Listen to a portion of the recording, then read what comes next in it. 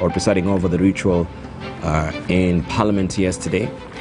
We have also members of the public paying their last respects there. We can see Governor Mutai Kaiga and Emerson Kingi, Alfred Mutua, and Anwar Goro also, with the Council of Governors, CEO Mary Mwiti making their way yesterday to Parliament. And Kenyans also came out in force yesterday. Members of the public line up to pay their last respects here. It's still ongoing. If you didn't have a handy opportunity yesterday, you might try today. And this is army personnel transporting the body of former President Kibaki. And earlier we're just showing you the same procession is happening this morning. We can see also the army personnel there ready to continue with the procession this morning to take it back to Parliament for viewing, a public viewing this morning. And also a light moment there, DP William Ruto and Wiper leader Kalonzo Musyoka having a light moment yesterday, yes, in Parliament as well. Maybe they haven't met for quite a while, especially with the high-octane political activity that the country is undergoing right now. And this is how they were filing in, or they're filing to try and, of course, access Parliament yesterday. And we can see also the military personnel carrying former President Kibaki's casket now making its way to Parliament. Security also was heightened yesterday. Security was tight outside Parliament buildings yesterday. And also we can see here Kitui Governor Charity Ngilu as well making her way to Parliament yesterday. This is the standard for you. And before we proceed with the conversation, we shall also be just crisscrossing to Parliament and Lee Funeral Home this morning, and of course continue with our conversation with our panelists. Allow me just to rope in Emmanuel To just give us a brief this morning from Lee Funeral Home, and then we shall buckle down to discuss and remember Mwai Kibaki and how a pivotal figure he has been also in stabilizing this country, especially economically. Emmanuel To is standing by. We cross over to him this morning. Emmanuel To, good morning. It's, of course, grey and overcast, I can see this morning, but at least promissory notes of sunshine will be on today. But the same procession that we had yesterday, also we're observing today. What do you know? Well, thank you very much, Dibal, and good morning to you and our viewers. And of course, it is the second day when the body of the late President Emilio Stanley Mwai Kibaki will continue to lie in state in Parliament buildings. But right now, we are here at the Lee Funeral Home, where the body has just been put onto the gun carriage right here behind me. And it is going to be moved all the way to Parliament buildings through the same route that was used yesterday, Agwix Kodek, all the way Valley Road, Kenyatta Avenue, Parliament Road, and finally into the Parliament buildings. And we expect that just as yesterday was done, we expect that we'll be having more Kenyans, of course, having a chance to also be part of this historic moment, to see off the president who has served the country with a lot of leadership, if I could use that term, who has been able to, of course, give Kenyans a chance to also change their lives. And of course, we were here at about 5:30 a.m. We saw some of these officers, the military officers, also making sure they're also part of this process, just practicing and being ready for the morning procession that will begin from here to Parliament buildings. And of course, this gun carriage that you're seeing here is being controlled by senior officers in the military. These are people who have had experience for a long time doing this work. And of course, this gun carriage has been used to carry generals when they fall in war. And of course, we are now going to move to the next part. And of course, Dibala, I bring it back to you because we have to move to Parliament. And over to you now. Right, indeed. Yes, sir. We thank you so much. And we shall be following this, of course, all the way to Parliament this morning as we continue with our conversation here with our panelists. I just want to go back to Otieno Molo because, of course, during his tenure as a president, you are also the ombudsman. And I just want us to focus on how that really panned out for you, especially in combating corruption. We know even during his tenure is when now we had also the Anglo leasing scandal blowing up. But did you get the requisite support that you needed during your tenure as the ombudsman? Before I answer that question, there's something that is not coming out, and it's something we should all appreciate. Sure. As you know now, the third president passed on, and we are in the process of organizing his interment. But not too long ago, the second president also passed on, yes, and we observed the rituals until he was buried. This transition where presidents can serve, retire in peace, and when they pass on, be accorded proper state funerals, it is not something to be taken for granted. There are many countries around where presidents don't get that kind of benefit, where presidents have to die abroad, where they are interred in circumstances that are mysterious. And this is something we should appreciate, especially in an election year, that we can have a situation where you serve as president, you do your bit, you retire in peace, and when you are called to your maker, we accord you the necessary rights. That is something that we should appreciate as Kenyans, and that is something to cause us to continue wanting to have peaceful transitions and democratic elections. But coming back to the late Mike Kibaki, I first encountered him as a very young lawyer around 1996. Around that time, we were just starting to have a conversation around HIV and AIDS and the ethical and legal issues. So I was sent to Nyeri by an organization called Kelin to talk to the leaders. And I remember at Outspan Hotel, the meeting was to start at exactly 8.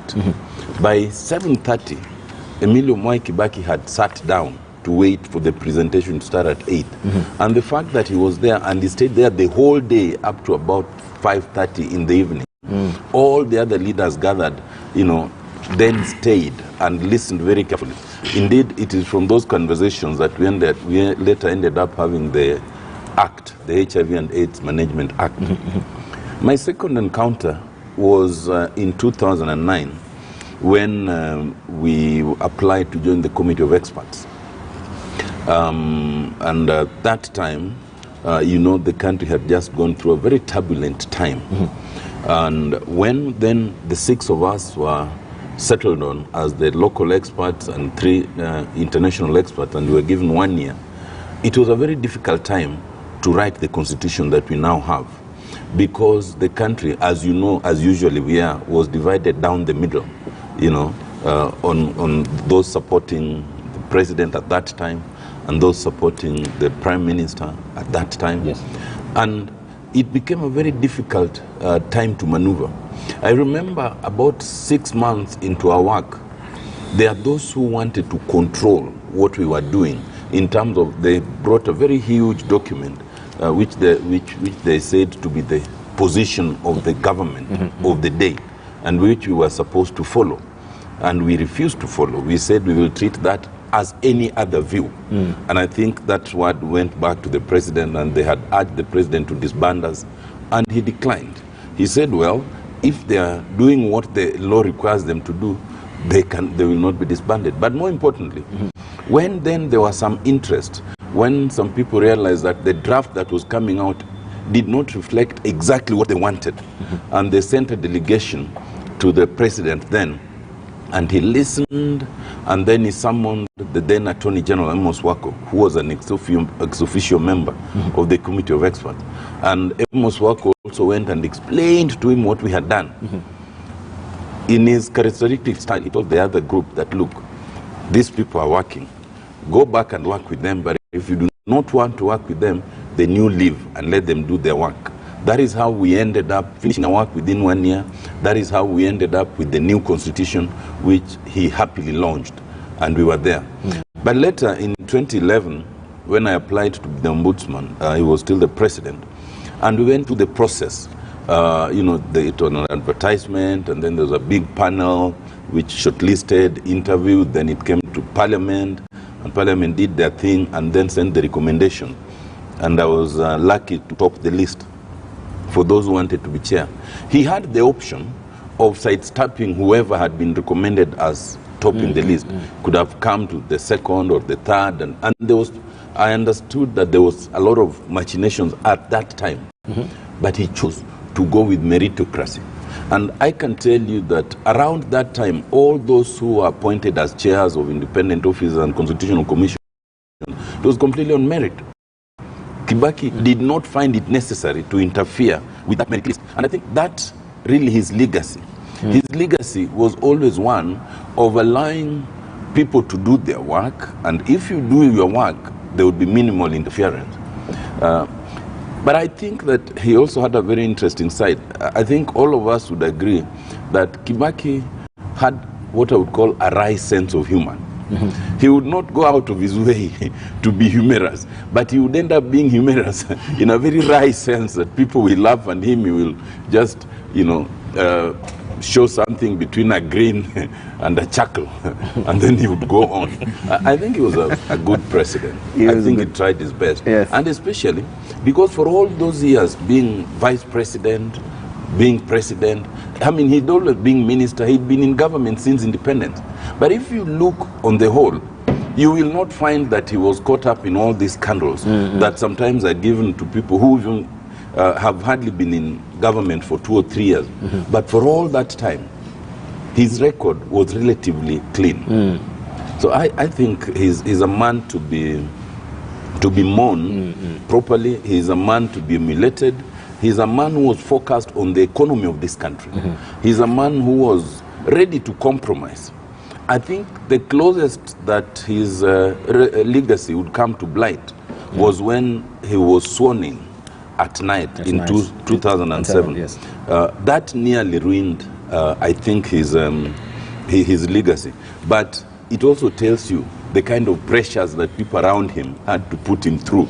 Because you could see that he was a reluctant participant to that whole exercise. He was like, he was really shoehorned to do it. Absolutely. But he had opted not to actually go on with the swearing in as well. But we shall look at that as well. But let me come to Rigathi Gachagua, because also you served in government for a longer time as well.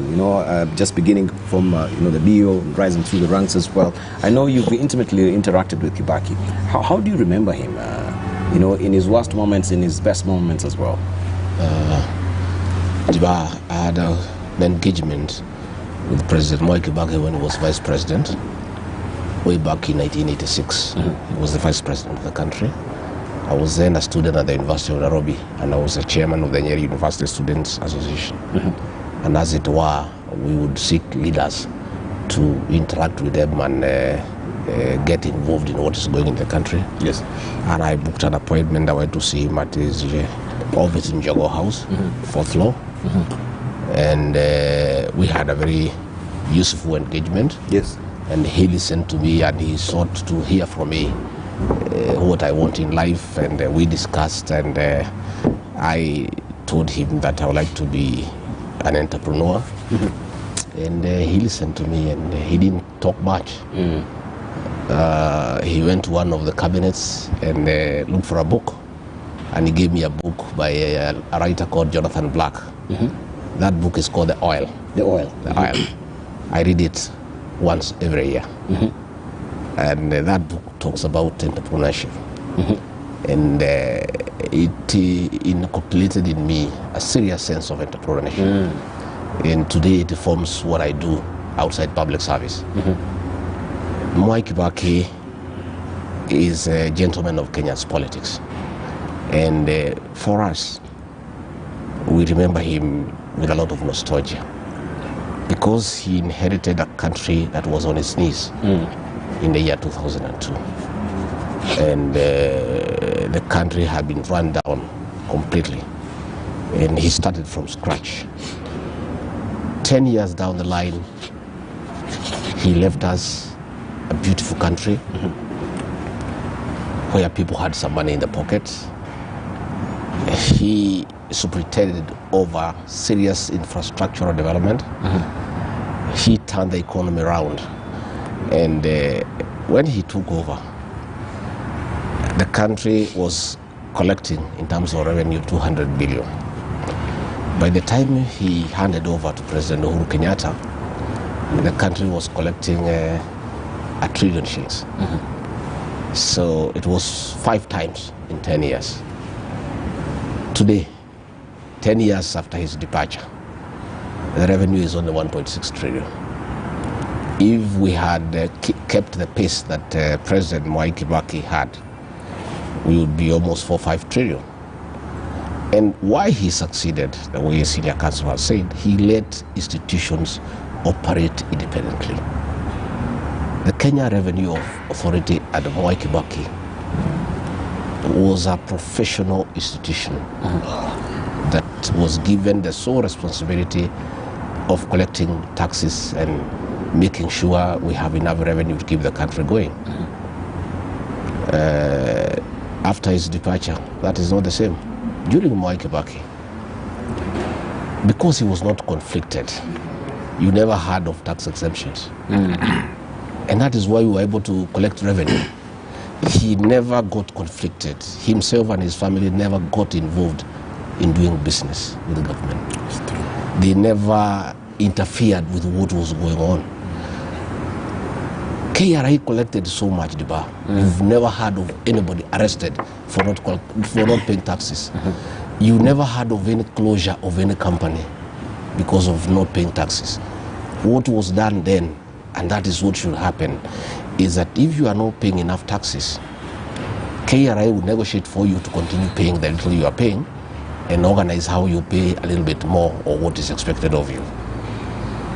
You found the other day there's a company in Thika owned by Humphrey Karaoke. It was shut down because of failure to pay the tax that is expected.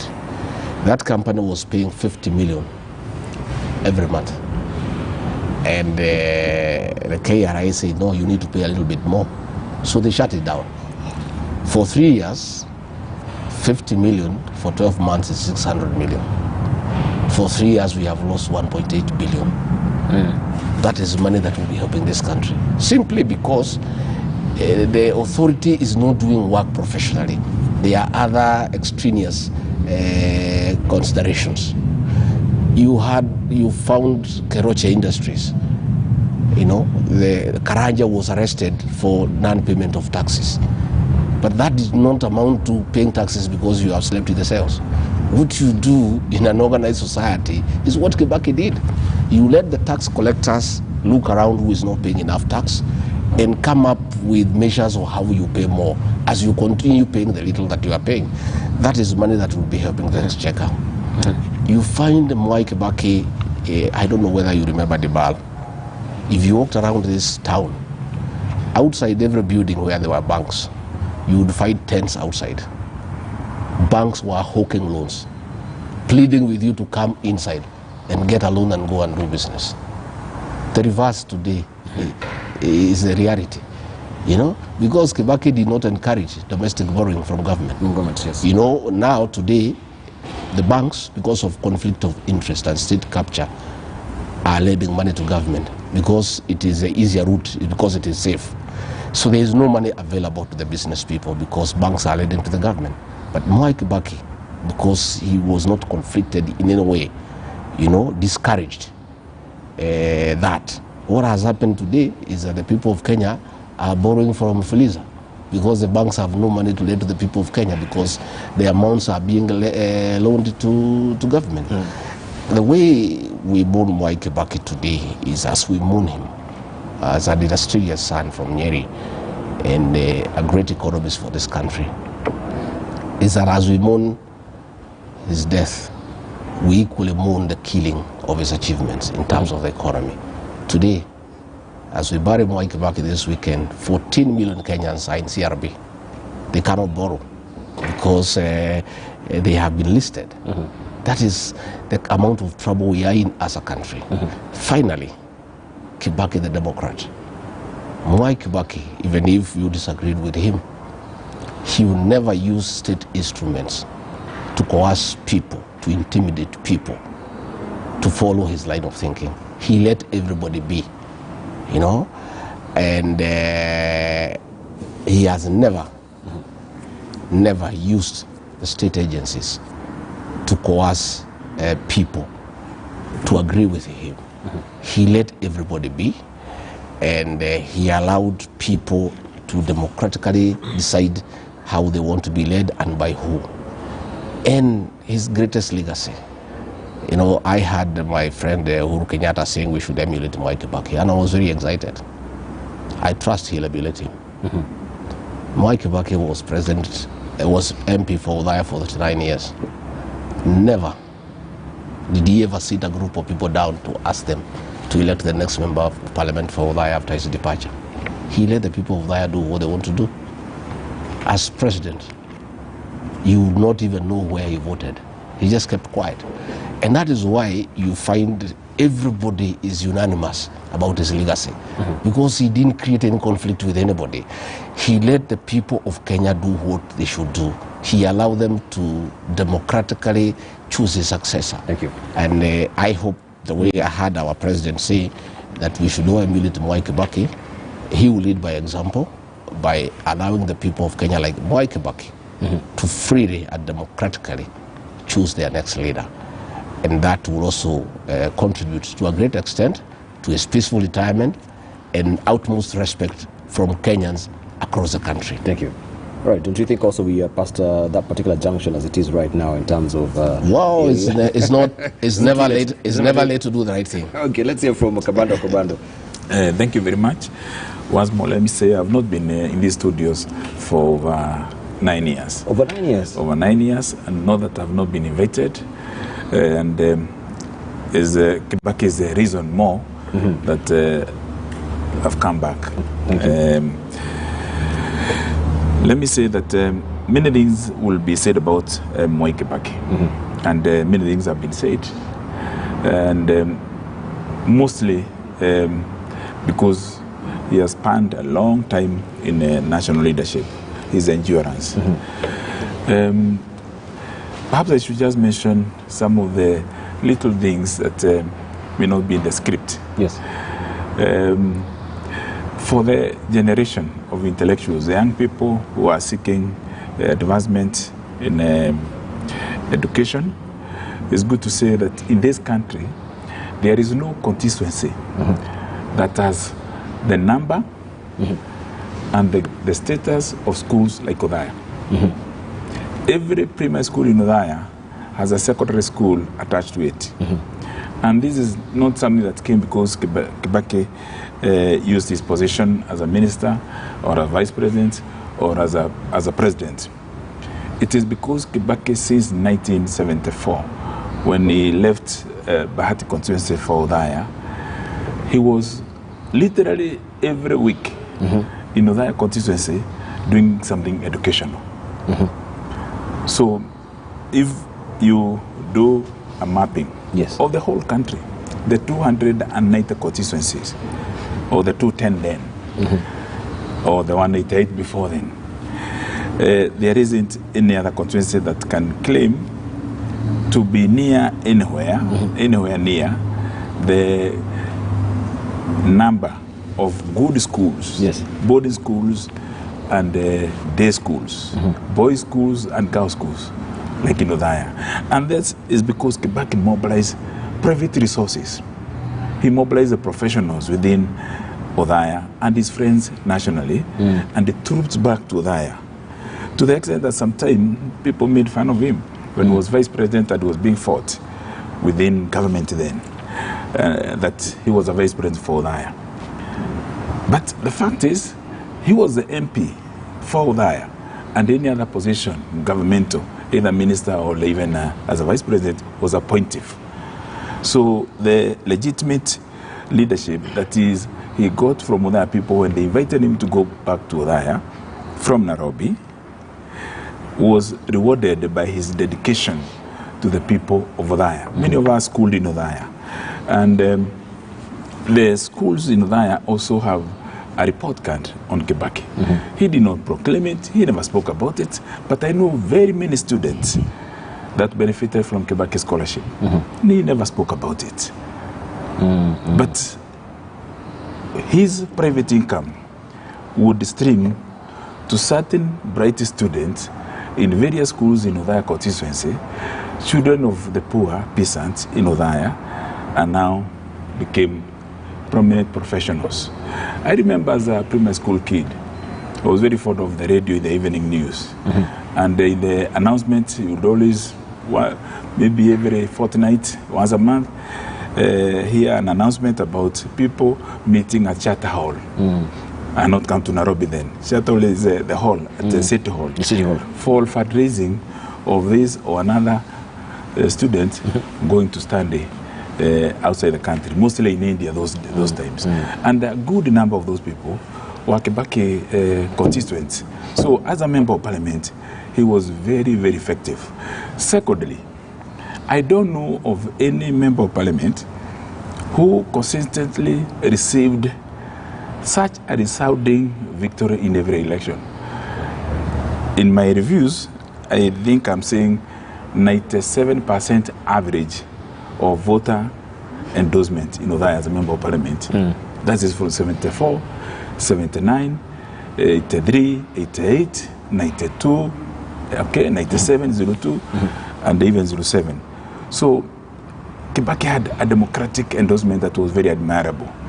And every time he was, the first time I met him, I was a little kid. He had come to Harambee in a place near my home, but on the side of Muranga, Catholic Church, hosted by the then member of parliament, Fairs Washira then. And I saw a man who was very composed, very polite, because we walked long distance to go and just meet the vice president then. And so he was very impressive as a leader, because you see, listening to people, at the dais, talking to the other person there, and his speech, very collected with a little piece of paper, from his pocket. And you'll always refer to it, and very captivating. The second time I met Kibaki was past 9 p.m. when you are about to go to a dormitory in Othaya Boys, where I was a Form 1 student. The current member of Othaya, Gechoki Mugambi, was the head boy, or the captain of Othaya Boys then. He was in Form 4, I was in Form 1. There was a Harambee, and the Kibaki had delegated John King, his late friend, and his brother-in-law, Gerishoni Gishoki, the one who was married to Her Excellency Lucy Kibaki's sister, and Alex Kibaki Mureithi, his nephew, and the late Monene Cairo. He had another function within the constituency, and he was a vice president then, that's 1983. And because he did not make it to our Harambee in Othaya Boys, he came just a few minutes to the bell to go to sleep.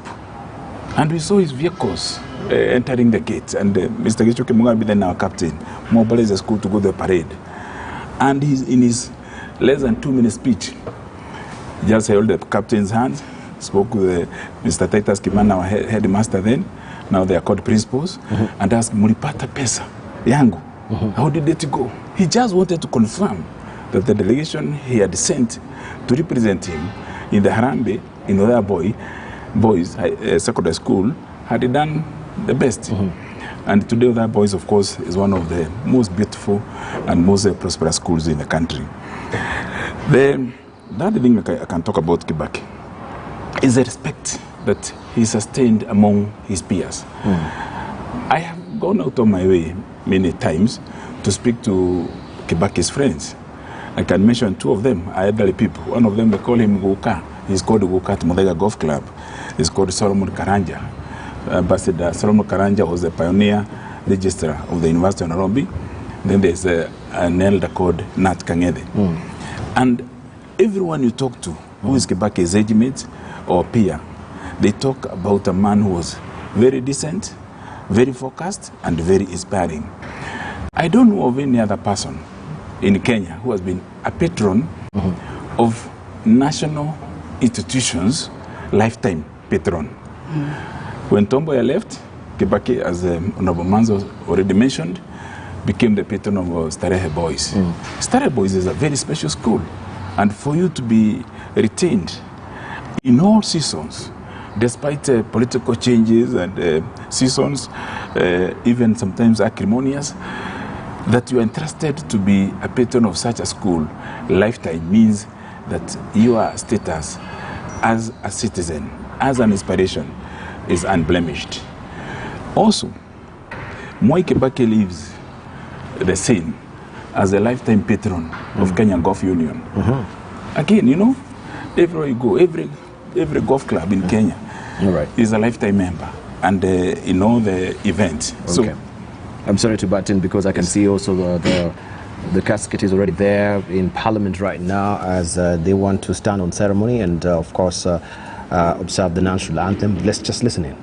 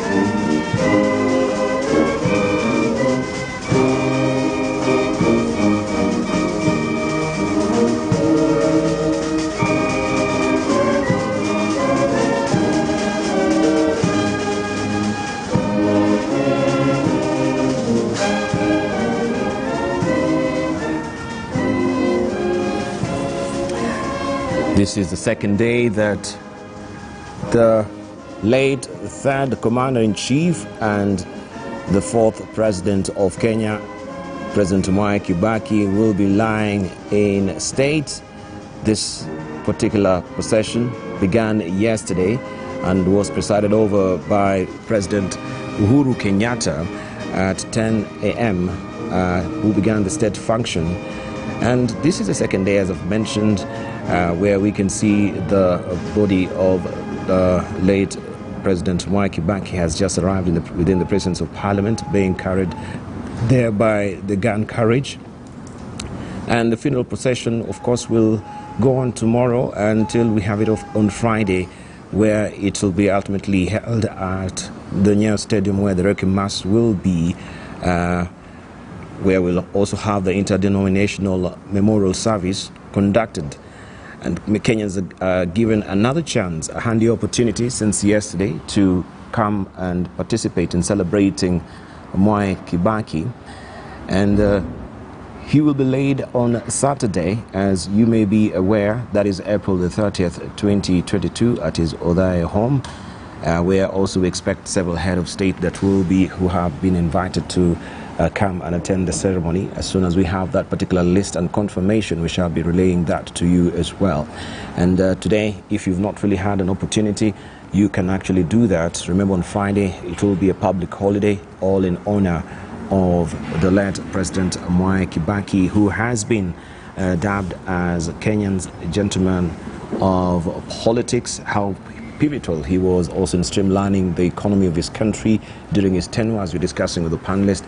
We saw remarkable achievement as far as the economy is concerned, with his also light road of the Vision 2030. That was a very exemplary way of mapping out how Kenya should be growing trajectory. In fact, as we're trying to streamline ourselves on the 3 pegs that he had as pillars, that is the economy, social, and of course also political. We're here in a political season, and we'll have to see how, or if he was here, we'll have admired and to see another transition, of course, of the presidency. And he will have to see as well this economy of our country. What he really aspired was that it will actually earn that particular percentile of 10% that of the GDP, where we know also most of the presidential aspirants have been also doling that particular promise that yes, if we come to government, we can be able to streamline the economy back to where Kibaki had started it to, you know, the 10 percentile road, as it were. Let me just come to Dan Mazo, and of course just to get his reflections as well. I wonder, will you have an opportunity also to go and view his body? Any of you so far has done that? Daktari, you've been there? Yes. Yesterday? Okay. Kabano? I was to finish 2 points, but I can go. Oh, you to finish 2 points? Yes. Yes, I want to say the little things. Sure. I spoke about the investment in education. Sure. And this is something that those who will be going to that have not been on wire, or those who may want to research can do. And there's no better investment than in education. Yes. Because we are thinking about the next generation. Exactly what he did when he became president, which made Bill Clinton inspired to mention him in a TV interview in America, and to come to Kenya and even go to visit a primary school in CBD, that's Moi Avenue Primary School, because of free primary education. A promise he gave, and which was doubted by some, to do in the first 100 days, first 100 days of his presidency. That's a huge investment. We all remember the Mau Mau veteran Kimani Muruge going back to school at over 80 years of age. So investment in that pillar is good. I can compare Moi Kibaki to the initiative by Lee Kuan Yew of Singapore or Mahathir Mohamad, making decent vision work. You know, we easily forget that Kibaki drew visions from Britain, from Malaysia, from Singapore, from Japan, when he constituted the National Economic and Social Council, which also drew the captains of industry in Kenya, who comprised now the team that initiated the Vision 2030 Secretariat in order to identify pillars that will make Kenya more prosperous mid-income country. The other small matter that is not mentioned is that throughout his political life, Kibaki never gave handouts. You will never get anyone in Odaya who will tell you they went to a political meeting where Kibaki gave cash handouts. Yet other people entrusted him with the leadership for over 5 decades. It's a statement about decency, is a statement about modesty, to the extent that some people would say that Kibaki was mean because he was not giving money. When he became president, people went to him and they were asking that they be assisted because now he has become president and they are from his backyard. He told them go to banks. And true, he made banks, like Honorable Gachagua said, work. They started hawking loans in the barber shops, in the kiosks, on roadsides and all that. So he believed in institutions, and truly he let people work. I was his assistant minister in his second term, Youth Affairs and Sports. Manzo was our secretary. We had a huge battle. Oh, Manzo was the secretary? Yes, the secretary of sports. Oh, he's very sporty. Yes. And we had a huge battle about Nyao Stadium. We wanted Nyao Stadium to be branded, become commercial, in order to bring investment, both the local and the global, into Kenya. And we had a fight within the ministry with our bosses. Some of us were pushing for that to be done, others were saying it should remain Nyao Stadium. But I remember in all the sessions we had at State House during sports ministry events and all that, Honorable Kibaki, our president, would just put a single word. If you have problems, come to me. And he let us work. He never sacked anyone for speaking about an issue independently. Yes. He believed in civil liberties. He believed in inherent democratic freedom for everyone. That is something that should not be underrated. Because political intolerance and the dictatorship that we had removed can easily creep back in the country if we don't allow individuals within parliament, even within government, to speak freely and to act freely. Kibaki allowed that to happen. He allowed it to happen in Ulaya to the extent that he never interfered, even with the elections. Of course, he campaigned for his candidates, like we saw. He campaigned for people of his party. But he never interfered with anyone elected at the grassroots. When I came in as a member of parliament, I think I was not his choice. In Mokoreni 2007, and truly I was not. But when we were invited to go to State House, as small parties, I was elected on Safina, I remember vividly, with the nostalgia, how Mwai Kibaki, I was standing next to Honorable Cecily Balile, Peter Munya, Mukatana, and Mwangi Kinjori, bypassed some of the members of parliament who had been re-elected to come and say hi to me and ask, habari yako, habari ya nyumbani, good to see you. I feel so loved and so honored because he received me. Once you're elected, he has to allow you, and he did allow you to do what? You know, if you're elected in a party that was in opposition, and Kibaki came to your constituency for a state function, he insisted you had to speak. I remember one day we went to Bohoni constituency, and then a nominated member of parliament, Kanu, Mutula Kilonzo, was being blocked from speaking. Kibaki stood and he told Honorable Joseph Munyao, you watch out, okay? And he stood and he invited Honorable Mutula Kilonzo, who eventually got elected and became his minister. So that's a sort of democracy. That intolerance is very important. The final point I want to say is about the humility of Kibaki the man, Kibaki the family man. You know, people go to power, they hold small positions, like the one I held, and you are everywhere lording over everyone. You know, you use your family to lord over everybody in the village and in town. When your family members enter a restaurant, or they even go to a public facility, or even, you know, a private facility, their presence must be announced. Today, if you meet Junde Wajiko Mwai, if you meet Jimmy Kibaki Mwai, or David Kagai Mwai, or Tony Gideji Mwai, the 4 children of Mwai Kibaki that I know, anywhere in Nairobi or in the countryside, you will not realize that they are the children of the greatest president we have ever had. They are very humble. They walk so freely in town. Yet others, even many years after their parents have left power, or even themselves, they are guarded 24-hour, even in a private functions. They have to have a table next for bodyguards and security. Mwai Kibaki the man would easily walk from his house in Muthaiga, walk through Muthaiga Country Club, all the way to Muthaiga Golf Club, just with one security man a distance from him, enjoying the breeze of the city, of the estate, without the worry. Why? I want to conclude and say, it is because Mwai Kibaki did not take anybody's anything. There is no report of Mwai Kibaki having violated anyone. As a member of parliament in Udaya, as a minister of government, even he's the longest tenure as minister for finance, nor as a vice president.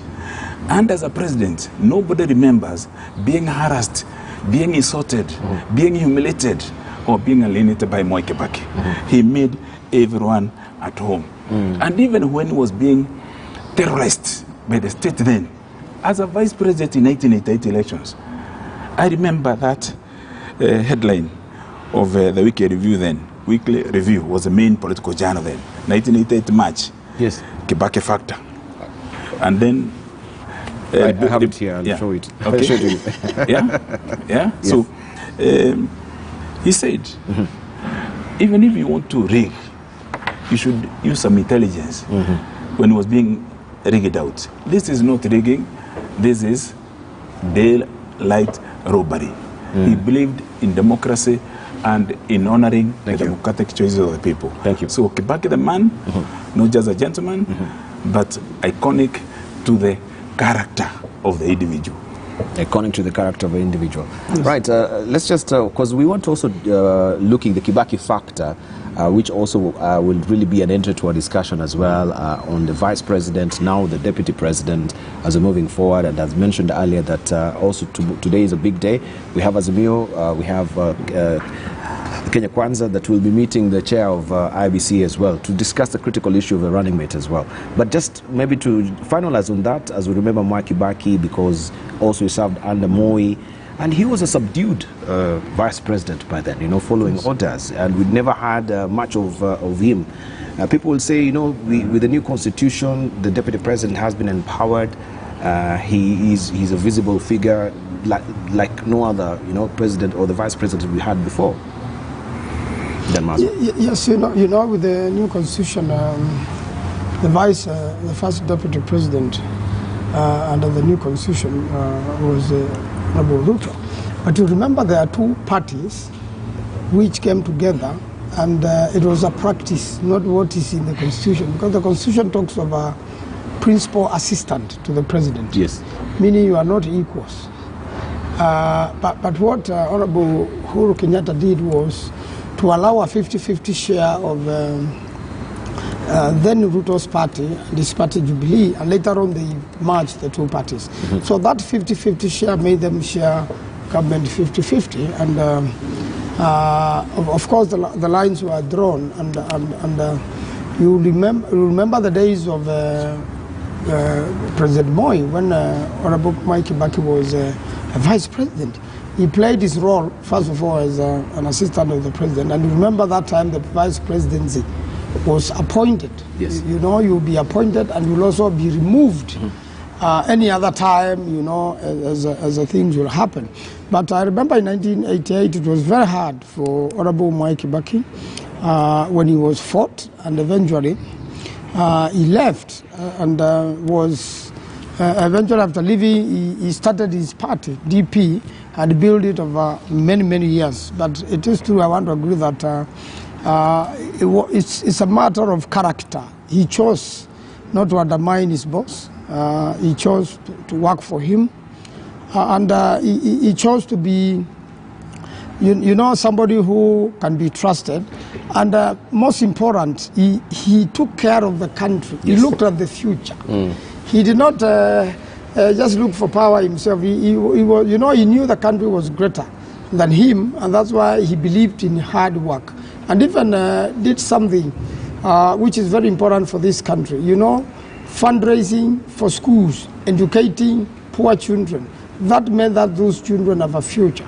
I'll give you an example which runs the whole world. When he was patron of Starehe Boys Center and helped the late Griffin build that school, on this Founders Day, he spent a whole day from morning to evening at Starehe Boys Center. And when there were important things during the Founders Day, like prize giving, and he will celebrate a poor child who has done well, you know that feeling of encouragement. They brought up 15,000 poor children like myself, yes, who never had a hope in life. I'll tell you today, this 15,000, which includes the Honorable Tuju and the Honorable Peter Kenneth. In fact, it is remembered very well the first time Honorable Peter Kenneth went to Starehe. He had jiggers, but it was cleaned up, and very soon, by the time he was from 6, he was the goalkeeper. Who was that again? Who was that again? Stories will be told. But it was cleaned up, you know. And today you know who Peter Kenneth is in this country. Yes. In fact, he's one person being proposed to be a running mate of Raila Odinga. So I'm just telling you now, these people, whenever I go the world, you know they have a system.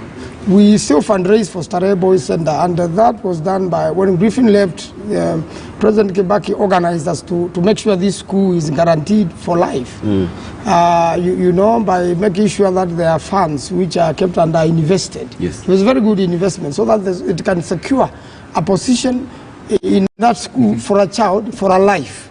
So you see, he was thinking eternity. He was not thinking short term and that sort of thing. You know, when you go to Australia, there is a chapter of all the boys of Starehe. When you go to UK, you find a chapter. When I go to America, you will meet as all the boys, you know, we call Rwanda, any country. And these people who were educated and went to work abroad by Mwai Kibaki, the people, you know, they send money home, and they are building economies at home. And wherever they are employed there, they are employed in multinational companies. But if they were never taken to school, if they were never, you know, encouraged, inspired, and this is what I think leaders should do. He inspired, just like President Obama. Inspiration, inspiring young people, giving them hope.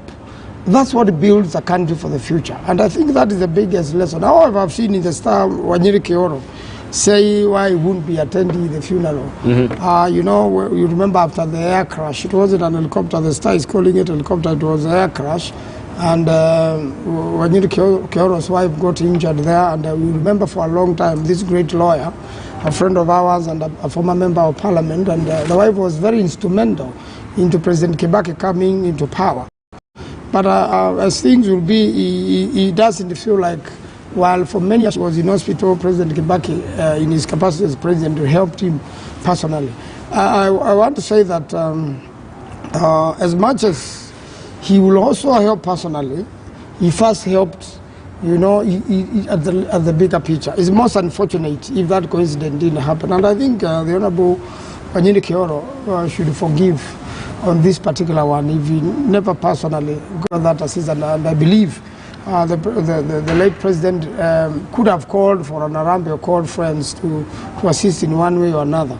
But he believed in institutions. I believe there were insurance covers, but this sickness went beyond insurance covers, and it's a challenge many families are going on today. It's not only Wanyiri Kioro blaming President Kibaki. I want to say every leader now today, including Wanyiri Kioro himself when he was a member of parliament, you have to sort out this sort of problem today. In fact, it's so bad when health is devolved, and we have very many health issues, especially with corona. A member of parliament has to pay for funerals, has to pay for hospital bills. Even up to today, a leader has to do that. So everybody is under that sort of pressure, and I believe, and I'm urging the Honorable Wanyiri Kioro to forgive him for that particular oversight.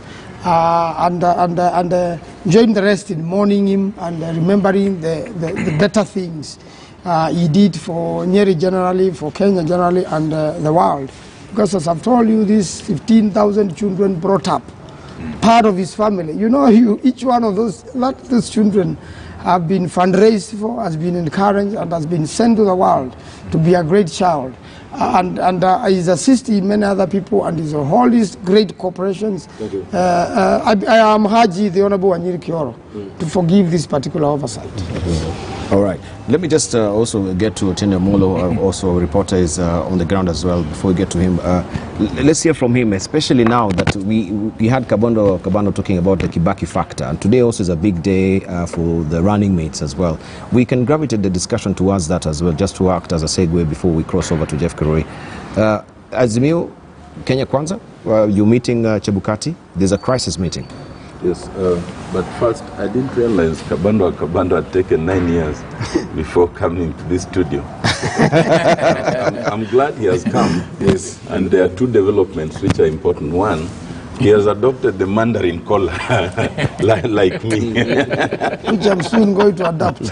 But more importantly, the color is orange. I think it's gravitating in the right direction. And I urge him to continue in that trajectory. It is a good thing. Secondly, I want to confirm that, yes, I already paid my respects in Parliament yesterday. And I was impressed by the number of Kenyans who are lined up on both sides of Parliament Road, and also the security forces, because although we are grieving and mourning the late Mwai Kibaki, we still must maintain the security required in an institution like Parliament. And in my assessment, so far they're doing a good job in terms of the distance where people have to be searched, the procession and the way it comes. And in barely a day or two, I realized that they had converted Parliament into something of half of a museum on the outside, where they have this gallery of pictures, and it's quite impressive. Okay. Yeah, I think it's a good thing. The humility factor that Dan Manzo speaks about is one not to be overlooked. Mwai Kibaki was vice president for a long time, and despite all his accolades in terms of his learning and all that, he never once raised any issue to contradict the president then. And even when he ceased being vice president and went his way, basically in the opposition, he still maintained some level of decorum and respect for the presidency. Indeed, even the comments that Kabando was talking about in terms of 1988, that was much more restrained than you'd imagine for a person who had been so wrong in those circumstances. And I think that is something to be remembered. Now, it is not to politicize the death of our late third president right now, but as we talk about his successes, let us talk about them in their context, because there are other contexts that would change. For example, it must be remembered that part of what really helped Kibaki seal his legacy was the government of national unity, when they came together with the Right Honorable Prime Minister. And in relative terms, that was easily the time that Kenya was much more united. Kenya's economy was much more stable, and a lot of things were able to be done, including the design of some of these things that we are now seeing in terms of road infrastructure and and infrastructure generally. And I think that is something to be remembered. When antagonizing parties find common ground, it is something to be encouraged. It is not something to be discouraged. Coming to the issue of the meeting, yes, I am aware there's to be a meeting at about 10 with the IEBC. In my view, the matter is not as grave as it's being made to sound. It is simply a matter of interpretation, which I am sure that once the team of lawyers and IEBC meet, we'll be able to sort out. The question is a question of interpretation. When the law says that there's a certain deadline for identifying candidates, the question then is a running mate a candidate when actually you will not vote for the running mate, you vote for the main presidential candidate? The interpretation the IEBC has put so far is that insofar as the running mate will appear, even if they are not to be voted for, they must be construed to be a candidate. The contrary interpretation is that the candidate is the presidential candidate, and that therefore, once you have identified the presidential candidate, the running mate issue can actually wait until the nomination day. You know, there will actually be now a day designated for nominating the presidential candidate. So in terms of the law, is that question of interpretation. But then there's also one of administrative convenience. The IEBC would like the running mates and the candidates to be identified early, so that they can start preparing the processes in terms of ballot papers and all that. But if it's a question of administrative convenience, then a middle ground must be found. A middle ground that allows presidential candidates a little more time, you know, to identify and present their running mate, but also equally allows IEBC some time. You must remember that once you present the name of a running mate, you cannot change that name. And therefore, it is quite important that if it's a matter of administrative convenience, then it both parties must meet halfway. But I have no doubt that by the end of today, that issue will have been covered. All right. Gashago will come to you. Just allow me, today is an extraordinary day, as it were. You will just have to be crisscrossing and see what is happening also on the ground as well. I'm joined by Jeff Kirui right now, who is within the Parliament's presence, just to also talk to some of the citizens they've come to pay their last respect today. Let's just cross over to him. Good morning, Jeff. Very good morning, Dibal.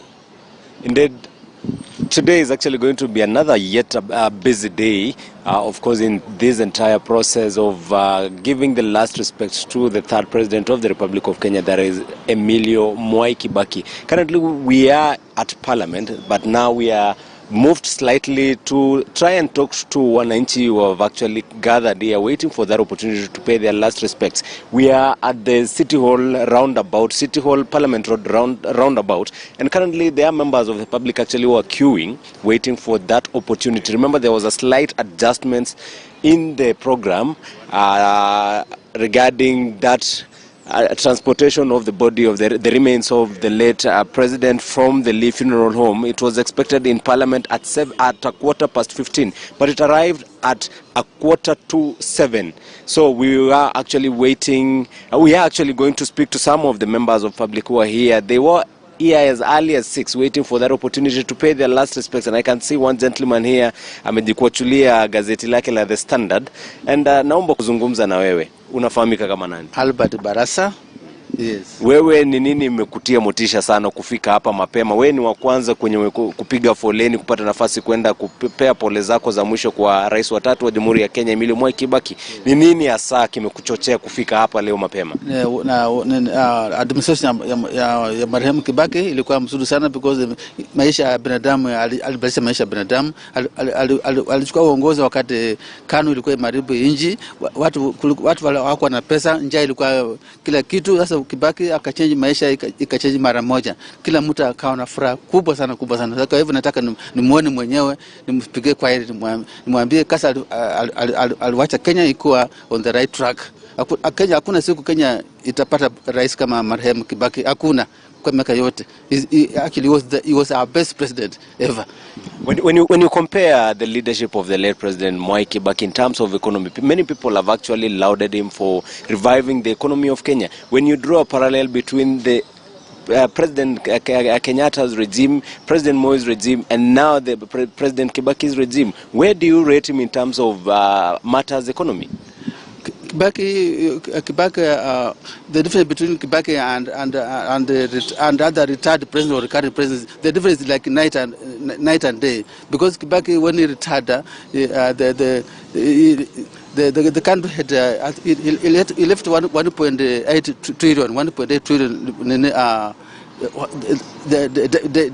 Now today, how much money do you have? About almost 7 trillion, and it's hardly 10 years. Kibaki was the president for 10 years, and he left Kenya with a debt of only 1.8. So Kibaki was the best economist. Like enough, he trained as an economist, and he applied that expertise. That's why he was able to change Kenya just instantly. We are going to miss him, and we can never replace Kibaki in our lives. Thank you very much. I can also speak to this gentleman here. Unafahamika kama nani? Kama Michael Mwanki, na nimekuja kwa mzee ili yametuachia mambo makubwa yenye tuweze sahau. Sasa hiyo video umekanyaga hapo ni carpet na kulikuwa kama tope. Kwa hivyo huyu mzee ni wa maana sana kwa hii yetu, mpaka kwa ulimwengu mzima. Barabara tulikuwa hatuna rami, sasa tuko na zingine zinapitia kwa hewa. Kwa hivyo ndio nimekuja asubuhi namna hii, ndio nimwage kwa heri heshima zangu za mwisho. Ninashukurani sana, na kama Mungu anaweza saidia hii yetu ikuwe na rais mwingine kama huyo, tunaweza naenda habari sana. Aliinua uchumi yetu ikiwa chini sana, na saa hii ameiwashia ikiwa bali. Kwa hivyo ndio nimekuja asubuhi aida. Well, Fred, those are some, Dibal rather, those are some of the sentiments from Kenyans who are queuing here, waiting for that opportunity to go and pay their last respects.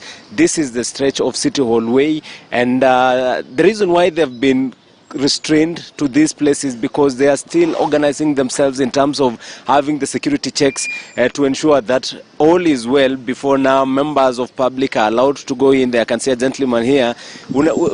Tueleze jina lako na hili lina maana gani hasa? Naona umebeba fimbo hapa. Hii sasa inanikumbusha. Unaitwa nani? Mimi naitwa Jafeth. Haya, jina ya kiusanii naitwa Swag Artist. Mimi ni msanii mzalendo. Maana ya fimbo ambayo umebeba ni nini? Maana ya hii ni uzalendo. Sasa hii itakuwa first time yangu kumit mzee Kibaki, former president. Sasa hii ndio itakuwa mara yangu ya kwanza kumuona live. Sababu Moi na Kenyatta sikuwaona. But sasa hii nimemake kama story ya au sasa ni wale wajasiri kwa kazi ya nini ya upresident. Kwa isa hii inawakumbusha kama usanii. Na kulingana na taratibu ambazo zimewekwa hapa bunge ni kwamba labda uenda ukakatazwa kuingia mle ndani na bakora yako, maanake wanasema ni swala la usalama. Sijui wewe hili utaliacha wapi? Okay, ile kitu ndafanya nishaongea na maafisa, wamenielezea vizuri venye ndafanya na nikauliza kwa nini siwezi ingia na hii. Na ukiangalia ni pipe. Ukiangalia hapa ndani iko through si hapa iko through. Alafu hii hapa ni hiyo ball. Unaona hii ball ndio nimefunika na hapa. Sasa hii si silaha, hii ni art, inawakilisha usanii na sanaa hapa Kenya. Kwa hivyo sisi wasanii na sanaa lazima tuheshimike. Umeona? Lazima tuheshimike na pia tuangaliwe malezi yetu, tunaishi kivipi kimaisha. Sababu wasanii tumeachiliwa sana, sisi wasanii wa huku chini. Wale wanaangaliwa sana ni wale wa huku juu, wale wametrade. Lakini sisi tuko huku chini hatutambuliki. Umeona? Naam, asante sana. Pia I'll have to in terms of considering gender issue, actually in this queue most of the people who are queuing here to pay their last respects, most of them are actually men. Quite curious that we are yet, oh yeah, there is one lady here. I'll try speak to her, and of course in terms of maintaining the gender parity issue. Ma'am, naomba kuzungumza na wewe. Can I speak to you kindly? Wewe unafahamika kama nani? Velima. Unaitwa nani? Velima. Leo nini haswa imekuchochea kukuja kupanga laini hapa? Ni wewe unataka kutoa pole zako za mwisho na unamkumbuka Rais Mwai Kibaki kwa nini haswa? Kuna chochote ambacho unakumbuka Rais Kibaki kama alifanya wewe unaweza kumbuka? Hapana. Naam. Seems she's still young, so perhaps she's trying to figure out.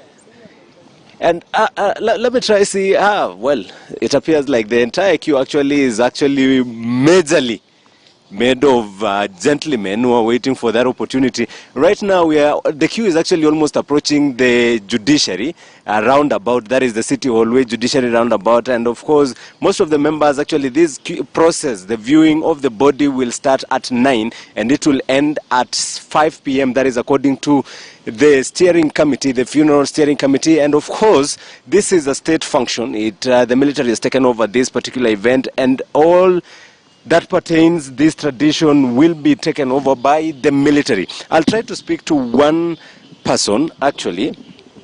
I can see there is a beautiful lady here. I can try to speak. Okay.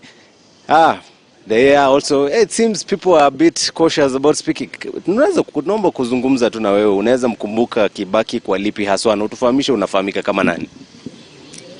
Nafahamika kama Wangoi. Kibaki tutamkumbuka kwa yale mazuri aliyotenda. Uongozi yake ilikuwa poa. Yeah. Nini haswa unaweza kumbuka? Kuna watu wanasema kwamba kuna masuala ya uchumi, aliweza kuimarisha uchumi, masuala ya elimu, free primary education. Wewe haswa ni lipi lilikuguza hadi kafanya umefika leo hapa kupanga laini asubuhi kwenda kumpa pole za mwisho? Elimu sana sana ndio alinyorosha kabisa. Yeah. Of course, Dibal, We will be camping here actually in Parliament buildings. We will be trying to engage the members of the public. Yesterday there was an opportunity to engage dignitaries because on Monday it was actually dedicated for those public officers, state officers and dignitaries to pay their last respects. But for these remaining 2 days, that is Tuesday and Wednesday, members of public and all other dignitaries, any other person who would wish to pay their last respects to the retired president will get an opportunity between 9 in the morning and 5 in the evening when the body now will be taken back to Lee Funeral Home. Back to you, Dibal.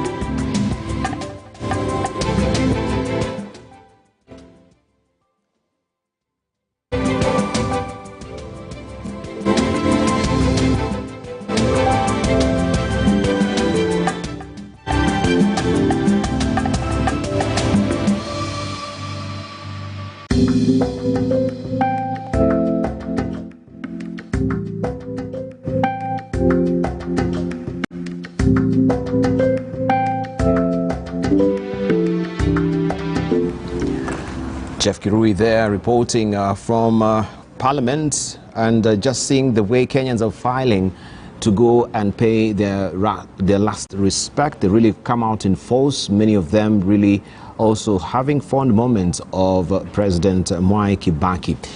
We continue pace with the conversation here, just remembering and of course reflecting on Mwai Kibaki. And earlier on, Kabando had mentioned about the Kibaki factor. I went to my dad's library and retrieved this weekly review. This is the 12th of February 1988. And this is a weekly review there where it was all about the Kibaki factor. This was for the March 21st general election. And therein there is a discussion there, or an article regarding how Kibaki was also a very subdued vice president to President Moi then, but also at some point he had also to take his stand and also become, you know, a person or a man of his own in regarding the running of prison affairs at the end of a day, which brings to question of the current state of play that we are having, especially the deputy president seat right now, that is becoming a very, very contentious one, and people are training their focus on it. IBC also has drawn the deadline on the 28th, on Thursday, which the parties are taking special umbrage in regard to the time. It says that is ill-timed. They should be given more time. But IBC on the other side, they say due to administrative, of course, convenience, they have to actually make that particular deadline so that they can carry out the due processes in regard to now vetting also the running mate as it were. And this is a debate that we want to bring on to question on the table today. We've heard from Kabando, Otieno Molo, also Dan Mazo. Rigathi, you've been silent, and I know, of course, today is an extraordinary day. As I'll admit, we have to crisscross also to where the other side, where also the action is of Kibaki.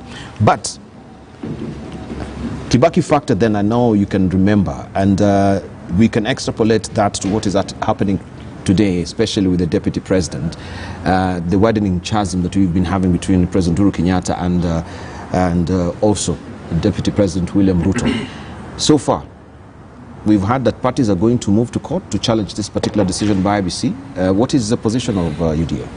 Thank you, Diba. Before we get into that, I'll be this morning finding my way to Parliament to pay my last respects to President Mwai Kibaki. I'll be attending the service at Nyayo National Stadium on Friday. Yes. And as it were, I'll be in Othaya on Saturday to make sure that I'm there as old man is ready to rest. Yes. For me, it's a very emotive occasion. I owe my success as a businessman to President Mwai Kibaki. Diba, whatever little I own in this world, I made during the reign of Mwai Kibaki. When Mwai Kibaki took over as president, I had 2 employees in my company. By the time he left in 2013, I had 700 workers. And sadly, by the time Kibaki has died, I'm back to 2 employees. 2 employees? Yes, from 700. So for me, it's a very, very emotive occasion, because he allowed us to do business. He gave an opportunity to the people of Kenya, to any serious entrepreneur. He opened up China, for people to go and buy goods and come and sell here. He created an environment where we could borrow money from Equity and other banks and invest. And all that now is water under the drain. But I would request the funeral committee under Fred Matiang'i, since they are according leaders the opportunity to view Mwai Kibaki and pay their last respects, and not everybody will find their way to Udhaya. The people of the Mountain Kenya region, who are greatly indebted to Mwai Kibaki, because he made their lives, and by the time he left, everybody had some little money, and people were vibrant at the bypasses, people are doing business, and everybody has something good to talk about Mwai Kibaki. We are requesting them very humbly not to fly the body of Mwai Kibaki home. Not to fly? Yeah, but to let him go by road, the way it happened to Lucy Kibaki, so that our people can line up in thousands along the route, all the way from Nairobi to Githurai, to Roiro, Juja, Keno, Makutano, Sagana, Karatina, Gatito, Yakanja, all the way to Udhaya, to waive the old men as a way of respect, and then they can go back to their daily hustles. And if that doesn't happen, many people will be very disappointed, because this is a man who impacted very greatly to many people, and they would want that chance just to start by the roadside and wave at the vehicle carrying the casket as a way of giving their last respects. I feel very emotional about Mwai Kibaki. My dead brother, Nderitu Gachagua, in the year 2002, sought for the NAC ticket. Yes. And he won the nominations. Mwai Kibaki was under a lot of pressure from his friends not to allow him to have that ticket, because Kibaki's bosom friend, Matu Amai, had lost the nominations and had gone to Safina with the Honorable Kabando. And the people who hung around Mwai Kibaki, knowing their friendship with Mwai Kibaki, were insisting, that he should not endorse Nderitu Gachagua, and they should stick to Matu Amai. So on the last day, on the eve of the election, I think 2 days before, traditionally Mwai Kibaki would travel by road, the same road we're asking that he be allowed to be taken through, all the way, talking to people and saying, these are my party candidates. When he reached Karatina on the eve of election in 2002, he asked, where is that young man called Nderitu Gachagua? He held his hand and said, this is our candidate, and the election was finished. And he was under a lot of pressure. When he took over from President Moi, again he was under a lot of pressure to humiliate the retired President Moi, because of having endorsed Uhuru Kenyatta as a project and having been hostile to his candidature. Again, Mwai Kibaki ignored the advice of their advisors. They were pressurizing him to evict President Moi from Cabernet Gardens, which was a house meant for the vice president in his official capacity, and which Moi had taken as a private residence. And Kibaki then ordered Amos Kimunya, then Minister of Land, to prepare a title deed and give it to President Moi. And he dignified the retired president. And that's what we're asking from leaders in this country. Let us dignify other leaders. Let us not humiliate other leaders. Even if we don't agree with them, even if we are opposed to their programs, let us not, humiliate other leaders. We were very saddened by what we saw in Parliament yesterday. A very solemn occasion to celebrate an icon, the best president of this country. Our president came there and greeted some people and refused to greet others, because simply they are not agreeing politically. It didn't reflect well. And it's not setting others being who? He ignored the deputy president, speakers of the Senate, Ken Lusaka, Justin Muturi. Is that so? Because I've seen some good pictures here from the dailies. He greeted them by way of going to them. But when he went to Kalonzo Musyoka, he greeted them. When he went to the family of President Mwai Kibaki, we want as a country to set the right signal before these elections. We don't want to sow seeds of division. We want to tell the people of this country, even after the elections, this country is one. And you know, our president remains the symbol of national unity. Yes. It is his responsibility, as per the Constitution, to keep the people of this country together. And we need to be very careful about the signals we set to the people of this country in terms of unity, in terms of keeping the country together, despite there being a conflict, despite there being a contest, that this country remains one. And that is what Mwai Kibaki did, and we owe it to him as a statesman for having kept this country together. Coming to the issue of the running mate, the issue looks very emotive. It looks very polarizing in many aspects. But we in Kenya Kwanza, we are saying if the deadline is not extended, there is no big deal. We are ready, in the sense that our presidential candidate is not hostage of other forces. He doesn't need a committee to advise him on who is going to be his running mate. He doesn't need to do a lot of horse trading and a lot of considerations, because we in Kenya Kwanza have given the free hand to pick his running mate, and all of us will go by it. As opposed to the other side, where the intrigues and the intricacies are quite polarizing. My brother here, Dad Manso, is on record saying that if it's not Kalonzo Musyoka, then there is no game.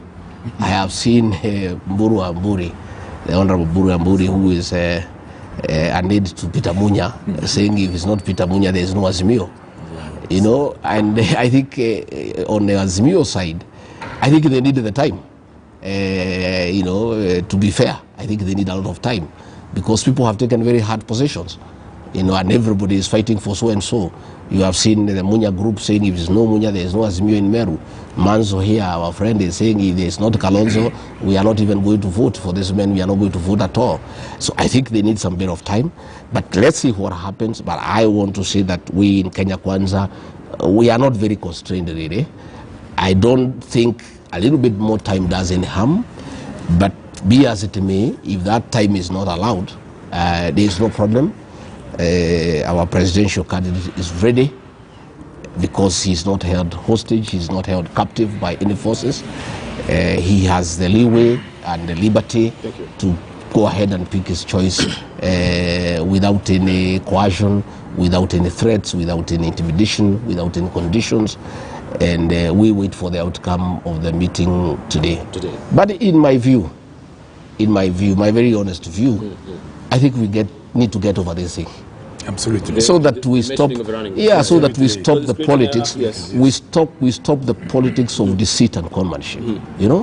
When you promise everybody this and that, I think it's better for us to put this thing aside, so that people can be honest with each other, and people can move on knowing exactly what direction they are moving in.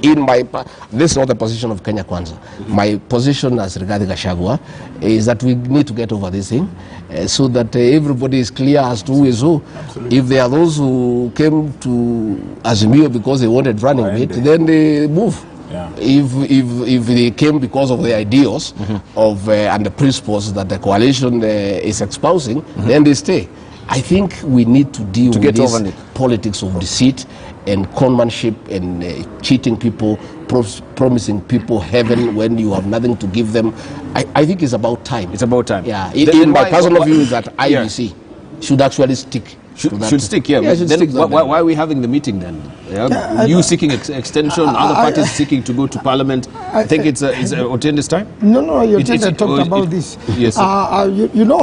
This is not a matter even which needs any time. And first of all, I want to take it over from where Otiende left it. IBC needs to print the ballot for the president. And you remember this time round, the presidential ballot paper will have two images. It will have the image of the president and the image of the deputy president, because that's the presidency. And in fact, they are respective political parties if it is a coalition, and the coalition agreement. So this is not a matter which should even have a committee to decide. First of all, it is the responsibility of the presidential candidate. And if the presidential candidate makes a mistake, then that will probably cost the presidency. You hear Honorable Rigathi Gachagua talking here, but the moment it is no Rigathi, you will see what will happen to Ruto's presidential campaign, because there are serious expectations from Central Kenya and also from the other coalition partners of Kenya Kwanza, also known as Kenya Kwisha. So you should stop pretending here.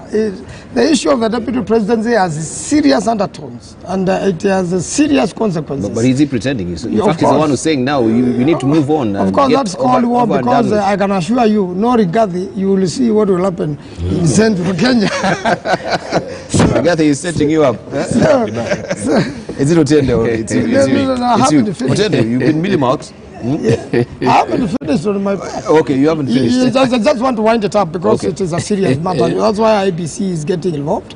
And I want to assure you the reason. We support Raila Odinga now for 10 years.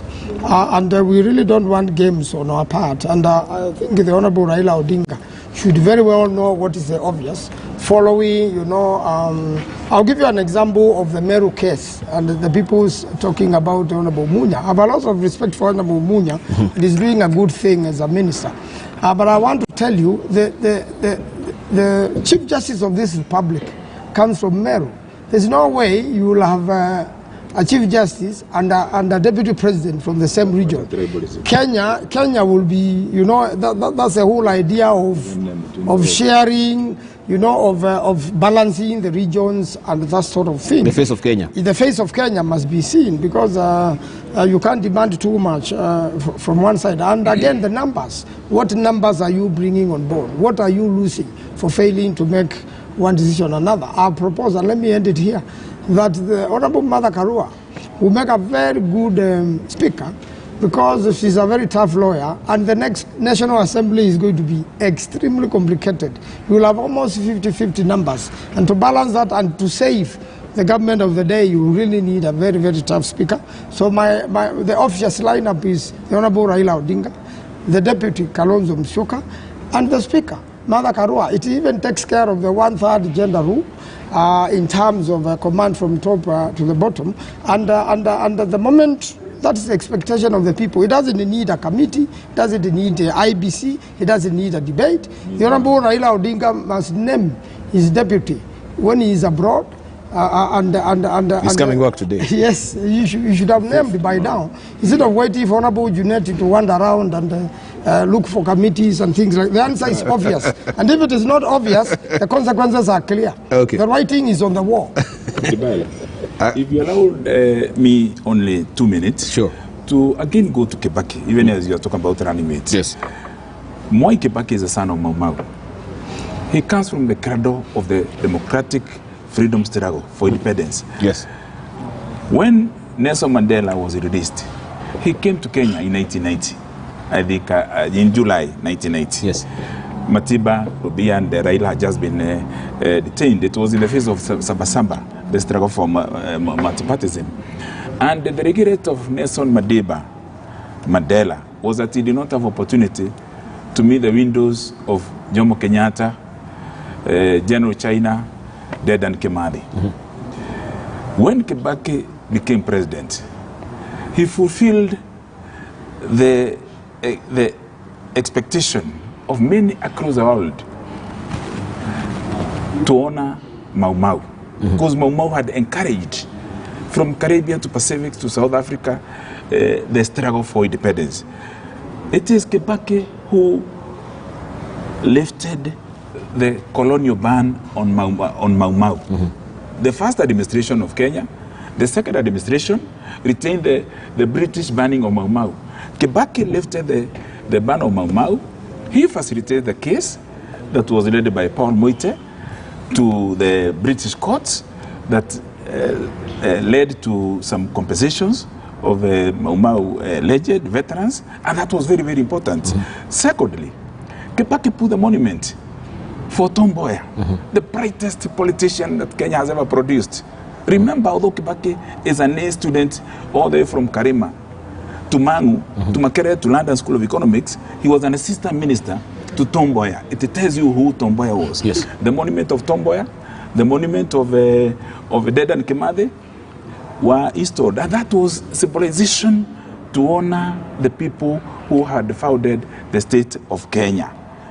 Kibaki, I was present when he was giving the charter to Dedan Kimathi University. Then I was in parliament. I think it was 2012.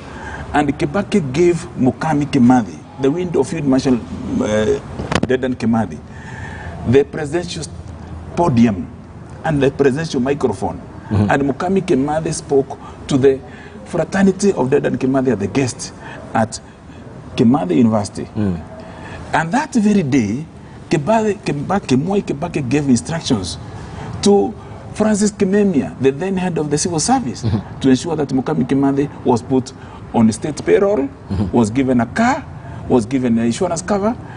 Kibaki did very many things, including doing a road in honor of Biodede Kagia, who again was banished by the first and second administrations of Kenya. So he did that. In 1975, Kibaki is the only minister of the Jomo Kenyatta cabinet to attend the burial of our hero from here again, Shinga location, J.M. Kariuki, then MP for Nyandarua North, who was killed in 1975 after being prevented from campaigning 1974 elections, and J.M. won in a landslide. Kibaki risked and attended that funeral in Gilgil. Kibaki also is the only cabinet minister under the administration of 24 years of Daniel Moi never to put the Moi badge. The only one. So he did not believe in hero worship. He was a gentleman, a decent, and self-respecting to that extent. When he took over this country, Kibaki looked to the east. He looked to China. He looked to South Korea, Samsung. He looked to Singapore. He looked to Malaysia. Well, Land Rover left, a Land Cruiser came, and others, but it was a way of trying to break the shackles of new colonial control of the administration. And I think Kibaki also finished his term without paying the issue of going to Britain, as a president for his entire period. I don't remember him visiting London to pay homage to the Queen. I'm not saying that we shouldn't do that. All I'm saying is that he was indigenous to the core. He was sovereign in his spirit and his position. This question of running mate. Yes. First, we should be asking, why is the issue of ballot coming, printing ballot in time? Why, people are even wondering, why do we have 60 years after independence to print our ballot papers in Britain or in France? Yes. Yet we are printing our currency locally here and all that. Is another way. The Kenyan election is very expensive, and is another way for the mandarins, the mafia, the entrepreneurs to make money as we go to elections. Very expensive election. That notwithstanding, I don't think we should use national TV stations to banish other. You act at Kibaki. You are calling Kenya Kwanza, Kenya Kwisha. Let's be decent in our conversation. Let me tell you. Let's be decent in our conversations. Let us not roll the bar, particularly when you speak this week when you celebrate Kibaki. Kenya Kwanza has very great people, just like Azimio has great people. Our conversations should be on policy, on issues. Even trying to banish Martha Karua, my party leader in Kenya. All right? It's a little being very mean, saying that she can be a Speaker of the National Assembly. Kalonzo was a Deputy Speaker for many years. I don't think that he didn't do something. He did something. Whoever Raila speaks, it is his business. And he deals with numbers. Whoever Ruto speaks, as Honorable Rigathi Gachagua has very clearly said, it is his business. But I am in agreement with both Honorable Rigathi and Manzo that this business should be done and finished. And as Honorable Rigathi has said, this delay is only to extend conmanship and political deception. All right? Let them bite the bullet. Let them not, even these meetings are being held with IBC and all that. Let's follow IBC administrative conveniences. It may not be obliged by law or the Constitution, but let's do what is basically important to do and go on with it. Finally, having said that, the last one on Kibaki, I see people are calling Kibaki Emilio Stanley Moi Kibaki. Okay, it's okay to remind us that he had English names. But Moi Kibaki, alive, was always Moi Kibaki himself. Just like James Gogo Adiongo is Gogo Adiongo now. There was a reason why they insist on that. Just like there is a Kabando, who was previously Godfrey Karaoke Mwangi. When people leave, is there a rhyme or reason behind the change of name? There's something about that. Yes. It was about nationalism. We were given our English names through baptism, being warned that if we do not have English names, we'll be missing some schools of choice if we passed primary school. And again, we were told that to be baptized as a Christian, you have to get a British name or an English name. I think the anthropology of names, the pedigree of identity is so important in Kenya. I remember Elaine Muthoni Wanyeki writing in the East African about this particular topic. When I was in the hospitality sector, we had a campaign. Yes. You go to every hotel, you find all the waiters have English names, and we say, oh, the tourists will not know how to spell, but they know how to pronounce Nigerian names, Chinese names, Korean names, Mexican names. But when you come to Africa, we think that for you to be identified by a Mzungu, you must have an English name. Even when you are at a hotel, is domiciled somewhere in Mukurweni or in Karatina, you still see the waiter is made Steve. Let's be proud of Onyango, of Manzo, of Kabando. Let's be proud of who we are, and the Moi Kibaki provided that exemplification of celebrating indigenous capital, indigenous people, indigenous identity, and Kenya became greater, more honorable. In fact, under Kibaki, we forgot who was the country director of IMF or even the World Bank, and we remembered the people who were leading the civil service, Mudhaura. Kibaki surrounded himself with mature men and women who drove the civil service to performance contracting. That is what resuscitated the economy. Moi Kibaki may be physically exiting, but the image and the exemplification of honor of office and integrity of leadership, and decency of character supersedes the season of his physical lifetime. Don't exhaust all of it. We'll come back to you. Let me come to Otiende Omolo. Yes. You must not allow Kabando to compensate for 9 years of absence, because then you must hold him singly without us, because he's taking 9 years. We will, for every opportunity he wants to compensate for 3 years. Now, let me come back to this issue. And I just saw this part on the page 2 of the Star, where it says Kalonzo slams brakes on push to have him named Raila as deputy. And it's directly, he was directly speaking to my friend Manzo here, and Senate, you know. Page 2 of the Star. Yes. And I thought that now they had finally come to heed Kalonzo Musyoka's advice. I've just learned that they are not heeding. In fact, Manzo here is going well overboard, and now he's become Hammurabi. he's dishing out positions in the bus show. And be careful. You know, when Manzo speaks, he's not just campaigning for Kalonzo Musyoka. He's campaigning for himself, because he's also running for office. And in just that alone, it adds him some co-pro votes. So don't take him too seriously on what he says on this matter. So he's killing about the courtship must be by persuasion, not by blackmail. And the kind of blackmail that Manzo and his ilk are bringing to the table is not healthy. You know, many of us have been quiet on these matters, but it is not that we cannot speak. It is that we prefer that discussions be held, people agree, and then people move forward. And I agree with Honorable Rigathi. If you join a team, you should believe in that team. You should not join it because you demand something specific, failing which you now think that team needs to be bastardized. That is not how to do these things. You join, it is agreed, and once it's agreed, then you move on. And it's not about confusion. Having consultations and inclusivity is a very good thing, because that's the basis of moving forward together. You know, the contrary is tyranny and dictatorship. I think that to have a team to consult, agree on who's best placed to be running it is a very good thing. Yes. Now, to have that and to have the meeting with the IEBC, I'm surprised that Dan Manzo finds that irrelevant. It is a question, as I told you, of interpretation of the law. And we are not going to court.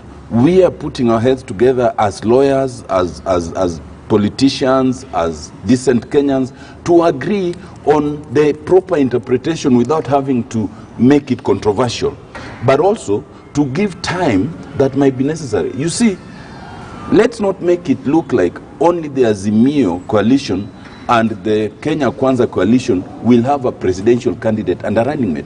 Remember, any Kenyan is allowed to run in any party that they have or as independents. And they too would want to know what is the deadline. So there's nothing like making this sound because of confusion, because some people like Manzo think that it should be something that can be named from abroad and all. No.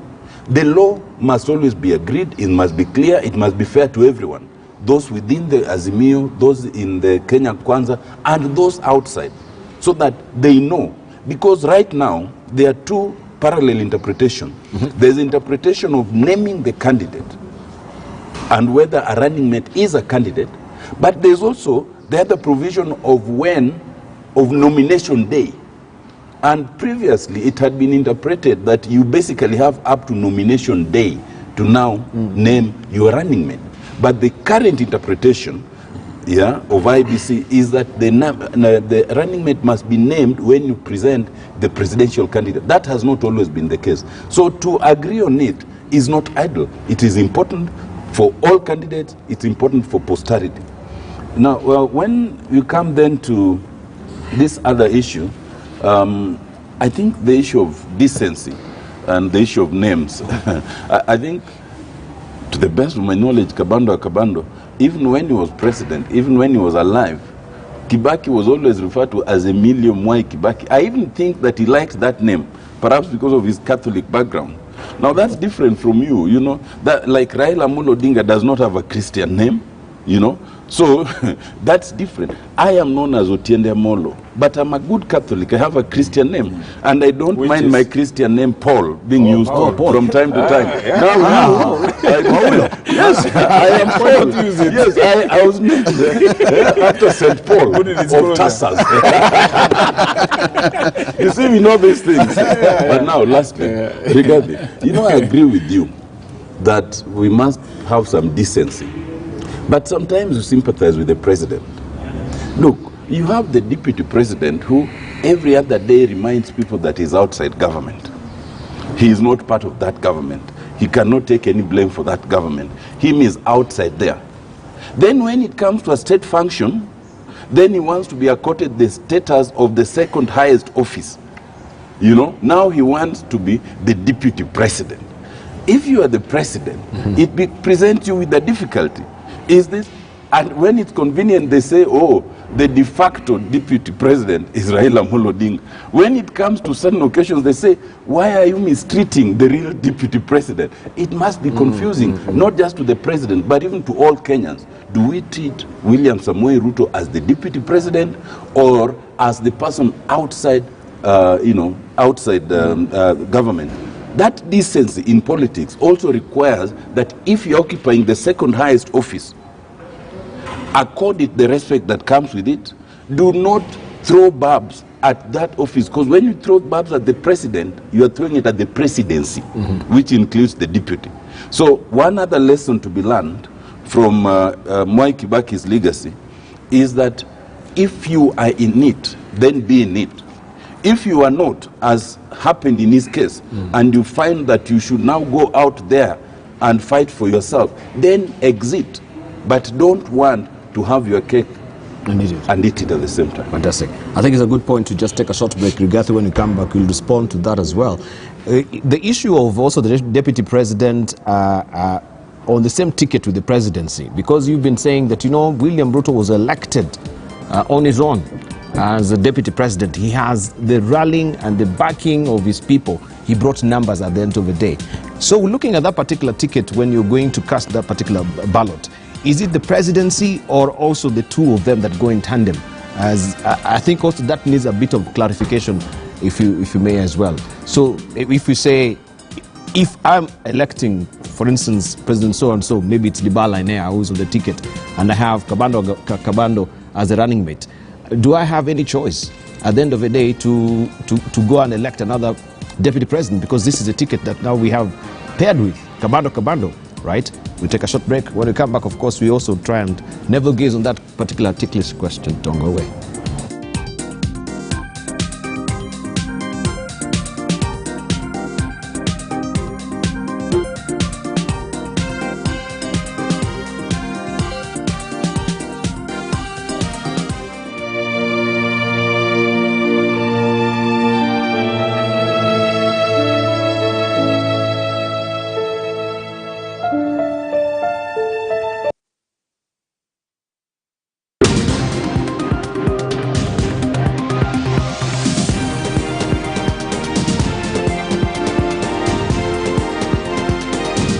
KTN News.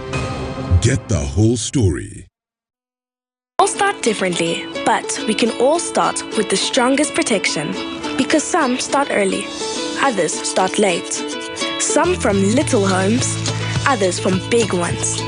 Some start together, or all on their own. It doesn't matter how you start, as long as you start strong. With new Colgate's Maximum Cavity Protection. Now with fluoride plus arginine for 4 times more strengthening power. So that you can give them the strongest start to their day. Colgate. Start strong, stay strong.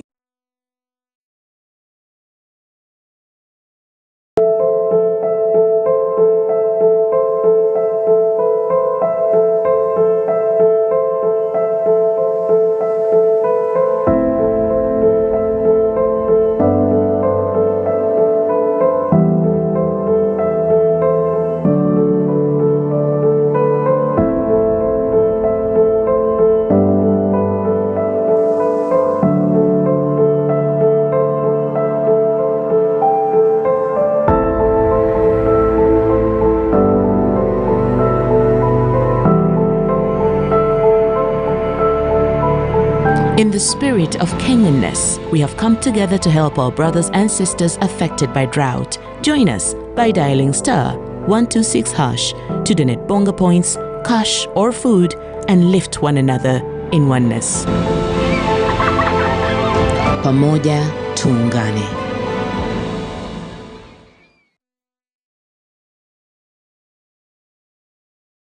We've done it again. Your favorite channel has been nominated for this year's Kuza Broadcasting Awards as the best TV station. We need your help to take this all the way to the finish line. To vote, send the word Kuza to 15601. Voting ends on 8th May 2022. Remember, it's Kuza to 15601.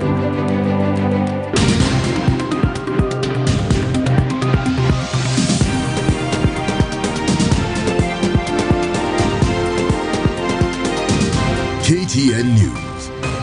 Get the whole story.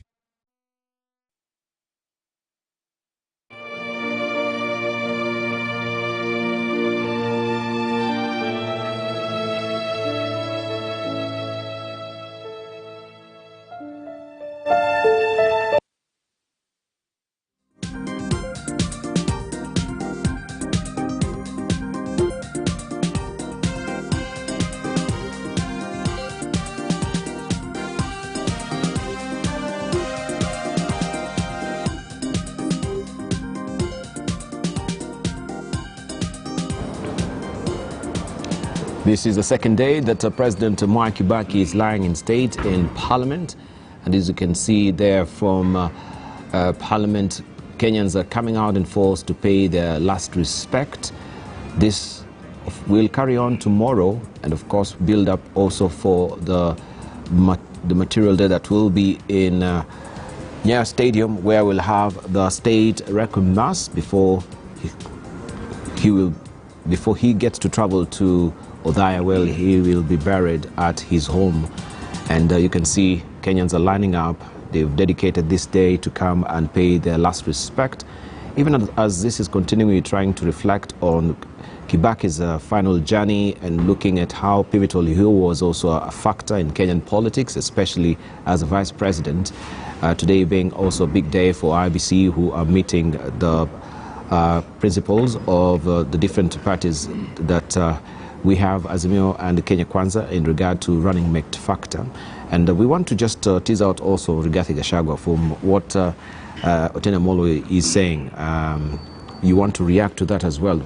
We see address the question of, you know, on the campaign trail, you've been saying he was elected. He earned his own chops as the deputy president. He was elected and he got the numbers at the end of the day. But critically, when you look at that particular ticket, it is the face of Uhuru Kenyatta and also William Ruto at the end of the day. So if I don't like William Ruto, I like Uhuru. And this is they're conjoined. What do I have a choice? To start with, matters names are very important. It has a lot to do with identity. This Rigathi Gachagua seated here, when he was in uniform, yes, he was Geoffrey Gachagua. Geoffrey Gachagua. Yeah. A name given to me by my sister Lillian, who lives in London, when I was very young. And when I decided that my role in public service will not be ruling but serving, yes, I changed my name from Geoffrey Gachagua to Rigathi Gachagua. I got a new identity that has everything now to do with serving the people. Because before, when I was Geoffrey, we were ruling. Yeah. So names and identity is a long story. Number two, Honorable Manzo. There will be no trouble in Kenya Kwanza if Rigathi Gachagua gets nothing. Rigathi Gachagua is not with William Ruto to be deputy president or to be anything. Rigathi Gachagua is with William Ruto to champion economic empowerment, to bring guaranteed minimum return for our coffee, tea and milk, and at the least to return Kenya where President Mwai Kibaki left it. I can only disagree with William Ruto if he shifts focus from that objective. Whether I'm named this or that, it's nothing. And I want to tell you, from our end, there will be no fallout, because it has not been about positions.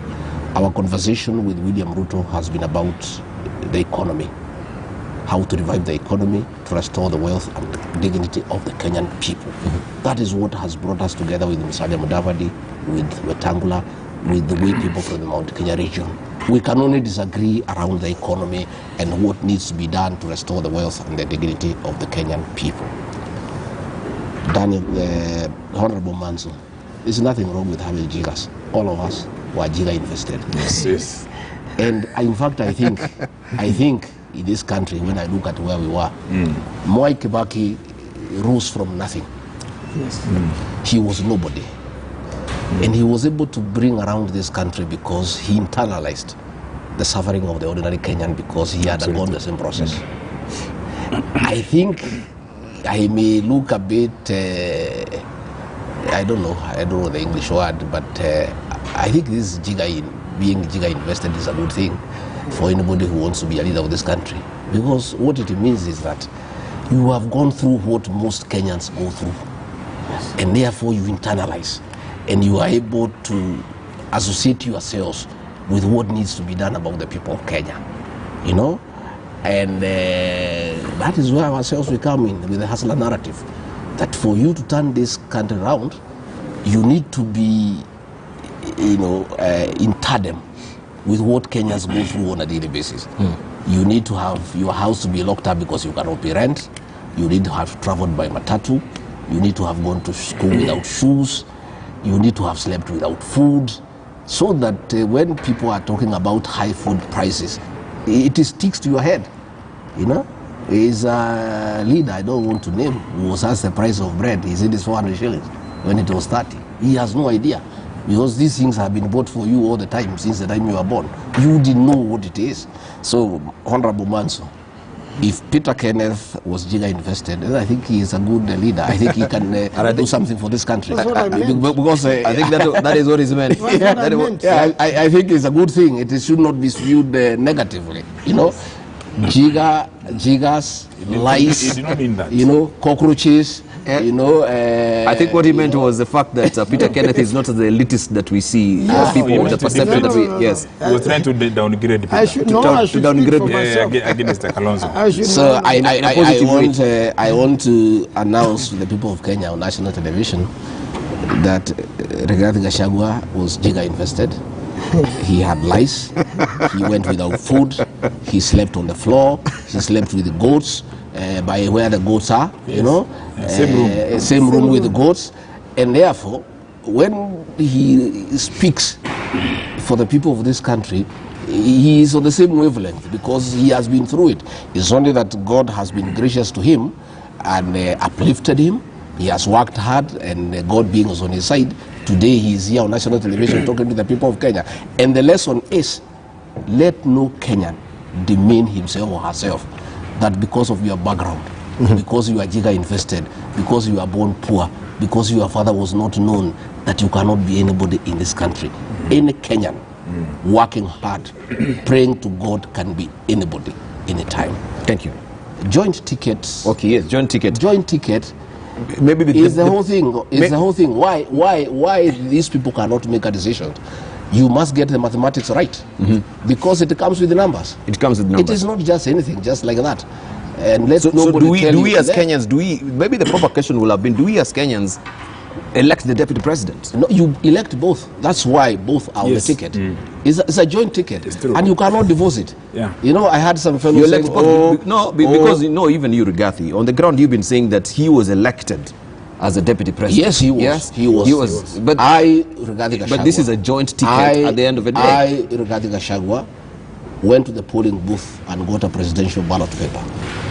The picture and the name of Uhuru Kenyatta was there, and I liked it.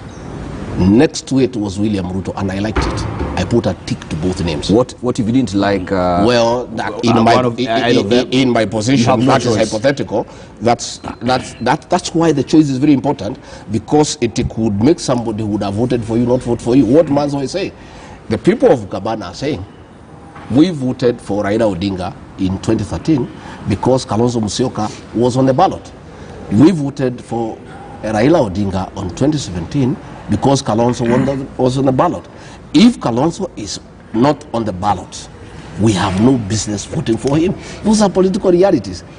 And you cannot wish Akina Manzo away. You can't. And they are speaking what is the reality, by the way. What is happening and why this running big business is murky is that it has a lot of consequences. You know, it depends on many people. You know, it depends on people, how they are. Myself, as Rigathi Gachagua, will vote for William Ruto irrespective of who is the running mate. But I'm not sure many people in my backyard will do the same. So it is mathematics. You have to sit down and analyze the situation. Thank you. What senior counsel here is saying, that since William Ruto has disagreed with Uhuru Kenyatta, you can just pass him and not greet him. I think it's a little bit petty. It doesn't matter whether you agree or not. Greetings, shaking somebody's hand, it's about humanity. It's there all over the world. It's a decent thing to do. It doesn't matter whether somebody you agree or you don't agree. A human being is a human being. Greeting somebody by hand is a gesture of goodwill to humanity. Ordinarily, we would have said probably that was not happening during COVID. We saw last Thursday during the Azimio Forum, our president greeting all the people who were there by hand. Yesterday, we saw him waving at William Ruto, Speaker Justin Muturi, and Speaker Kenneth Lusaka, but greeting Kalonzo Musyoka by hand and greeting the family of Mwai Kibaki by hand. And this is, Kenyans are asking, if it has come to that level, what are we supposed to do? If our leaders are showing us seeds of enmity in public, displaying disdain and enmity in public, since there is a contest, there is an election coming, we as their followers, what are we supposed to do? You may not agree with somebody in principle or on issues. Today, senior counsel and myself here, we are on the opposite side, but we always greet each other happily. You see, when we walk out with this show, we share. Because this is nothing to do with the humanity. It's just a contest that is a temporary thing that will come and go. Thank you. But as leaders, and I really beseech my president, to exercise leadership and bring this country together, because we gave him that job and the Constitution expects him to bring people together. It cannot come from him to publicly display enmity. And people asking yesterday, if we have reached here, if William Ruto is elected by the people of Kenya as president, will President Uhuru Kenyatta turn up at Kasarani to hand over the instruments of power? If he cannot even shake his hand and he's shaking the hands of other people, have we reached there? Is it really necessary? We are saying an election will be one day. And the president himself has been saying, you go and vote, you go back to your life. So let's not make this contest a matter that we can cause confusion and sow seeds of discord to the people that we lead. Thank you. Let us show the people of Kenya the importance of love, unity, even in diversity. Because people can disagree, and that's where Mwai Kibaki scores. Mwai Kibaki scores because many people who are opposed to him, he has never shown them contempt publicly. Even the late President Moi, who coined a project against him and fought him very hard. True. When he became president, he expressed magnanimity in victory. You know, he was magnanimous in victory. He didn't lord over the people who were against him. He brought the people of Kenya to, and that is why if today, across the political divide, other than Wanyeri Kihoro, who have something negative, and of course it's understandable. You know, Dibal, human beings are human beings. His wife was in hospital for almost 4 years, and probably he feels betrayed. A wife, if somebody's spouse is very close, you are very emotional about it. But I believe it's just those emotions. But you find across the whole country, Kenyans are unified. That Mwai Kibaki was a Democrat par excellence. He was an economist par excellence. He brought good leadership to this country. And out of the 4 presidents that we have had, there is no doubt that he's the best, and everybody is in agreement. Yeah, I know some people will accuse us of being political. I was in another talk show, and when we were talking about the gains of Mwai Kibaki and the fact that what he did has been ruined, almost zero, they were saying we are playing politics. But it's not politics, it's the truth. We must compare his performance with the present. Thank you. Just a moment. I know you guys have to leave, but I implore upon you. We will go. Just briefly, if you may allow me to just cross over, then I come back. Otena Molo, Dan Mazo, please, I seek that you be amazingly patient today. Just we get Emmanuel To, who's on the ground, as we're also talking about running mates. Also, the gubernatorial seat is very critical, and I think it will be also good for us to explore that particular conversation of the Nairobi seat, the gubernatorial seat that now we know Polycarp Igathe has been given that particular ticket. We just want to talk to Emmanuel To, who's holding court with Polycarp Igathe in a moment, to tell us. Yes, Emmanuel, over to you. Well, thank you very much, Dibal, and sorry for cutting you short in studio. But we are joined by the aspirant for Nairobi governor, that is Polycarp Igathe, who has also paid his last respects to the late president, that is Emilio Mwai Kibaki, here in Parliament Buildings. Remember, the body continues to lie in state for the 2nd day running. And Governor, let me just start quickly with it. I don't know whether you have interacted with the former president or the retired president in person, and what was that interaction like? I had the privilege and high honor of interacting with him because he was president of Kenya when I served as vice chairman of Kenya Association of Manufacturers and as chairman of Kenya Association of Manufacturers. He actually attended very many forums because he was very dedicated to the economy. And beyond that, I also interacted with him. I started interacting with him as a student when he was then Minister of Health. And he was a great economist. Then I was the president of ISEC in Kenya, or national chairman of ISEC in Kenya at University of Nairobi. ISEC is the International Association of Students interested in economics and business management. And he was such a great inspiration to us, and he never stopped reminding us that you young people, this country belongs to you, and we have done our bit. Come and do your bit, come and serve. The last time I also interacted with him is when we met in Starehe Boys Center, and I was managing director of Vivo Energy Shell. As you know, the initial setup of Starehe the money that went to set up Starehe Society came from Shell. And we met, and he was really, there's a Kibaki house in Starehe, and there's a Shell house in Starehe. And he gave me the tale and story of how Starehe came about, Operation Jock Scott. He taught me history. I spent the whole afternoon with him, and he told me, hapa palikuwa mahali pa vijana na watoto wetu kustareheka during the fight for independence, and how the Starehe Boys Center became what it is today. What a great man, what a great inspiration. Personally for me, he inspired me to study economics at the university. And at the university also that is the first time I ever registered to a political party, which was the Democratic Party, which he was the leader of. And he used to say, Toka Gizani. That was the come out of darkness. And that slogan is still alive today. Kibaki was all about come to the light, get out of darkness. He was not a politician who used to generate heat. He was a politician who inspired light. Okay. And today we bask he was a great tree, we bask in his shade, and God bless him. And I also want to give my condolences to my friends who are his kids, Judy, Jimmy, David Kagai, and Tony. We've interacted in business, and they've become good friends of mine. I would like to ask that God gives them the peace and strength to bear the loss of their father and their dad and our president. Okay. And maybe, Mheshimiwa, before you go, because I know you need to hit the road for the campaigns, what have you learned politically from the president? I know you have been in the corporate world. Some may say you've come in too late for the campaigns. What do you have to say about that? I think to have patience, to listen to everybody, that everybody has to respect everyone, including your worthy opponents and competitors, and to remember that after an electoral contest, Kenya remains one. Thank you so much. Thank you very much. Thank you. And thank you very much for interviewing us. All right. And God bless Kenya. Thank you. Thank you.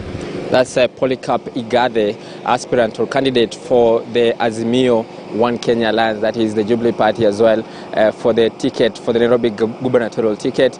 He's aspiring to be the next governor of Nairobi, and he's just giving his messages after viewing the body of the late President Emilio Mwai Kibaki, which is currently lying in state here in Parliament. Remember, this is the second day when this process is happening.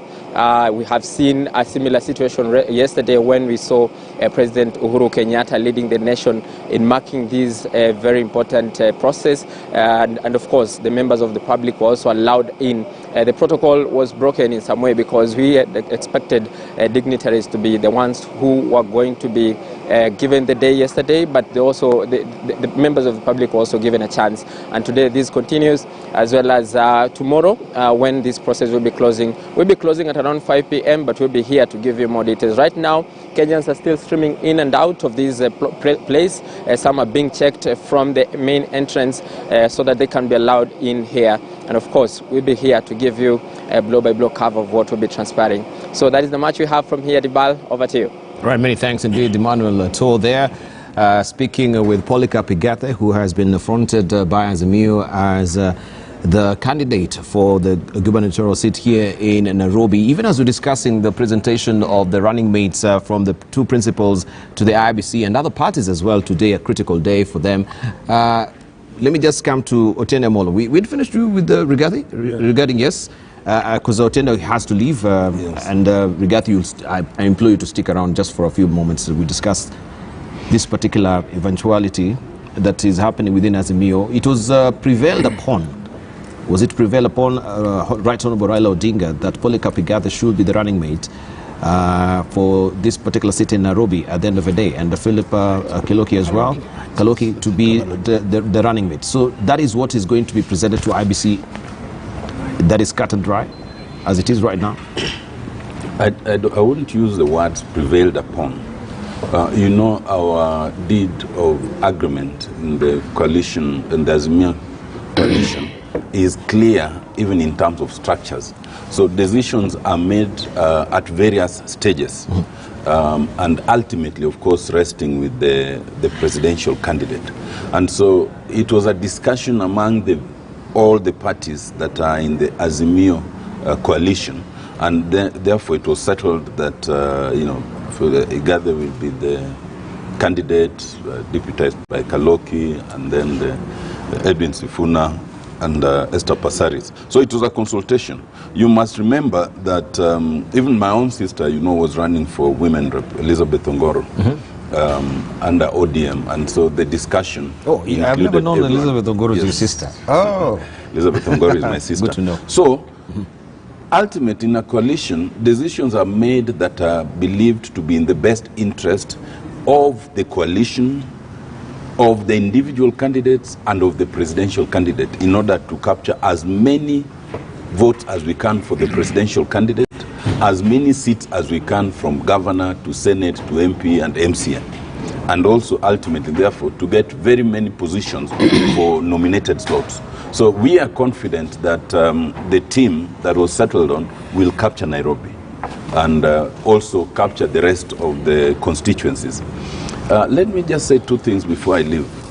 First is about the question of the failure to shake hands that Rigathi seems to be really bitter about.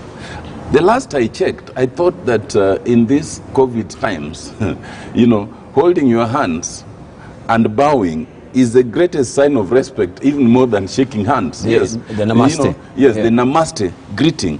I thought that worldwide, in fact, is a show of respect. So I actually thought that there was a greater show of respect by the president in terms of the deputy and the speakers, more than just shaking. Somebody can just shake your hand, even looking the other side. That's not a show of respect. But when you hold your hands and you bow, that namaste, I think it's a show of respect. But I never said that, in this time and age, people should not, accord each other courtesies. I just said, and that Rigathi did not respond to, that even if you are the president, you end up being in some great difficulty how to treat your deputy when they go out, they disassociate themselves from your presidency and the government, and when they come in, they want to be accorded their rightful place as the second in command to a country. It's confusing even to citizens. Secondly, you posed a question. Do you elect the president and the deputy? And my brother Rigathi said yes. I think the answer is no. You can be said to elect the president and the deputy, but you don't vote for the deputy. In that voting paper, the only space to be marked is for the president, because it's automatic that if you vote for the president, it comes with their running mate. The picture may be there, but you don't vote for them. You don't vote for them. Yes. Essentially, we don't vote for the deputy president. Yes, you do not vote for the deputy president. Yes. It can be a consideration in settling for your preferred presidential candidate. So if my brother Rigathi voted twice, then that was a spoilt vote. Yeah, it would be. It's regarded as spoilt vote. You only mark it once. But let me agree with him. In terms of what my brother Mhanzo was saying, that I don't know who walked bare feet with jiggers and all, we all go through these things. I first wore my shoes when I went to high school. I was walking barefoot. If you never fetched firewood, if you never, drew water in the lake, as in our case, if you never went hungry for even a day or two, you might not always know. But the fact that you go through that does not mean you cannot struggle through life and be in a situation where now your children do not have to go through that for them to understand. You see? Because we were in a unique situation. But many of us went through this. The assumption has always been made, for example, that because Raila Amolo Odinga, the father was Jaramogi, he never went through this. If you one day read Raila's story and even the Uburu Odinga story, basically the whole family, you'd be surprised. Jaramogi Oginga Odinga, despite being a vice president for a very short time, I think barely, a very, very short time, is the man who lived on the other side of town. Jaramogi lived in Jerusalem, and he had no qualms living in a place that most people do not even want to step in. In Eastlands. In Eastlands. His children were staying at home in Bondo. They went to Maranda, which is within the same village where I went to, and they went through the same kind of things. If you hear the stories in terms of even how, some of them, including Oburu, including Raila, did you even know, for example, that Raila struggled through his ways until he even now went to Egypt and was being hosted, and he was working as a tour guide in the pyramids of Cairo, you know. So sometimes people assume that because you may have been associated with a big name, you didn't go through that. The difference is, in the case of someone like Raila, he went through all that. But after trying and making it and becoming an engineer and even coming back to this country, then now he went through a second set of tribulation, now with the government, being the longest detainee in this country, being made to sleep in a wet, in a room full of water and all those things. So there are those of us who went through the initial phase when we were young, but then there are those who now had to go through, politically instigated problems like Raila. And if you ask me, the best person then to be CEO is the one who's gone through 2 rounds of problems, not just 1 round. Thank you. And I have to beg my leave. Yeah, Otene has to leave because he has to attend that IBC meeting at the end of the day. But even as he's leaving, Rigathi, Dan Mazo, and also Kabando, have you noticed that we talk much about Mwai Kibaki during this particular his final journey, but who was also supporting him as a vice president then? Who? Who was supporting him as a vice president? As a vice president? Yes. Who was supporting Kibaki? Of course. You're asking? Yeah, who was there, the vice president then? What's the question? Yeah, I'm asking. Yes. We had the president. Yes, you had the president. Mwai Kibaki. Who was the vice president? Was his vice president? Yes. Wamalwa, then there was Awori, yes. And then there was Kalonzo. Yeah, but we have you realized we're not even talking about Wamalwa, we're not talking about Kalonzo, we're not talking about Mudi Awori. No. Because they were really subdued at the end of the day. No. They were not really towering over the presidency. Yes, there's a difference. There's a difference. But before we come to that, there's a difference. I know, because of the constitution. There's a point Kiongozi Rigathi Gachagua mentioned. And this is not his personal view. It's a view that is shared across the country. In 1995, when Jaramogi passed on, Jaramogi Oginga Odinga is the one who plucked Mwai Kibaki from Makerere so that Kibaki could become the CEO of the Nationalistic Party then, KANU, working under Tom Mboya as the Secretary General, and of course Kenyatta as the President of KANU then. Yes. Kibaki and Jaramogi had a very special relationship. It should be said, because we are bastardized people because of our tribalism, that Jaramogi bought Kibaki his first car. And this has been said. He plucked him from Makerere. Jaramogi was a very successful businessman. He even bought Kibaki a car so that Kibaki, together with Tom Mboya and John Keane, could go across the country, popularizing KANU and make it the ruling party of independence.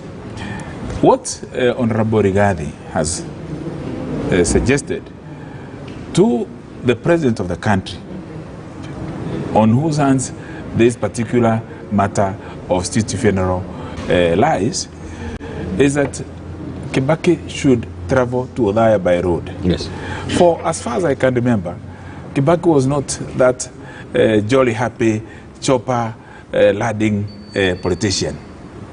Okay? When he came to Othaya, he was with his people. I saw you interviewing Jigari. He's my personal friend. He's the longest waiter at a silent lodge in Othaya. Kibaki was humble to that extent. After events during the day, he goes either to his home or a public place, and even in a Nyeri Golf, when he went there, just a regular member and sitting with the people. It will be very good that the journey of Mwai Kibaki to Othaya is not in the air. Let it be by road. Let people line up. Let it be the longest route you can get through Sagana, maybe through Karatina, Mokroine, then you go Tetu, you touch a little bit of Nyeri town, then you land in the burial ceremony site. I think that's a very important suggestion, because in 1995 when Jaramogi died, Kibaki made the very famous statement, hakuna haraka, tupeleke mzee baba yetu Jaramogi nyumbani kwa barabara. And that statement of Kibaki in 1985 January was supported by the then Member of Parliament for Kitutu, Masamba, the late George Anyona. And I remember it was very loud in the country. Let Jaramogi go by road, let people line up, let them celebrate him, because not everybody is going to come to Parliament. We are also not saying that by just going by road, you are going to cover the whole of the country. But it will be something symbolic. Let him travel on the superhighway. Kibaki refused. I'm a witness to 2 attempts to name 2 institutions after him, and he declined. I have seen a Kenyan Gazette one evening with Othaya Hospital, the annex, Kenyatta National Hospital annex in Othaya, being named Mwai Kibaki Hospital. I saw that Gazette notice held by a leader from Nyeri, proudly saying, finally, we have an institution named after Mwai Kibaki. It did not take 24 hours. Before that, Gazette notice was gazetted because Kibaki did not want to install his personality cult in Othaya. I am also a witness, when I was in government, of effort to name Nairobi Thika Superhighway, Mwai Kibaki Road. And civil servants and other political honchos, mandarins, went to try to name it. And Kibaki would always ask, okay, that road is from where to where? This is from Nairobi to Thika. Okay, then when you are there, where else? Okay, then insisting that road has a name, and that name it is coming from Nairobi to Thika. He didn't believe in that. So except maybe private institutions, and maybe an auditorium at Mangu High School, there isn't a single institution in the whole country named after him. The new political class is going back to the Moi era of wanting to name every school, every hospital, every road, every university. You even have universities multiple named after individuals. You don't know what is what. Even historic names that are communally owned, where people have a lot of pride in those institutions. You want to impose it. I think the message that Kibaki gave, tenda wema, nenda zako. I am also witness to the Kenya yearbook. This the government advertising agency has a series of books called Cabinet. So there's one book called Kenyatta Cabinet from 1963 to 1978. Then there are 2 series, because Moi had 24 years and some of his ministers will not last even a year. So there are 2 series, Moi Cabinet, edition 1 and edition 2. The Kibaki Cabinet book, because I've been talking to the corporation to get that with me, because I keep and I try to share, has not yet come out. I suspect that Kibaki did not want that thing done in his lifetime. I think he wanted things to be done maybe when he is gone. It is not yet out. And the excuse that was always given when it's going to printing was maybe something pictorial, something like that. He institutionalized that process. He did not want to bring it. Now, the issue of running mate and what Rigathi has said, I know Atiende is left, but I think he was trying to joke by saying that, the demeanor. What we have in Kenya now is the Atiko moment. What happened in Nigeria with our vice president, and Obasanjo there, and the problems got very serious, and Atiko did not finally go there, but the owner of the office, Vice President Ada Kibaki, were vice presidents, were not deputy presidents. They were appointed under the prerogative and discretion of the then president. So when Michael Kijana Wamalwa, another gentleman like Mwai Kibaki, the Queen's English-speaking gentleman from Bugoma, from Kitale, Bukusu, left, there were efforts not to have a powerful vice president. Kalonzo was in line, and Raila was also that time around. Of course, Mudi Awori, we call him Ankomudi, very likable, he was given the seat. But I think if you are a political scientist, you look at the science of that politics that time, and the art of doing it now, the activation of that process was also to ensure that you don't have a vice president who is powerful enough and who is ambitious enough to succeed the president. That's exactly what happened with Mwai Kibaki. When Mwai Kibaki was demoted in 1988 March, it was simply because he was becoming popular by the day, the gentleman, brilliant. There was intolerance within the regime, and there was in parliament there was a group called the Seven Bearded Sisters. Mashego Mashofi, Koigwa Mwere, Shibura Stuma, even Sheragati Mutai was there, Onyango Bindika, and they were very friendly to Kibaki. If you read Koigwa Mwere's book called The People's Representatives and the Tyrant, he talks about a Kibaki who was a dove within the system, and then there were hawks. The hawks wanted to dominate the vice president. It happened even later when we had the Saitoti appointed after Dr. Jogona Karanja was moved. Saitoti was being contended by somebody called Chairman Muya, Ole Muya from Kajiado. And Karanja was hooded out of office by David Mwenje and Kuria Kanyingi. So, in essence, what you are saying, in the current political dispensation, the deputy president holds office by virtue of national election. He is not appointed by the president. They are actually a ticket. Yeah, yes. So it's like the president of United States of America. You go to office as one. Now, when you're addressing Dibal, this point. Yes, because we are supposed to be winding up. Yes. I want to, yes. When you are talking about the issue of running mate, I don't think we should personalize very much. And I have seen Manzo trying to do that. What we should be, and that's why he was mentioning Peter Kenneth, in my view, because I know we will reserve this discussion to next week. Yeah, can we reserve that? Because, of course, once they present, we will have it. What we should look for, when you are talking about running mate, we should look at what the person represents. Is it courage? Is it integrity? We'll have a second edition of that. Yeah? We'll have a second edition of that next week. Let's see how it pans out from 28th. Next week we'll have a good opportunity. Yes. Rigathi. We have two projects in this country. One is Project Raila by President Uhuru Kenyatta. And even before the dust has settled, he has come up with another project called Project Igave. Igave was our deputy governor, Nairobi. Yes.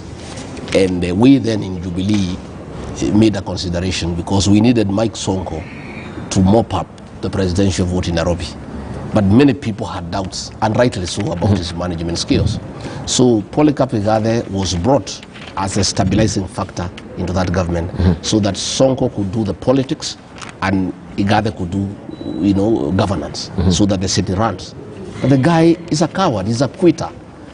Within a few months, he couldn't take the hit. He quit. He abandoned the people of Nairobi and all of us.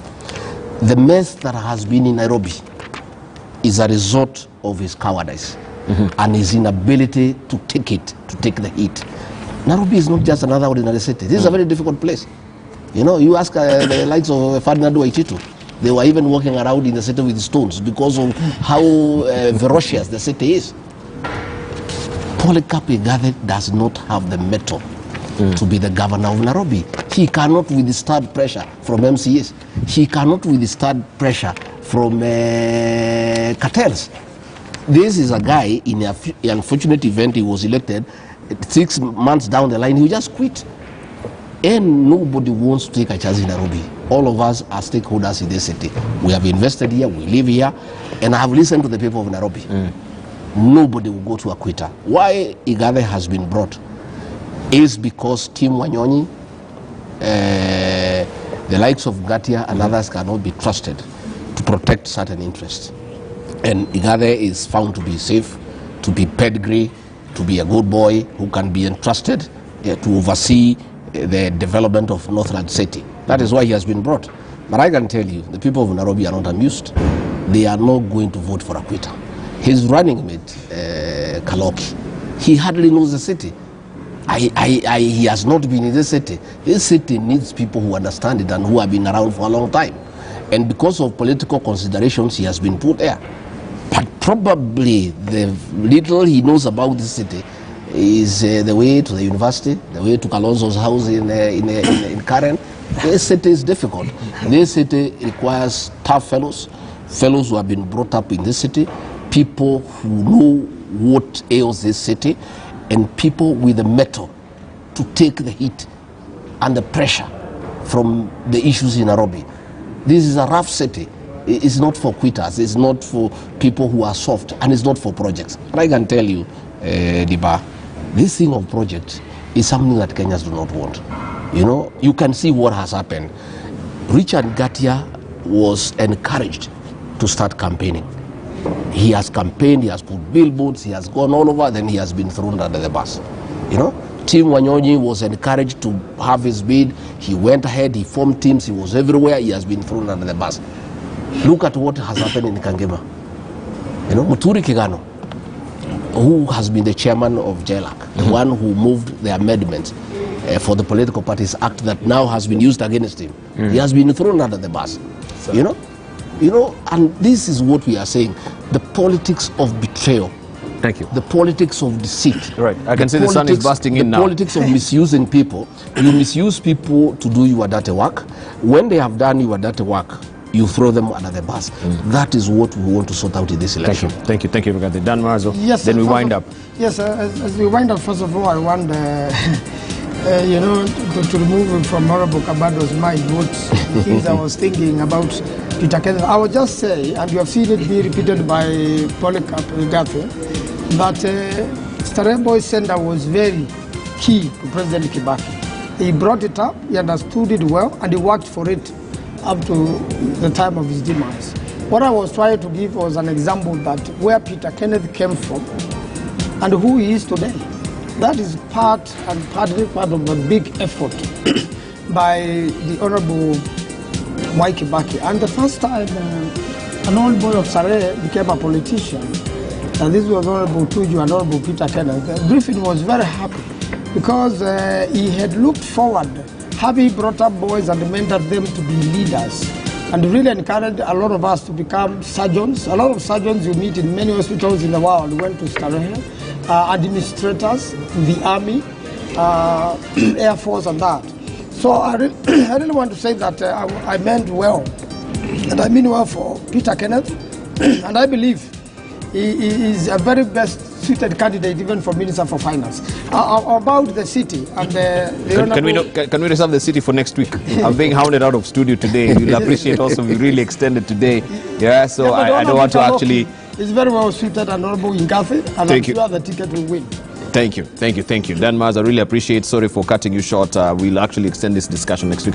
Also, Kabano, thank you for coming through. After 9 good years, at least now you've broken that Gordian knot. Thank you for coming back to... I've come because of Kibaki, to celebrate him. Thank you. And also because I respect you as a host. Thank you very much. And Rigathi Gachagua, thank you for coming through. I really do appreciate it. Let's just continue the conversation on the final journey of Kibaki right now. I'll take you over now to, of course, Jesse Rogers, who will take us through that particular programming that is continuing on the Precincts of Parliament, where Kenyans are filing in to just pay their last respects today, and they're really coming out in force. You've been watching Morning Prime here, Siasa Fiesta, here with Dibala. Thank you.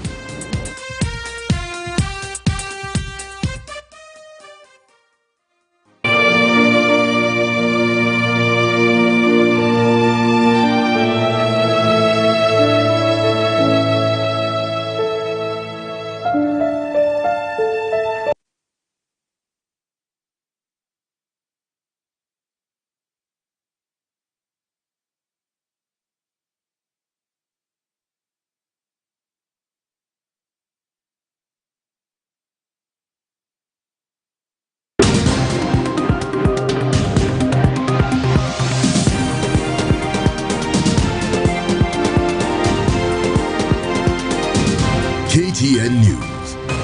Get the whole story. All start differently, but we can all start with the strongest protection. Because some start early, others start late. Some from little homes, others from big ones. Some start together, or all on their own. It doesn't matter how you start, as long as you start strong. With new Colgate Maximum Cavity Protection. Now with fluoride plus arginine for 4 times more strengthening power. So that you can give them the strongest start to their day. Colgate. Start strong, stay strong.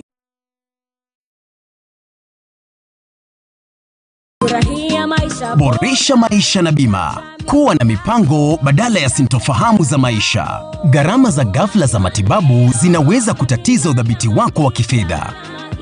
Bima ya matibabu hukupa utulivu wa akili. Wazawidi wapendao hakikisho la maisha mazuri na bima ya gharama zao za matibabu. Pata bima ili kuhakikisha yote yatakuwa sawa.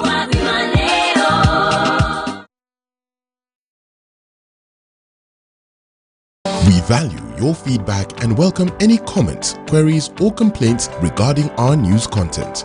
You can get in touch with us on SMS 22155, call 0719 012 450, or email feedback@standardmedia.co.ke, or you can send us a letter on Post Office Box 30080-00100, or deliver it to our offices at Standard Group Center, Mombasa Road, Nairobi.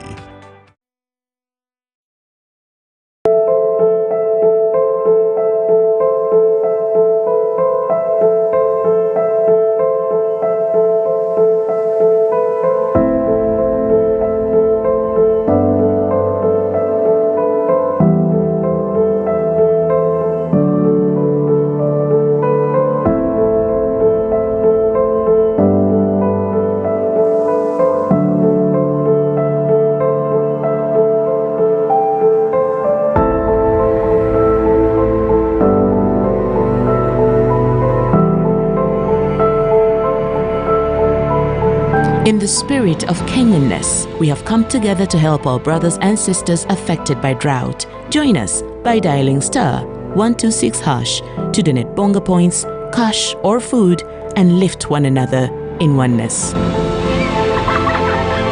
Pamoja tuungane.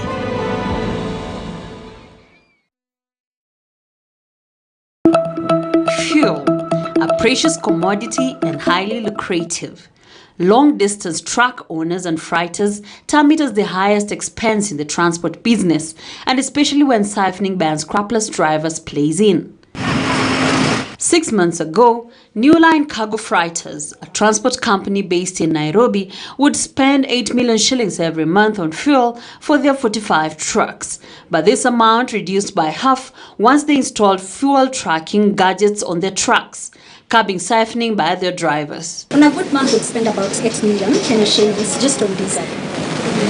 And it wasn't cost effective, and we weren't able to really maximize our profits. But now with the PGL, we've cut our cost to about 4 million. Caleb Ombua owns a fleet of trucks that ferry construction material to building sites. Initially, he would spend thousands of shillings on fuel, but could not monitor the consumption, a narrative that has also changed. I discovered that I was losing money in terms of thousands of money, that's say 100,000 shillings per month. But since I installed this truck, I can be able to monitor how, when, and how the trucks have been fueled. I can also tell on my preferred fueling stations. I can tell when the truck was opened. I can tell when the truck was refilled and when it was drained. Power Governance Limited, a Kenyan-based enterprise, created the Advanced Fleet and Fuel Tracking Device, which works both as a speed limiter and a fuel management gadget, aimed at curbing fuel siphoning by drivers. We thought we can give the customer a full package. Instead of buying a speed governor and buying a tracking device and a fuel monitoring device, let's put it all three in one so that we save the customer on cost. So actually our speed governor helps the customer to be able to monitor fuel, to limit the speed, and to be able to track their own vehicles. Just how exactly does the gadget work? When we're installing the fuel level sensor, there's a calibration that is done. So we must drain the whole tank, first of all, so that we get the correct size of the tank. And then once we get the correct size of the tank, then we refill and we do the calibration.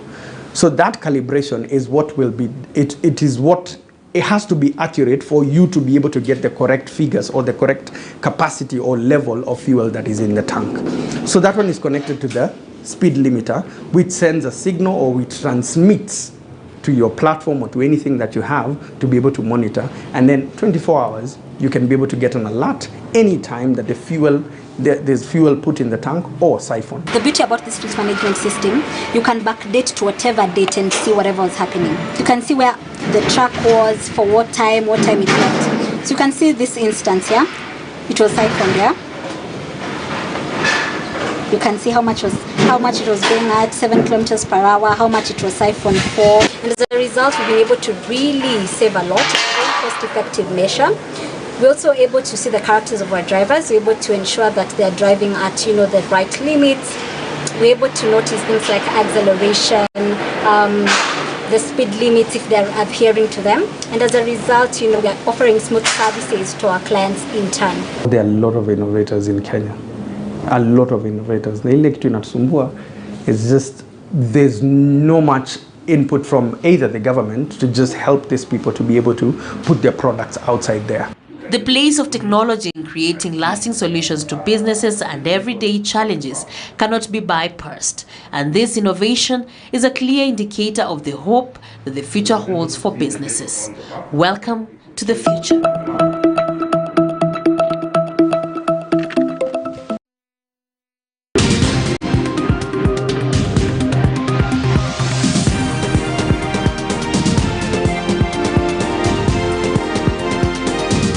KTN News.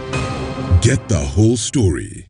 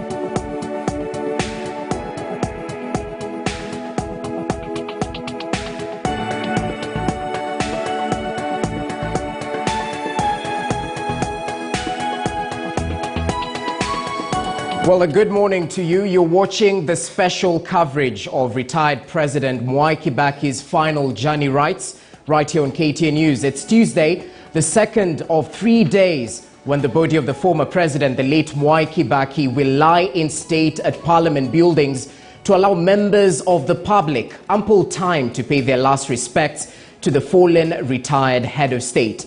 Now, just like yesterday, the body of the retired president, the late Mwai Kibaki, arrived in Parliament a few minutes to 7 a.m. aboard a military gun carriage which picked the former head of state remains at the Lee Funeral Home.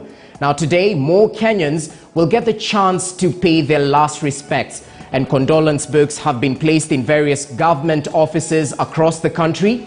Our reporters are keeping tabs across the country to bring you up to speed with the happenings happening in Nyeri, Meru, Embu and Nakuru. Of course, without forgetting our dynamic duo of Jeff Kirui and Emmanuel To, who will be coming to us live from Parliament with updates at the top of the hour. In studio, I shall be speaking to Migori Senator Ochilo Ayako and the former Gishugu Member of Parliament, Dr. Njogu Barua. My name is Jesse Rogers. Stay with me for the rest of this particular broadcast. All right, now we want to cross over to Parliament just briefly before we held the deliberations right here in studio.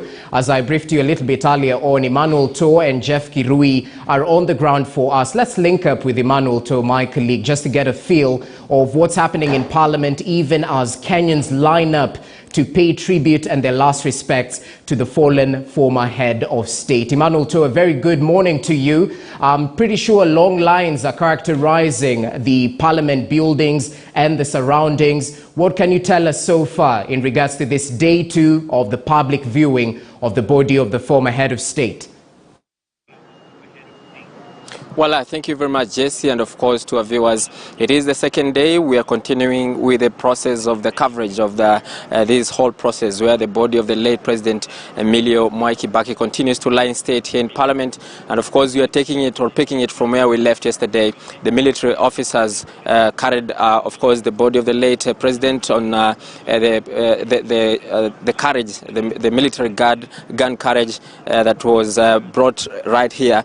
And of course, that process is currently ongoing in Parliament, where these Kenyans are continuing to view the bodies. And one of those people who've been invited for these, or who are also paying their last tributes here, is Professor Philip Kaloki, who is also gunning for the deputy governor position here in the capital. He and Polycarp Igathe have a joint ticket, of course, to run for that seat, the top seat of the county, under the Azimio One Kenya Alliance ticket. And of course, let me just engage him real quick. DG, if I could use that term, until then, maybe what did you learn most about Kibaki? You know, first of all, thank you for the opportunity from KTN. Let me appreciate the moments I had with my departed President Mwai Kibaki. This was during the 10th Parliament, because I was a member of Parliament here, representing my people from the larger Kibwezi. And this is the President whereby I served in the Parliament here, in the Departmental Committee on Finance and Trade. And that gave me an opportunity, because we were able to work on budgetary allocations for the country, and we were able to link up a lot and share with the former president. And so on the issues of economy and planning, and President Kibaki was a stickler of budgetary allocations and prudent utilization of the resources that we had. And so I remember him as a president that was big on infrastructure. He was able to open up this country. He was able to go out. Actually visited my constituency in Kibwezi at a place called Buinzao. And I had opportunity also my people to be able to have a relationship with him. And that was an opportunity also, I remember him, because I asked him for a school bus, and here we have Gumo Secondary School in Kibwezi through that. Okay. And Prof, because we know that Kibaki was a seasoned politician, he has been in the politics for over 50 years, and of course you've learned a lot from him. Taking cue from that, don't you think it was too late for you and Polycarp Igathe to come into the politics when it is a little bit too late for everything right now? Actually, there's nothing in politics called late. We'll be able to mount our campaign. We have already started working on that. And a lot is going on in the entire county. And you'll be able to see a lot of change, because the people of this county want development, better planning. They want jobs for the youth. They want better connections of water supply in this county. And these are key issues that have been a major challenge here. Markets for people, quality of life, better standards of living for people here. And that is what we'll be able to roll out. We have all these plans, we have our strategies ready, and a lot is going on as we speak here. And so we are going to bring a different type of leadership here to ensure we have efficiency, and this county will be a county that we know. This is our capital city, and we must manage it better so that we can be able, for the benefit of the entire country. Okay. But we are looking at Nairobi to be able to do a lot for our people here in Nairobi. Okay. And Prof, because we know that there were two, if I could say, front runners in this race earlier, that is Richard Ngatia and Tim Wanyonyi of Westlands. And you people came in, and there was a lot of negotiations before the decision was made that you are going to be given the ticket. If you could be kind enough to give us some of the details of the backroom negotiations to allow you to run for the ticket, what was it like? You see here, in every negotiation, there are reasons why somebody will be able to get a particular take and another one won't take. These were all competent leaders, and I appreciate them. Honorable Gatia is now going to serve in a different docket, actually an enhanced docket. Meaning, which docket? Actually is going to be in charge of trade, special envoy on presidential issues pertaining to trade, to be able to work with the relevant cabinet secretary and issues that are pertinent and very important to the president. It is Richard Gatia that will be able to sit in, will be able to represent the president in those envoys which are key for this country, and that is an honor to the man. Of the caliber of Mr. Gatia. And so that was a good thing. And also we are working together to deliver now that position for the benefit of the people of this county. And so we are working with him. And also Honorable Wanyonyi was also a great leader. But through negotiations, Wanyonyi will also be doing other things, very important position in Westlands. And that one is a negotiated item that was handled by his party leader. And so we are saying this is to be able to bring the leadership and Asimio together with the other leaders for that. And so the rollout of all the all the leadership of the county was rolled out, and so we are respecting that and we'll be able to support. Thank you so much. Well, Jesse, that is Professor Philip Kaloki, aspirant or candidate for the deputy governor seat here in Nairobi, and there's a One Kenya ticket. And of course, this is coming at the backdrop of a very heated political season. Remember, we have about 3 months to the next election, general election, the August 9 general election, and of course, this city is going to be very critical. Many Kenyans want to know how this county is going to be governed. Remember, this is a very critical seat, and that is where we have all the public institutions and of course government institutions located, and this is where Kenyans are still streaming in to view the body of the late President Emilio Kibaki, and this process will continue until 5 p.m. when we shall be closing and the cottage will be going back to Lee Funeral Home. The military officers from the KDF have been taking over this process all the way since the day when the president was announced to have died, and of course that process is going to continue until when he's going to be put to rest, or when he's going to be laid to rest on Saturday at his Othaya home in Nyeri County. And that is the much we have from here. Over to you, Jesse. Well, Emmanuel Toh, thanks for that. We surely hope that we'll get a little bit sentiments from the Kenyans who have gathered there at Parliament buildings a little bit later on, just to hear what they have to say as they remember the life and times of the late former President Mwai Kibaki. But that's the latest, as you can see from your screen right now. Interior PS, Karanja Kibisho, signing the condolence book at Harambee House right here in Nairobi. And just a little bit previously, we saw the Interior Cabinet Secretary, Dr. Fred Matiang'i, the Head of Public Service, Joseph Kinyua as well, put pen to paper in terms of paying respect and giving the last tributes to the late Mwai Kibaki. And of course, we'll definitely cover for you in a way only we can, as we monitor the developments happening in Parliament, and not just in Parliament, across the country. Remember, condolence books have been placed in various regional offices across the country,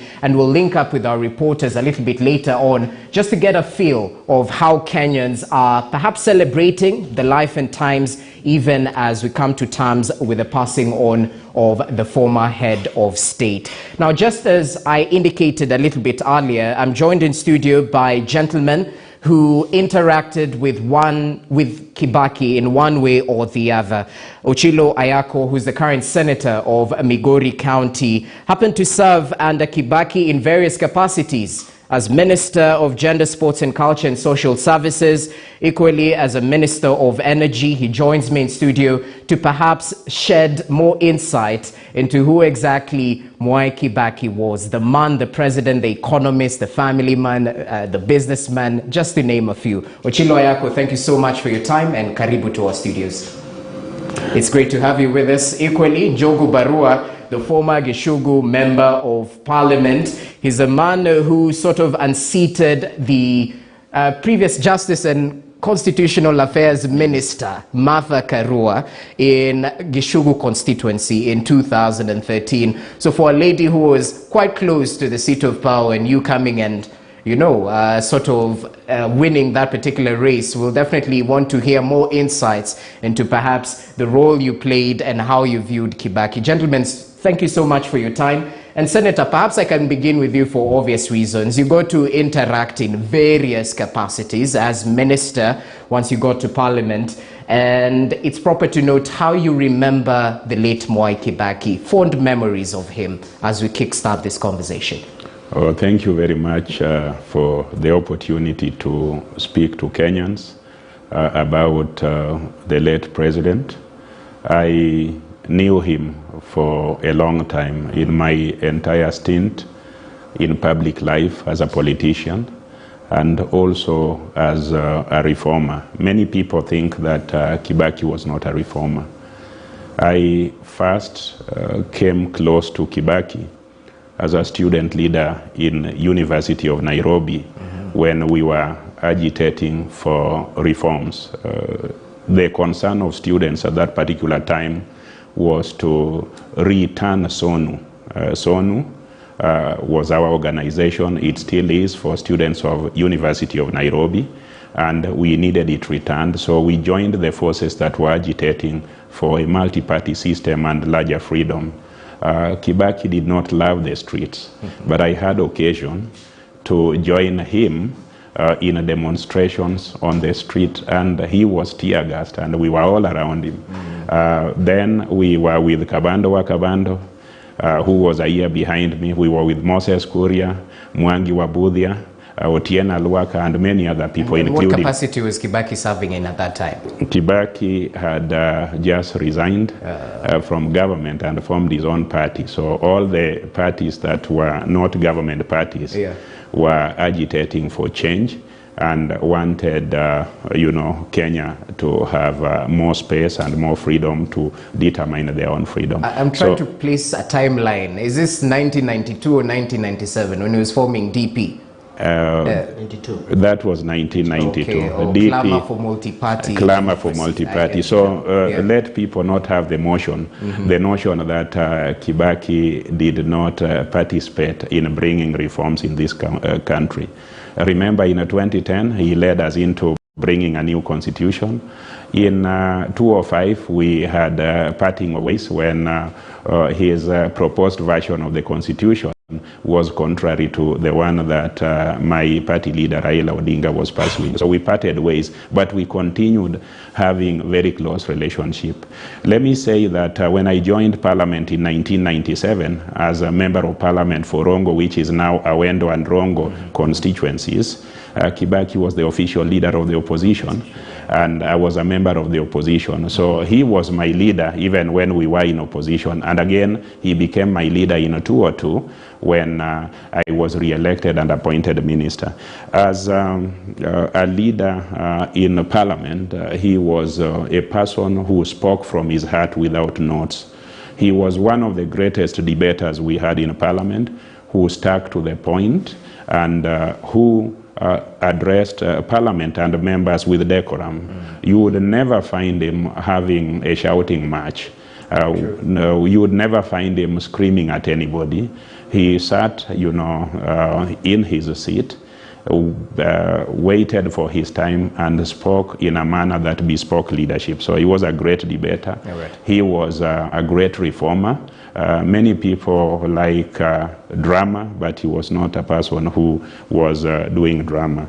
As my counterpart, he was the chair of Public Accounts Committee in Parliament by virtue of the fact that he was the official leader of the opposition. Raila was the chair of Public Investments Committee in Parliament from 1997, but when he left the seat, he left it to me, so I became the chair of Public Investments Committee. So Kibaki and I, after chairing our committees, we would find ourselves having a drink in Parliament. He used to sit in his quarter quietly as Jimmy Angwenyi, Norman Nyaga, and others were having their drinks, including me, in a very noisy way. He wasn't talking much, but he used to have his white cap. Now, when I was re-elected and joined the Parliament, he surprised me by appointing me the Minister of Energy. And my interaction with him as the President and Minister, his focus was one. Whenever he brought a cabinet paper to him, he would ask me one question. Ayako, all these things you have written, kizungu mingi, when is the energy cost coming down? Simple. So I tried my kizungu mingi.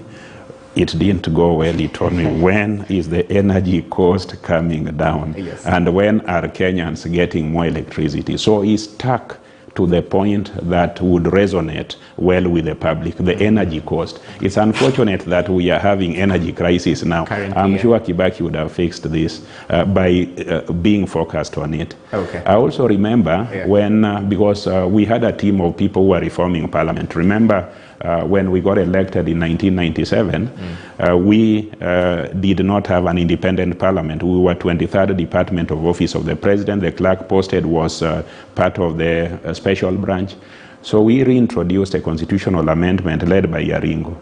Then we started working on our salaries because there was pressure to do Arambe's and development. KANU had entrenched Arambe as a method of developing. So when we were raising our salaries, Jimmy Angwenyi was there, Norman Nyaga was there, and many other people. And Kibaki was the leader of the opposition, and it was very important for him to lead the process. So we took our proposals. Everybody had his calculator, her calculator, and we were working on it. He looked at us and said, young men, you are talking about money. How much is enough money for development? Said, I will support this, but I want to tell you it will never be enough. The public will keep on coming back to it. And that advice, is this before CDF was inculcated? That is what gave birth to the idea of CDF. He told us that you cannot develop a nation on your salary. You can't use it. Think of a way in which a constituency, every constituency, would have money for development. That is how the idea of CDF popped up. That idea advised me as a minister, and he advised me into creating money for electrification of every constituency. So as a minister, with his approval, every constituency was allocated money for electrification. Every constituency was allocated money for roads. Later on, legislation was put in place to define this. I want to say we have lost a perfect gentleman. We have lost a person whose policies were pro-people. We have lost a leader who was even-tempered cool. He would disagree with you, but never threaten you, because he was the president can threaten you.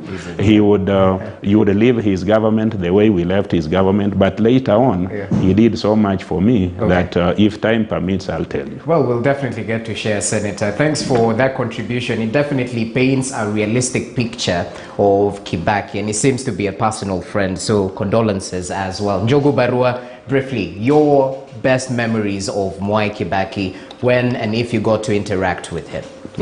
Thank you, Jesse, and I would like first to take this opportunity to extend our condolences. That's condolences of people of Gisho constituency and from the people of Kirinyaga County to the Kibaki family and the entire Kenyan family, because I think Mr. Honorable, His Excellency Kibaki was actually a member of the leader of the Kenyan family. So I would think, unlike my friend Achiro Ayako, I joined Parliament just about the time when Kibaki retired from his presidency. So I didn't happen to share with him in Parliament or in many other institutions. But nevertheless, I had a lot of interactions with him because, first of all, as a good student of society, I used to follow him and I used to make inputs in whatever way I was able to do, given my position as a young man. And I want to say that the only first time I interacted with him was like 2003. 2003 years, when I was a member of the Public Complaints Commission of the Ministry of Environment, that's NEMA. And he really encouraged us to take care of the environment. And we work very well, especially with his ministers, because I work with several ministers. Wangari Maathai as an assistant minister, Kulundu as a full minister, and later on Kalonzo came in as a minister for environment after the shuffle, which came after the 205 referendum. I worked with Kalonzo as a minister, and I was retired thereafter. I would like to say that you don't need to have physically interact with President Kibaki for you to talk about him. Every Kenyan has a story to say about President Kibaki. For myself, I was an active member of the Democratic Party Youth Wing when it was formed in 1992, because I was just clearing the university at that time. And I was one of the happiest person when he voted government to form his political party, because I actually supported him. You stop? Sorry, I think you saw it coming before I interjected you. We just want to cross over briefly to Parliament. My colleague Jeff Kirui is coming to us with a couple of insights in terms of what's happening on that particular side, even as Kenyans and high-level delegates are actually viewing and paying the last respects to the late Mwai Kibaki, who's lying in state right there till Wednesday. Jeff Kirui, if you can hear me, what's the latest on that side, briefly?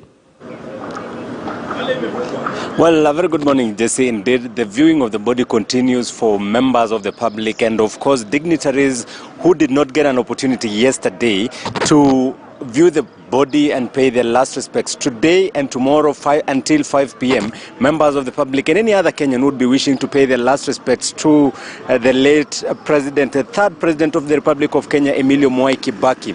Here, his body will be lying in state in Parliament for today and tomorrow. Before now, that function on Friday, the interdenominational memorial service at Nyayo Stadium. The body will be leaving Lee Funeral Home to State House on Friday morning, and then now that procession from State House through Uhuru Highway all the way to Nyayo Stadium. Members of public as well will also get an opportunity, as well as other presidents from other countries. Yoweri Museveni from the neighboring Uganda. Of course, they're also expecting the Rwandan president as well as the Tanzanian president to grace that function, because on Saturday, more or less, it will be a family event in Othaya, that is Mwega in Nyeri County, because now the burial will be happening there and giving residents of Nyeri County an opportunity, of course, to send off one of their own, considering that that is the ancestral home of Emilio Mwai Kibaki. But right now, I'm joined by Kitui Central Member of Parliament, of course, to pick his mind and also send his condolences to the family and pay his last respects to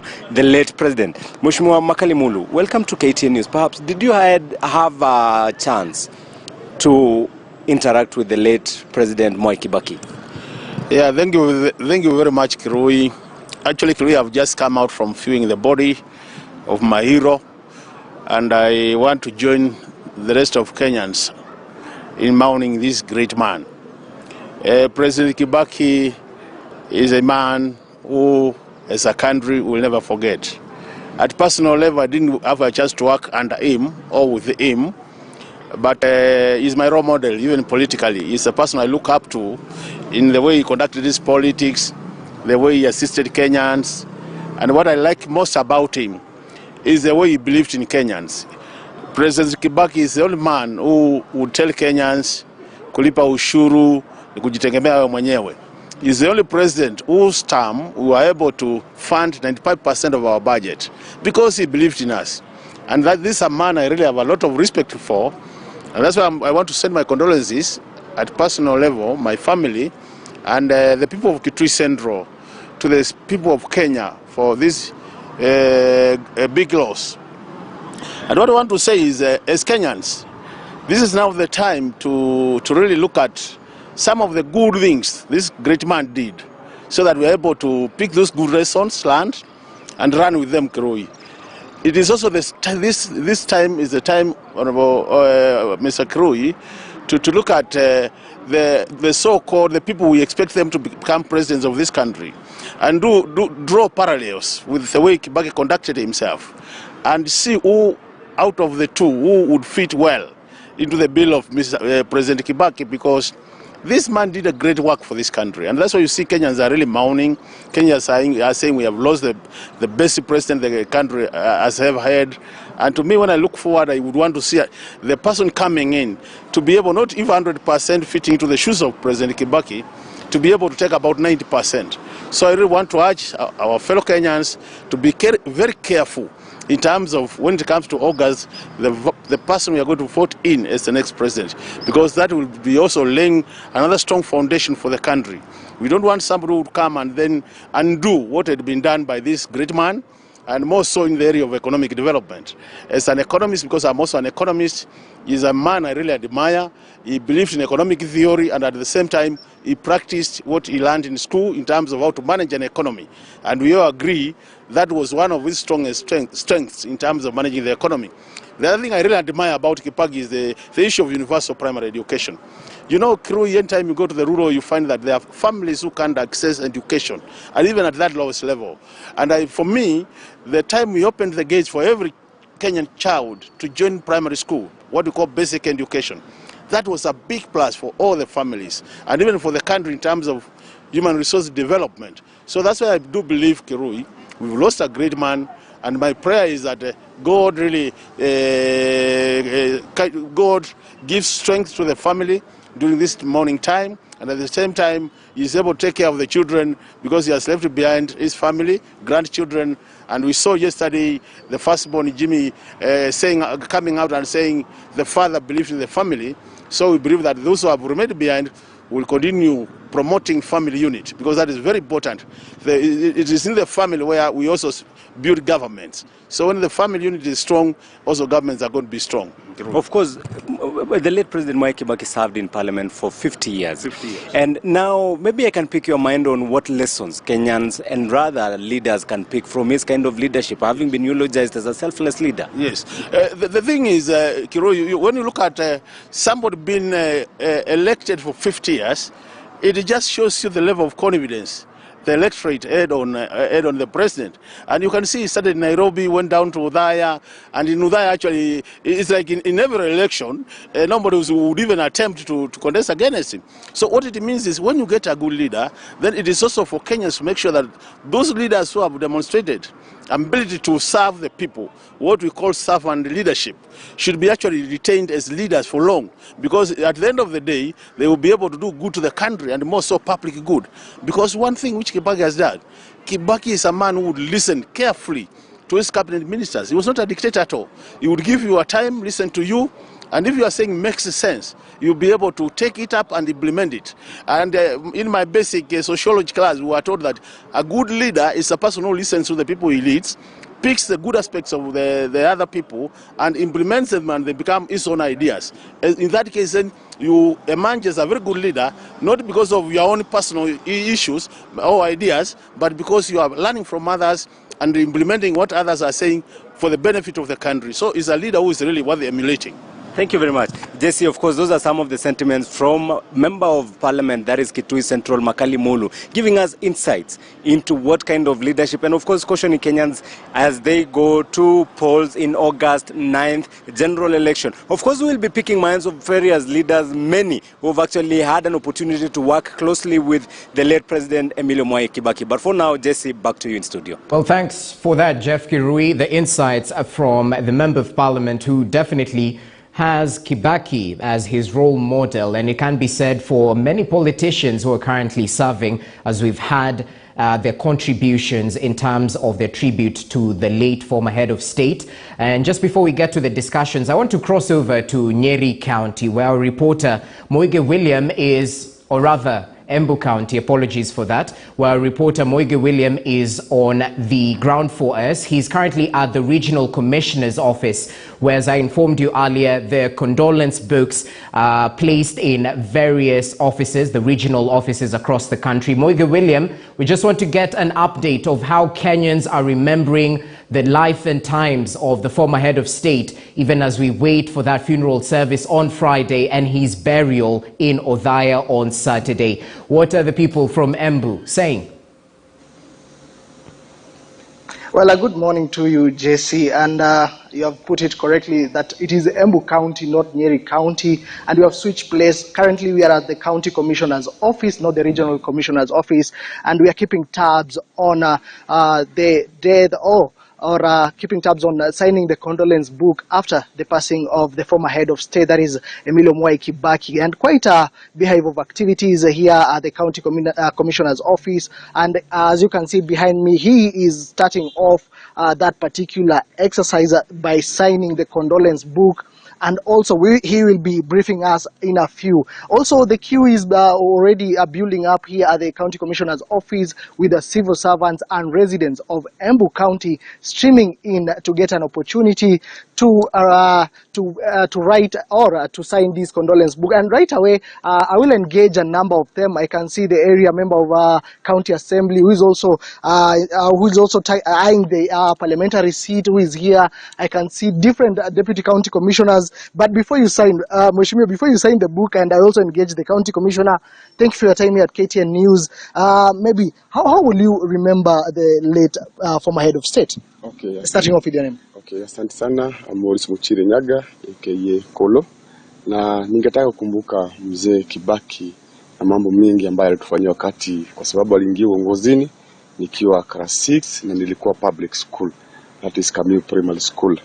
Na wakati aliingia uongozini in 2002 nikiwa in a public school, watoto wengi walikuwa na drop shule kwa sababu ya kukosa school fees, na pia wengine kwa sababu ile shule ilikuwa imejaa umaskini mwingi sana.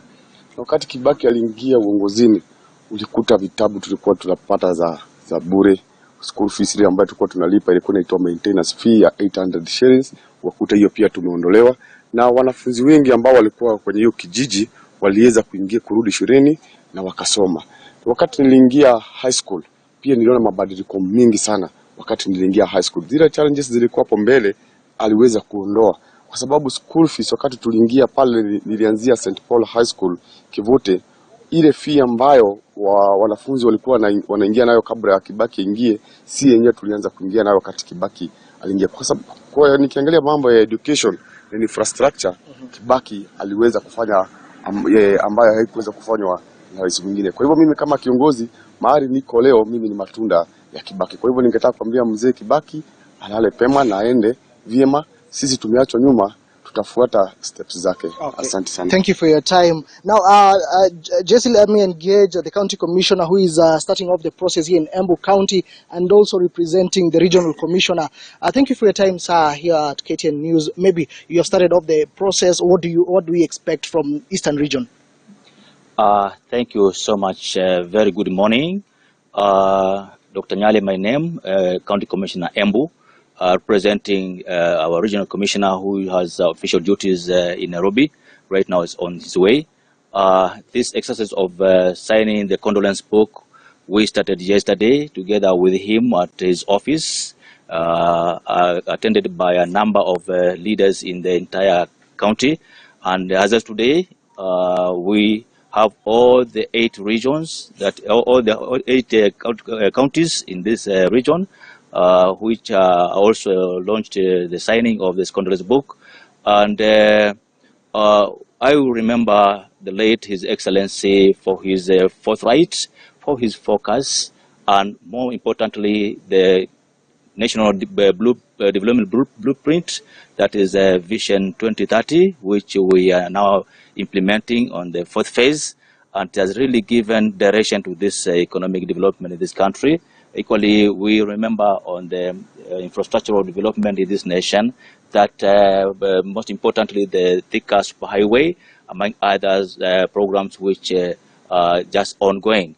Basically, we see that he set the foundation for this great nation, and we are heading very far because of his economic plans, including the economic stimulus program, which indeed has given us an impetus to move on together with the Constitution, the 2010 Constitution dispensation, which has set base for devolution in this country. Yeah. Okay, thank you for your time. Maybe let me engage one more Deputy County Commissioner. Thank you for your time. SEC, Assistant County Commissioner, sorry for that. We have seen the process is kicking off here in Embu County in earnest. What is it in for you today? Thank you so much. My name is Moses Ginga, the Assistant County Commissioner attached at the County Commissioner's office. We can say it's a big day for us as we celebrate a great hero. We know that heroes don't die, but their legacy will always remain behind.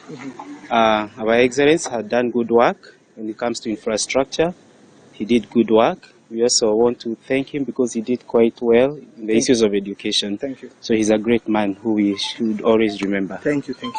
Well, Jesse, there you have it already. As I mentioned earlier, the County Commissioner mobilizing civil servants, residents of Embu County.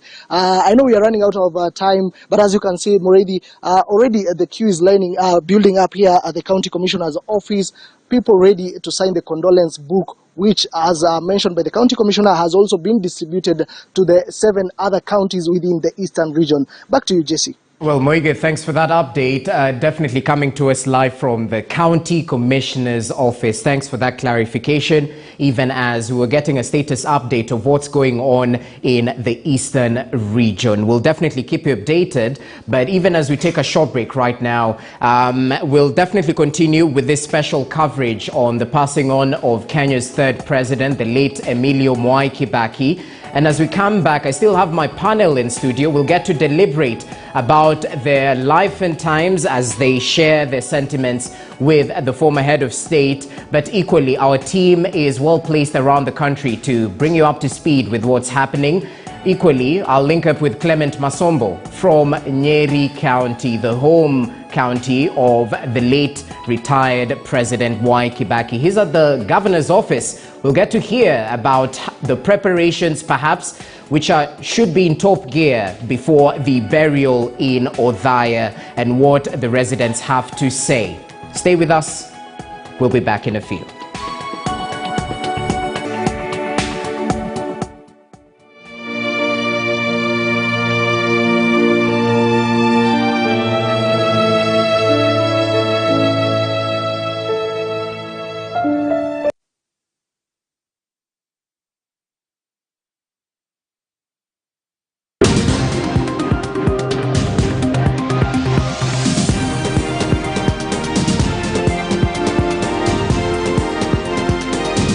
KTN News.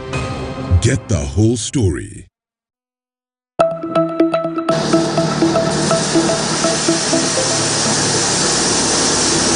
Sarah Musi. We value your feedback and welcome any comments, queries, or complaints regarding our news content. You can get in touch with us on SMS 22155, call 0719 012 450, or email feedback@standardmedia.co.ke, or you can send us a letter on Post Office Box 30080-00100, or deliver it to our offices at Standard Group Center, Mombasa Road, Nairobi. We've done it again. Your favorite channel has been nominated for this year's Kuza Broadcasting Awards as the best TV station. We need your help to take this all the way to the finish line. To vote, send the word Kuza to 15601. Voting ends on 8th May 2022.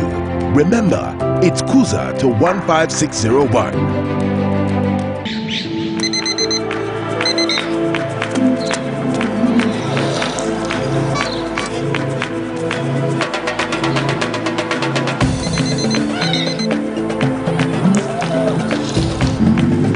Maisha Kilimo, inaletwa kwako na Tuko Mbele pamoja.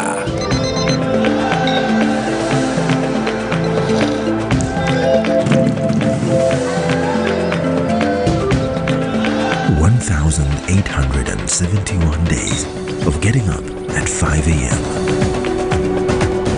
Turned 2 cows into a dairy.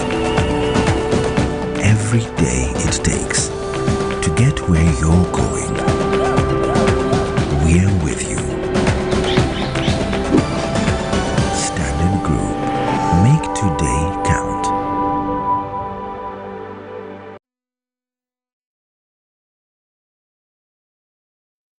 Nyosha shilingi. Do more with Safaricom data. Pata kucheza mziki zaidi. Pata kuona habari kemkem. Connect na jamii yako. Nyosha shilingi na Safaricom. Pata hadi 100% data zaidi bila kulipa zaidi. Dial *544# or open my Safaricom app.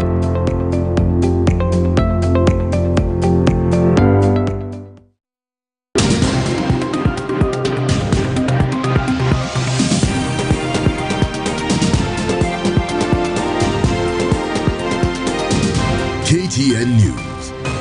Get the whole story.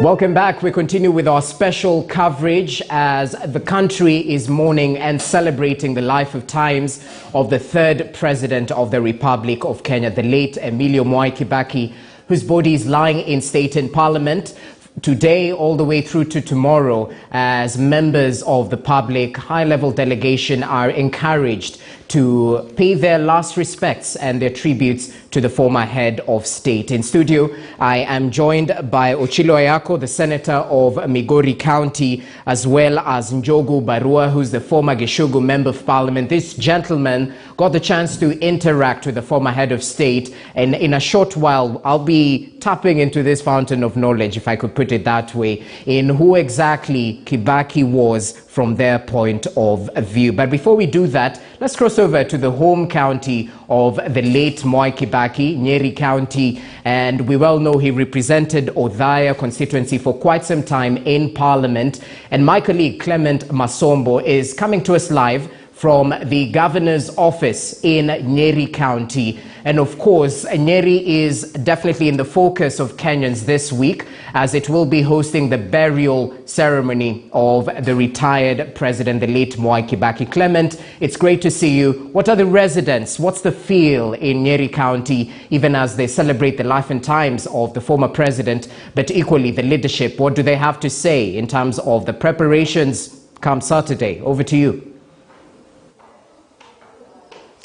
All right, Jesse, of course, the residents of Nyeri County are still mourning the death of the third head of state, that is Mwai Kibaki, who hails from this great county of Nyeri. And of course, the burial preparations are ongoing back at his home in Othaya at Kanyange village. And the burial ceremony will be conducted at the Othaya approved school grounds, that is somewhere just within the Othaya town, before his interment at his home in Kanyange village. And yesterday, very late in the evening, the County Commissioner of Nyeri County, that is Mohammed Bari, officially launched the signing of the condolence books here in Nyeri County at his county offices, and he was in company of the Nyeri Town Member of Parliament, Gunjiro Mbugu. But right now, we are at the governor's offices here in Nyeri Town, where one of the condolence books has been positioned. And we have about, Othaya constituency has been given 5 books, has been issued with 5 condolence books, and in Nyeri Town we have one here at the governor's office and another one at the county commissioner's office. But right now I want to speak to some of the residents here, and of course employees of this office, of this governor's office, who have shown up to sign the condolence books. Of course, you can see one gentleman here signing the book. Thank you so much. Kindly introduce yourself, and maybe, because you are a resident of Nyeri County, what would you say about the former president, Mwai Kibaki? Okay, I'm Joseph Wabogo. I'm a journalist by profession, but currently I'm working here at the Governor's Press Unit. I had the privilege of covering former president in year 2003. That was, I was on attachment, and then, no, it was year 2000. Then he was the opposition leader, and he used to come here because he was the MP of Udhaya. Then in year 2003, no, year 2018, after retirement, there was a case in court. I also covered him as a journalist, where they had in the disagreement between the directors. They have a building here in town. Then, as a resident of Udhaya, I come from Udhaya, and actually, ile maendeleo tumeona Udhaya, kama ni stima ni 5% households ziko covered, kama ni maji tuko 5%, kama ni stima, kama ni barabara, mashule. Actually, I draft such that in every location tuko na primary school na tuko na secondary school. Then nationally, tunamkumbuka kwa Vision 2030, new constitution, kufight corruption. He has really done a good job, and actually many generations will enjoy the work he did. He has left a good legacy. Yes. Thank you so much, Mr. Mbogo. But then let me also bring in a veteran journalist, Carol Nderi, who happens to have served here in Nyeri as a journalist. And of course, Carol, good to see you. There are moments you served as a journalist and you really got to interact with the President Mwai Kibaki. What would you say, how would you describe such moments that you got to interact with the former president? Thank you very much, Clement. And I'm happy to be back home at KTN. KTN is always home. In as much as right now I'm currently serving as the Director Governor's Press Unit at the County Government of Nyeri, but still in my journalism capacity. And it is such a sad moment for us, even here at the County Government of Nyeri. And when the news hit us that we had lost Mwai Kibaki, of course there was a collective sadness amongst us as staff, because as a son of Nyeri, we have to celebrate him first as a son of Nyeri and also as a son of the nation. He's responsible for carving, Clement, the economic liberation for our country. So, of course, that we cannot take for granted. In my personal capacity, having covered Nyeri County for KTN for almost more than 5 years, when he was president, of course, we had a lot of opportunities to engage him and to cover him. And personally, I attend the Nyeri Catholic Cathedral, where in his retirement days he used to come. And he used to be very calm. He was just very charming. Not a lot of fuss. He'd come quietly to Mass and leave, and sometimes just shake our hands after the Mass. So you could tell that he was a very humble guy, and you can see even in his trademark politically, he was not abrasive, he was not combative. He was like, you know, people would abuse him maybe, those who did not exactly agree with his policies or the kind of person he was. And alikuwa na nyamaza tu, you know, he was just chilled. Let me use the word chilled. And his work just spoke for him. His work told us about who the person was, and that, as I'm insisting, is as an economist par excellence. The economic work he did for Nyeri, he did, you know, he was the longest serving member for Udhaya constituency in Nyeri, and for the nation. And people arguably are saying he was the best president, really. Of course, the current president has not finished his term yet, and then when he finishes, of course, we can do the assessment. But as we speak now, arguably, people say he was the best president. So, of course, we will miss him. Here in Nyeri, we will miss him. The nation will miss him for the work that he did, carving the economic niche for Kenya as a whole. Clement. Right. All right, that's Carol Nderi. Thank you so much, Carol. Let me bring in another gentleman here. How would you remember former President Mwai Kibaki as a resident of Nyeri County? Thank you, Clement. I am born in Nyeri County. Look at the camera. Oh, thank you. All right. I'm born in Nyeri County, and when before Kibaki came to power, we know how Nyeri was. We were very much behind in terms of development and infrastructure. Actually, our roads were very terrible. But when he came to power, that is when we started seeing the fruits of Kibaki being a Nyerian. And before even he came to power, this country had a lot of corruption, KRA, we didn't even know about things like KRA and what have you. But these days, we can see the fruits, even the 2030, Vision 2030, and so many things that we will continue remembering President Kibaki. Yes. Thank you. And finally, let me bring in a lady here. You've been standing here for quite a while, and I understand maybe by the time Kibaki was getting into power, you must have been young. But people have talked about his development records. People have talked about his political legacy. What would you say about former President Mwai Kibaki? Well, as I would say personally, I was young at that time. Actually, I was actually in primary school, and most of his time high school as well. But from what I would say, he actually helps the country, and there are a lot of developments that he made. What I liked about him is how he used to encourage us to work.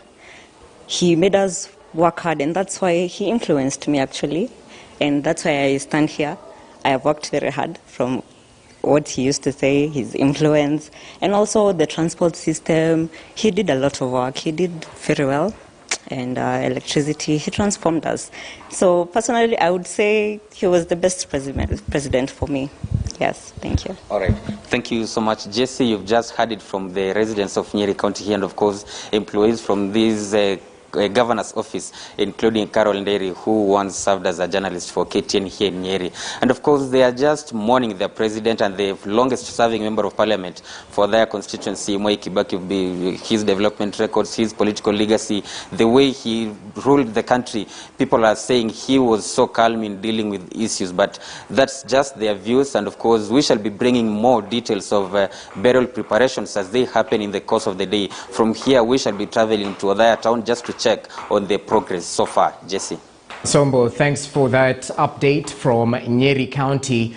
Even as many are celebrating Kibaki as a man of many fasts, the longest Othaya member of parliament, longest serving Othaya member of parliament, is it the longest serving finance minister as well, a man who we've just heard from Senator Achille Oyako, who definitely put various blueprints in the economy. Talk of CDF, free primary education, Vision 2030. You can notice I'm running out of fingers. But let's continue with the discussion right here. As earlier hinted, I'm still joined by Dr. Njogu Barua and Senator Achille Oyako. Thank you so much for your patience, gentlemen. And before I cut you short a little bit earlier on, you were just breaking down how you had joined the DP party youth wing in 1992, and you had just joined a party formed by Mwai Kibaki. I think he was popularizing it by then. And this is a gentleman who's been characterized as not much of a politician, but more of an economist, because he wasn't seen so much pushing for his political agenda. How was it working under Kibaki, the politician? Thank you, Jesse. Yeah. I think before I get that issue, I would like to clarify an issue which you made in your introduction about my running for parliament against Mother Karua. And I want to put it clear to Kenyans that there's no particular time that I ran against Mother Karua. Because the time I joined politics, that is 2013, she was running for president. Yes. Of course, she had a preferred candidate who was not me. And in NAC Kenya? I think in NAC Kenya, or I don't know, okay. But that's something we discussed openly, and she confessed she had not supported me. We are still good friends, and I still support her as the deputy, as the incoming deputy president for the Republic of Kenya. So that should be clear, because I don't want to spoil her reputation. True. So I would like to say that I just talked about DP. You're doing this after he formed his Democratic Party in 1992. Yeah. I just cleared the university. But we started admiring Mwai Kibaki long before. Because to us in Mount Kenya, and especially in Kirinyaga County, Mwai Kibaki was larger than life. I remember one time when I was in high school, and he came to Kilgoya as a guest of honor of some function. I don't remember which it was. But my home is 16 kilometers from Kilgoya, and I saw me and my two boys, two friends of mine, we walked 16 kilometers, 2 and 4, that's 32 kilometers, just to listen to him and even have a look at this Mwai Kibaki. So he's a person we have admired all our life, and we really have followed what he has been doing. I think in terms of his politics, one of my most disappointing things about Mwai Kibaki, which later became a positive thing, is in 1998, when he was dropped as a vice president and made the Minister for Health. Most of us young men with hot blood, we were caucusing and saying this man could have resigned and faced the man head on. And we did not think it's going to go far. And that's the first time, when I look back, I think so anybody in politics should have some courage to make decisions which he or she thinks are right without necessarily consulting. Because when Kibaki, and it was said last night by Matere Kereri, was consulted by friends, he was categorical that you can serve government from any capacity. In any capacity, But when I look at it from another point of another angle, I think Mwai Kibaki thought it is easier for him to play his political to advance political career from within than from outside. So that's why he stood in there, waited for another 4 years, and when the right time came to resign as a Minister for Finance, he did. As a Minister for Health, he did, and he formed his Democratic Party. And he was very popular in the region, and we don't know, as we thought he had won, but he was never sworn in. I would like to say that the story of Kibaki is long, and it sounds like mysterious, because what we are told by people who are older than us is that he got his education because he was not a good cattle herder. He could not graze cattle as good as his brothers. So when his father was asked to take his children to school, he said, take that young man to school because he's not good at cattle herding. So he got that opportunity, got to school, and interestingly, he excelled from that day all the way to Makerere University, where he even became a lecturer there, I believe, until he came back again to Kenya as an executive officer of KANU. And that was the beginning of his political career. And I understand he was introduced to politics by people like Jaramogi Oginga Odinga and Tom Mboya, because they have identified his skills. I think from that time, what you have been hearing from him is just success after success in school and in politics. My friend Ochiro Ayuko has talked about being an activist, and I believe Kibaki knew what he was doing. He was never a fence-sitter, as people used to put it. And that can be demonstrated clearly from history records, that when J.M. Kariuki died, he took a firm position. He took a firm position that, which was not government position. And he said that the death of J.M. Kariuki must be addressed, and every stone shall be turned to ensure the truth is known. So what I can say, what I can conclude about Kibaki is that he used to be an activist, but using different styles depending on the occasion which is before him. The other thing I would like to remember Mwai Kibaki for is that he actually professionalized the civil service. He professionalized the public service.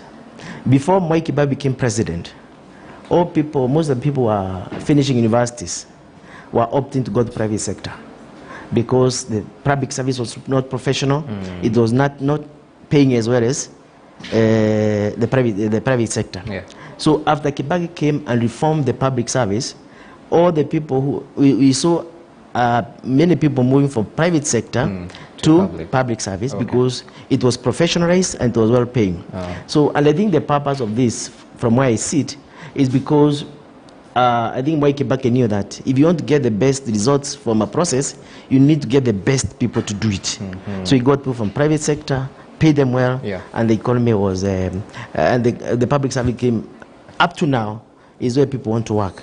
Finally, I have to say that in terms of economic growth, it was the first time during his presidency, and since history, which is about 60 years for Kenya, that an economic growth rate of more than 8% was realized. It has never been, and we are still working towards it even now. So he was a good manager of the economy. He actually laid a good foundation from the infrastructure revolution. I remember when he took over, and I was still in this Nairobi, and my friend Achiro was there in Nairobi. Streets like in Nairobi were like shambas. There was no tarmac, completely gone. The first thing was to rework Nairobi and plan it again in terms of road infrastructure, open up Thika Road, open up other parts of Kenya, Kisumu and so forth. And that was the beginning of the road infrastructure revolution. So what I can say is that even if we can see a lot of work going on like many roads being constructed, those are being done because of the good foundation which was created by President Kibaki, because the blueprint was there. Finally, is about energy. I think we got electricity for the first time when there was this new innovation that anybody close to a transformer could get electricity by paying 35,000. That's the first time Kenya started affording electricity connectivity. Before then, to get electricity, and Achiro Ayako is here, it would cost as much as 1 million shillings. And actually, electricity in Kenya was falling, and many other parts of Kenya. But after Kibaki came to power, we are able to get electricity for my own house and for my parents' house, and many other people benefiting from it. So in other words, as I conclude, I also want to say that we've lost a fine Kenyan, and I hope that we are going to learn from him, and the leaders who come after this will be able to learn to put the experience they have gotten from him into practice to make Kenya a better country. Well, we can all borrow something positive from Mwai Kibaki. That's really proper. You mentioned something about energy. Let's talk about that, because many Kenyans remember your stint as a Minister of Energy. Of course, previously you served as the Minister of Gender, Sports, Culture and Social Services. For such changes to happen within the energy sector, how proper was Kibaki's support? And we've heard that he surrounded himself with competent people, people based on merit. And I've also heard of stories that some working in his government would go to KICC to sign performance contracts, and you'd be linked to that. He wouldn't call you to State House each and every time, but once you meet him, it would be straight to the point. You were supposed to serve this. Have you done it? Talk to us. Thank you very much. It was the other way. I was first Minister for Energy, and then later Minister for Gender, Sports, Culture and Social Services. And I must say that Kibaki, as my president, was a very supportive president. If you needed personal audience with him, you would get it. If you needed advice from him, you would get it. If you needed support, you'd get it. And that's very important for a minister, because you can have a portfolio that is very critical to development or to the economy of the nation. But if you're not getting the support of your boss, then that appointment amounts to nothing. In the energy sector, and some of these things I may not say because of the Government Secrets Act, but I can allude to it. In the energy sector, at the time I was appointed Minister for Energy, the development partners had left the sector. They left the sector in 1994. They were alleging runaway corruption, and they would not put a cent to it. So I was tasked with the reform, the responsibility to reform the sector and ensure that money or investment would be brought back to the sector.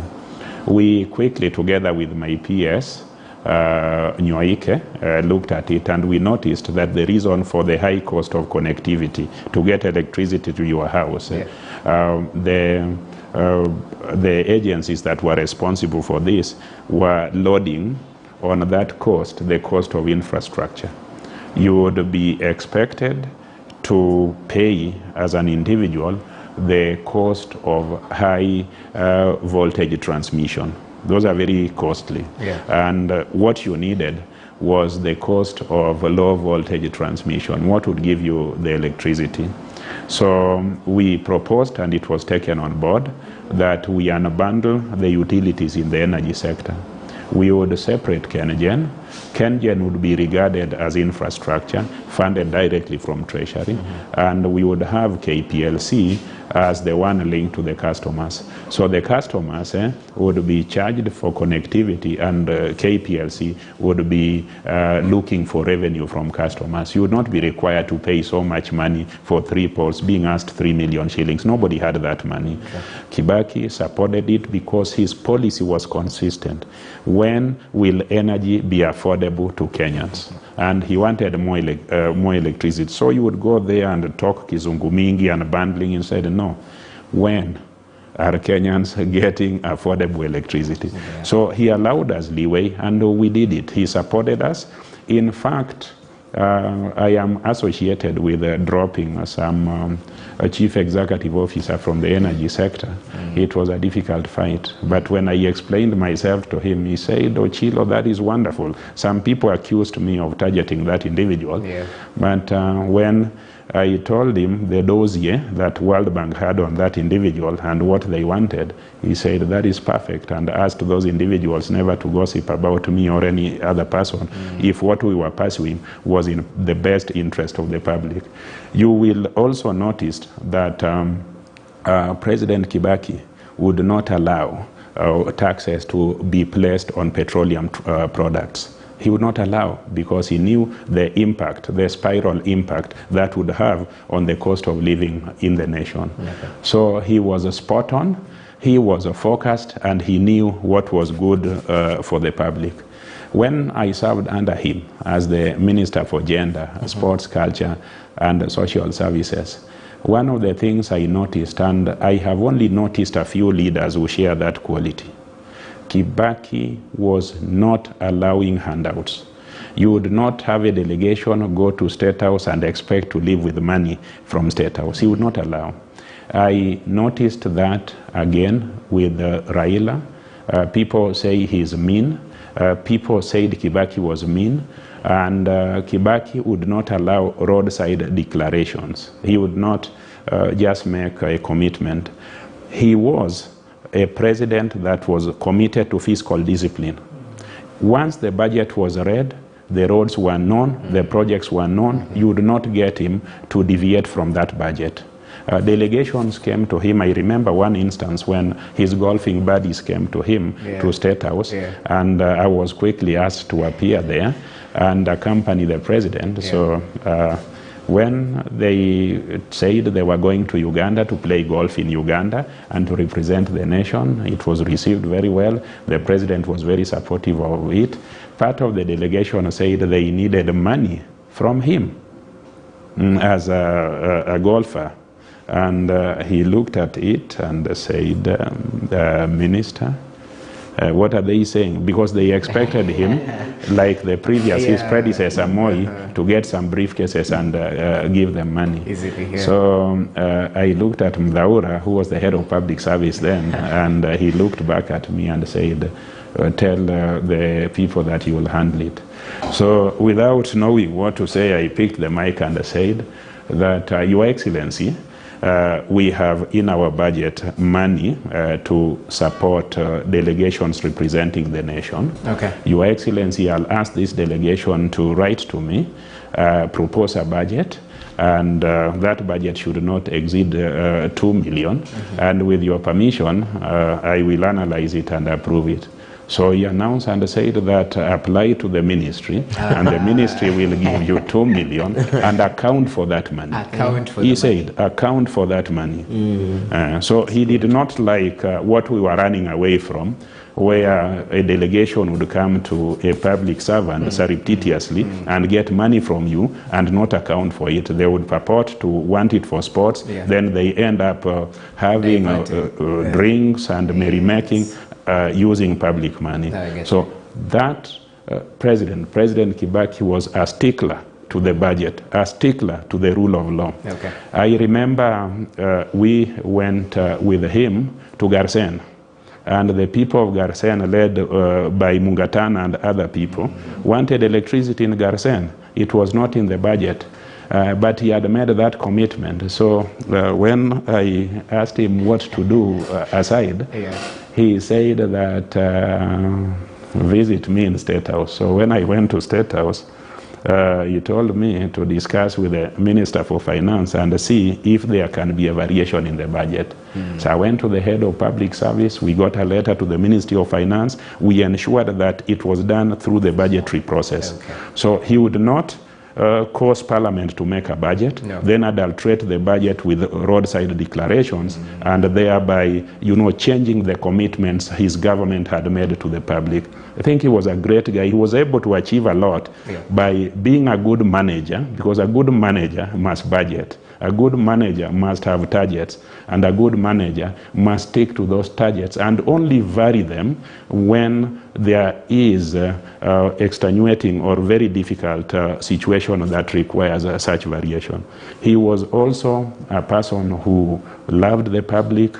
He was a very simple person. Okay. You would find him in State House by himself watching TV or taking water, because when he became the president, he was no longer taking the white cap that we used to take with him in Parliament. Yeah. He was a person who was never angry at anybody who talked bad about him. He never exhibited anger. You know, presidents get very angry when they are criticized.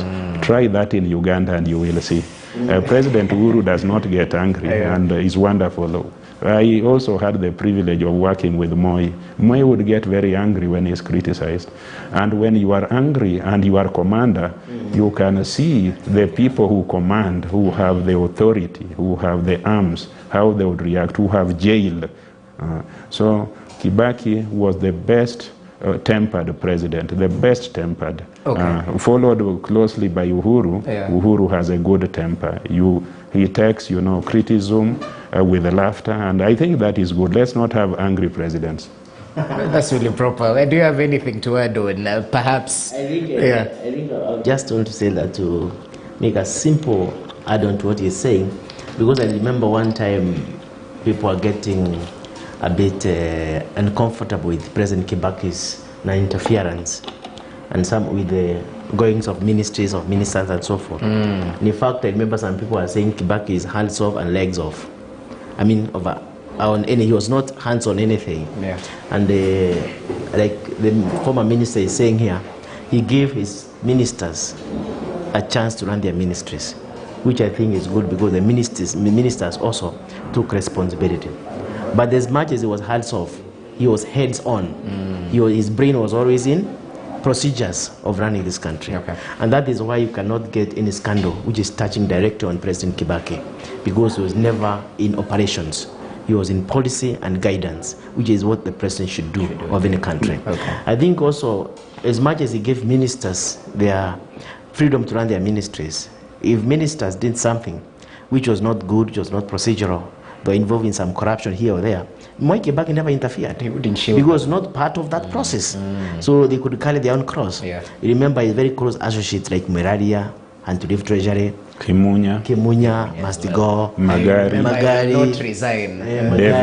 Dave Mwangi, Murungaru, all Keraito, all those people, and I'm happy I've got one of the colleagues here. Yes. And he's a witness to this, is that Kibaki gave them freedom to run the ministry, because he had given that mandate to them.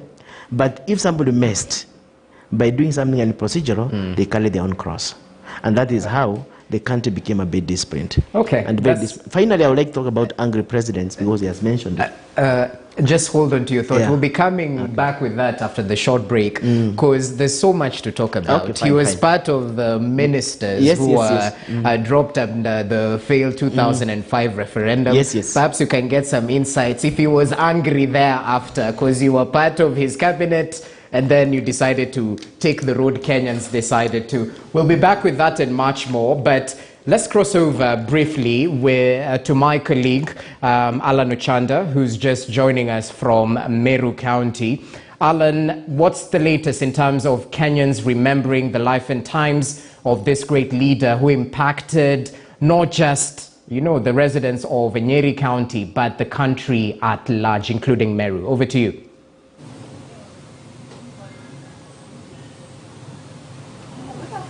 Well, Jesse, you rightly put it that President Kibaki's tenure as a president, of course, really impacted on the whole country in terms of infrastructure development and, of course, recovery of the economy back then in 2002, between 2002 and 2012, when he was actually exiting of course, power when he handed over to President Uhuru Kenyatta. But remember that here in Meru, of course, many may not believe, but of course, in the whole of Mount Kenya region, the central Kenya, Meru appears to even have benefited more than any other region, because remember that at that particular time, there, of course, from 1992, when there was agitation for multi-party, KANU still had some roots in Mount Kenya. And so several key KANU luminaries really came from Mount Kenya, only for Meru to stand to stand with President Kibaki then. And so when he formed government, that was actually come just naturally. He made really key appointments from Meru. Here we saw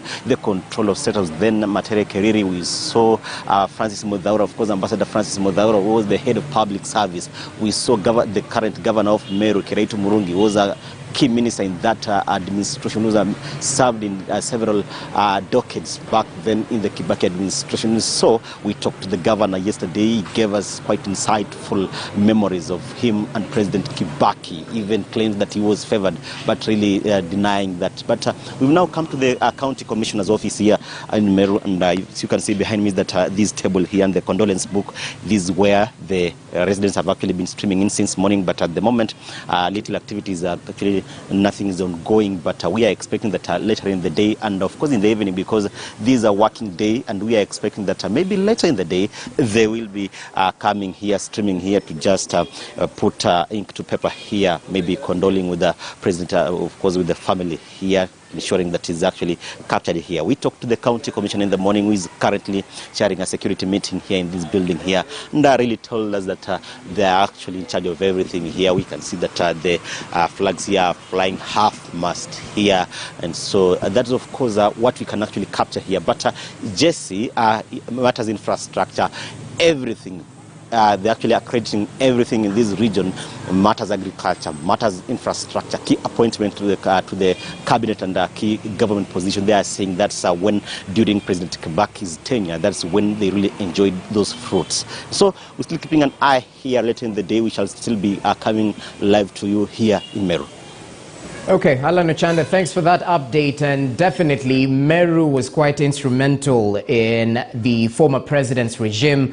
Just off the bat, Kiraitu Murungi, David Mwiraria and the likes, all coming from this vast region, and they definitely played a part. Mwiraria serving as the former finance minister in the Kibaki administration. We'll definitely keep our camera lenses trained in various regions across the country, even as we try and gather what Kenyans are saying and the preparations as well towards the burial that will happen on Saturday, even as the funeral service will be held right here in Nairobi on Friday. Let's take a short break right here on this particular special coverage as we mark Kibaki's final journey. We'll be back with interesting sentiments from this gentleman who got to share a table in one way or the other with the former head of state. I have a former minister right here and a former member of parliament as well. Keep it KTN News. We'll be back with much more after this short break.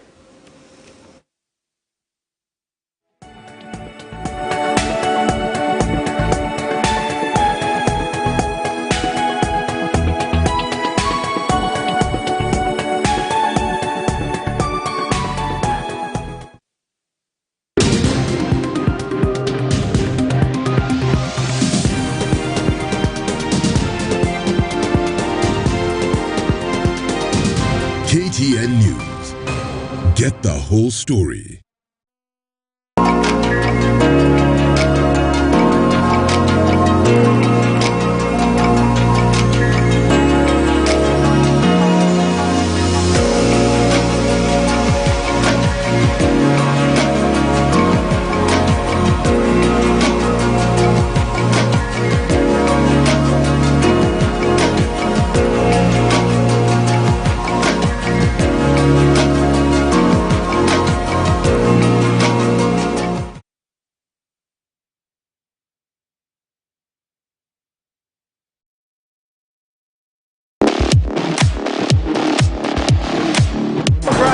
In and away goes Alvin Marube, and he gets there.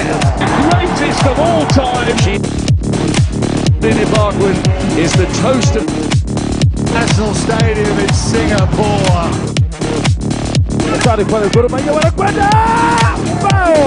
Samuel Onyango huyo. Kwa ushindi nashukuru wachezaji, tumecheza vibaya sana. Ronaldo shows.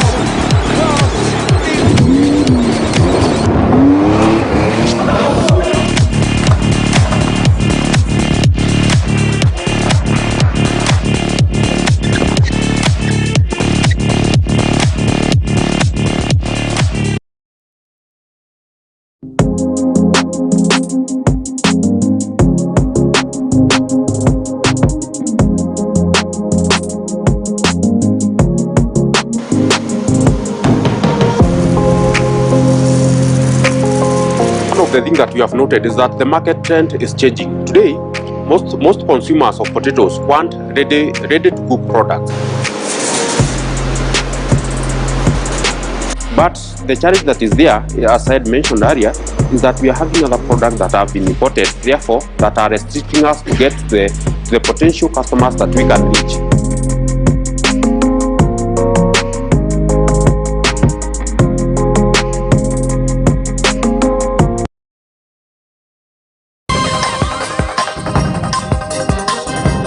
With the decentralization of the PPDT to other regions outside Nairobi, we are sure that Kenyans can now access justice regarding political disputes without having to travel long distances to access justice in Nairobi.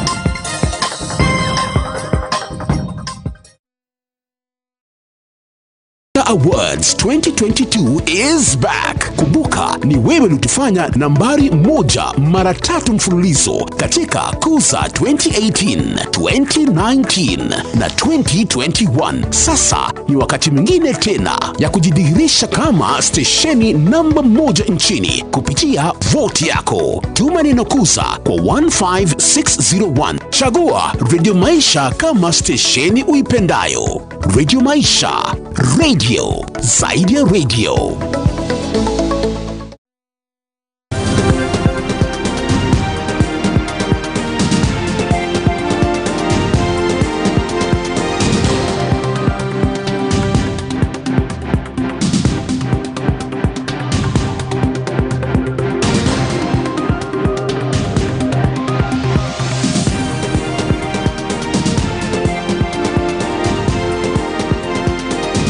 KTN News.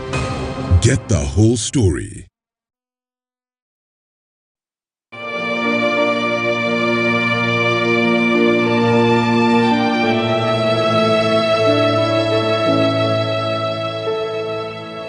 Welcome back to this special coverage of the final journey of Kenya's third president, the late Emilio Mwai Kibaki. And we've been having deliberations in studio in terms of this gentleman's interaction with the former president. I have Ochilo Ayako, who's a senator of Migori County, and Njogu Barua, the former Gishugu member of parliament.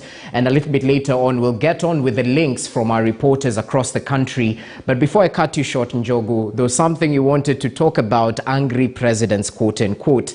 And when you mentioned that, I remember seeing a video, and I think it was in 2005, if I'm not wrong, you'll correct me, when Kibaki was just seated quietly in parliament, and there was a commotion on the floor of the house. You couldn't tell from his facial gestures that he was angry or not happy with whatever the members of parliament were doing. He was just seated silent. And perhaps that goes a long way to paint a picture of his temperament, how you're saying cool, calm and collected. Talk to us, Njogu. Yes, I want to say something about angry presidents. Yeah.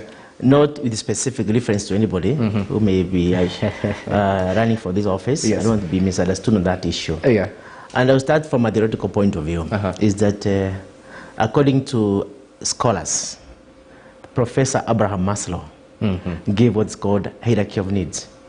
And you come all the way from basic needs to self-actualization. When you become president, you are actually in the group of self-actualization. It means that you have gone beyond basic needs, you have gone beyond association, you have gone beyond money, and you have gone beyond everything else. Or what motivates you is a sense and need of achievement. That's what a president should do. The president should not be motivated by other things like money. You should have made them earlier before you decide to run for president. The president should be a peacemaker. Because as a president, imagine, as a member of parliament, you have so many things on your hands. What about as a president? We have 290 constituency. So maybe you are 290 times more busy than the member of parliament.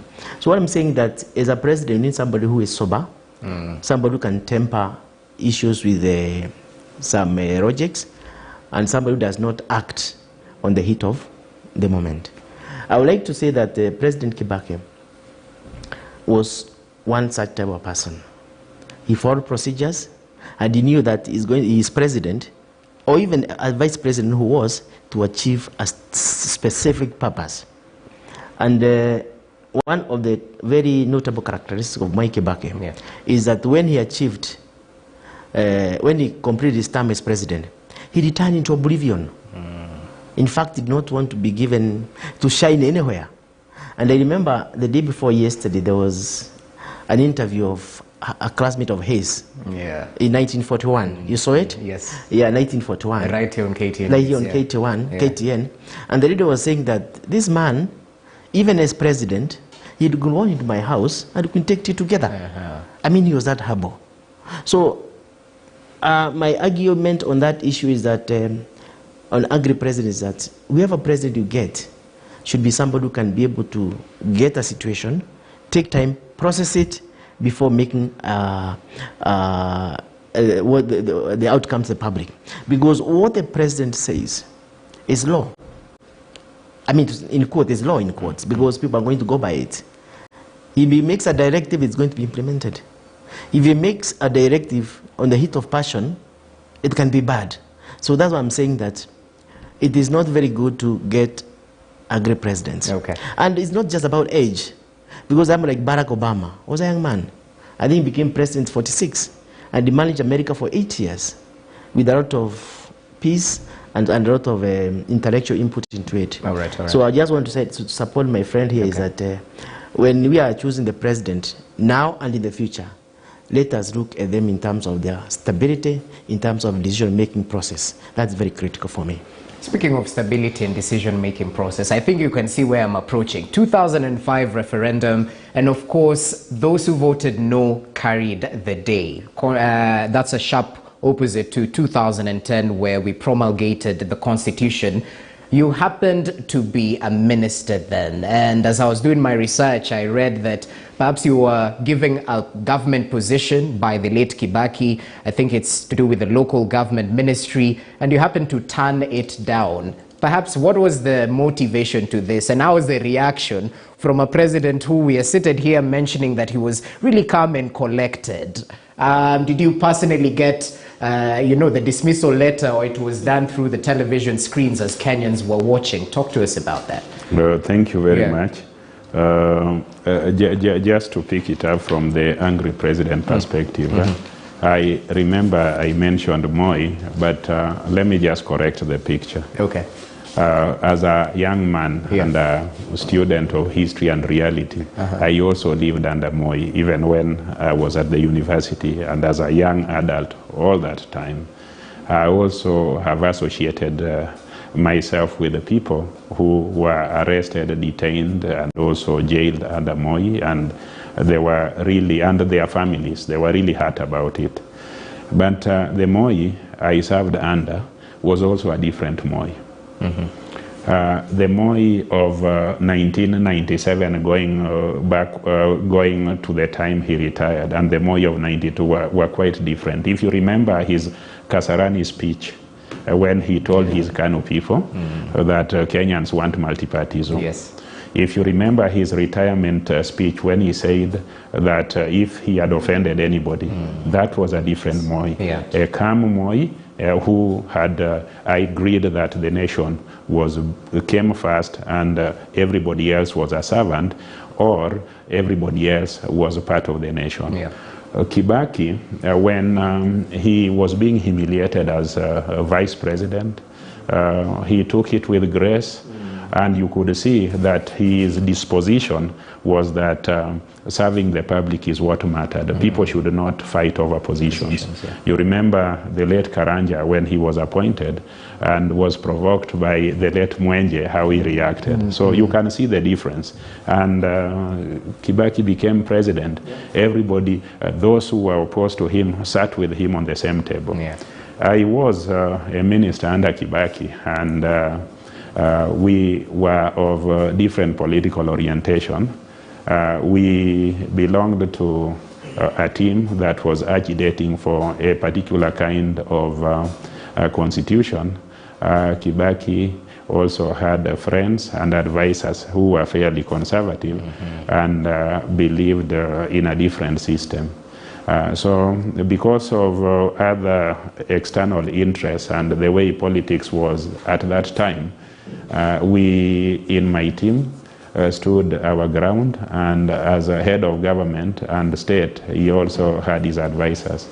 He talked to me as a young man and advised me to take his position, but I was under immense pressure from my followers, my friends and associates, that the position of our leadership and my party, then Liberal Democratic Party, Liberal Democratic Party, which was a member of the National Rainbow Coalition Party, was the right one. I was committed to that belief, and I made a very polite request, and he agreed.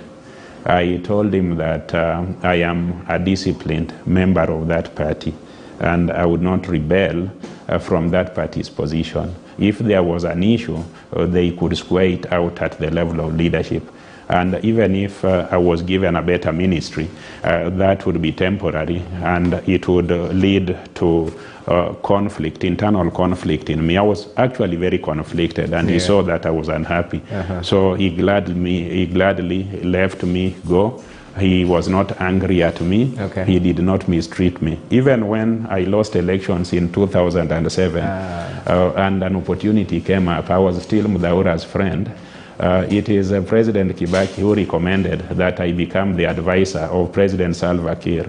I became an advisor of President Salva Kiir on legal, constitutional, and cabinet affairs for some time. And I can assure you the salary was good, the peace was good.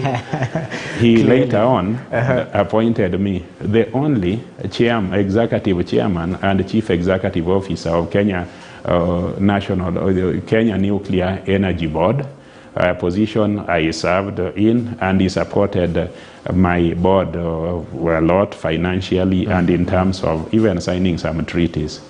At the same time, simultaneously, appointed me the chairperson of Kenya Water Institute. So I was an executive chair, a CEO, and the chairman of Kenya Water Institute. And at the same time, he also appointed me the director of Lake Basin Development Authority. So that shows how tolerant he was, and how if he identified skill and commitment in you, he would support you. When all this happened, the president also allowed me, and I think now that was in Uhuru's term, to be appointed a commissioner. You know, I was a commissioner of African Commission on Nuclear Energy. And as a commissioner of African Commission on Nuclear Energy, I was also elected by Africans to be the chairman.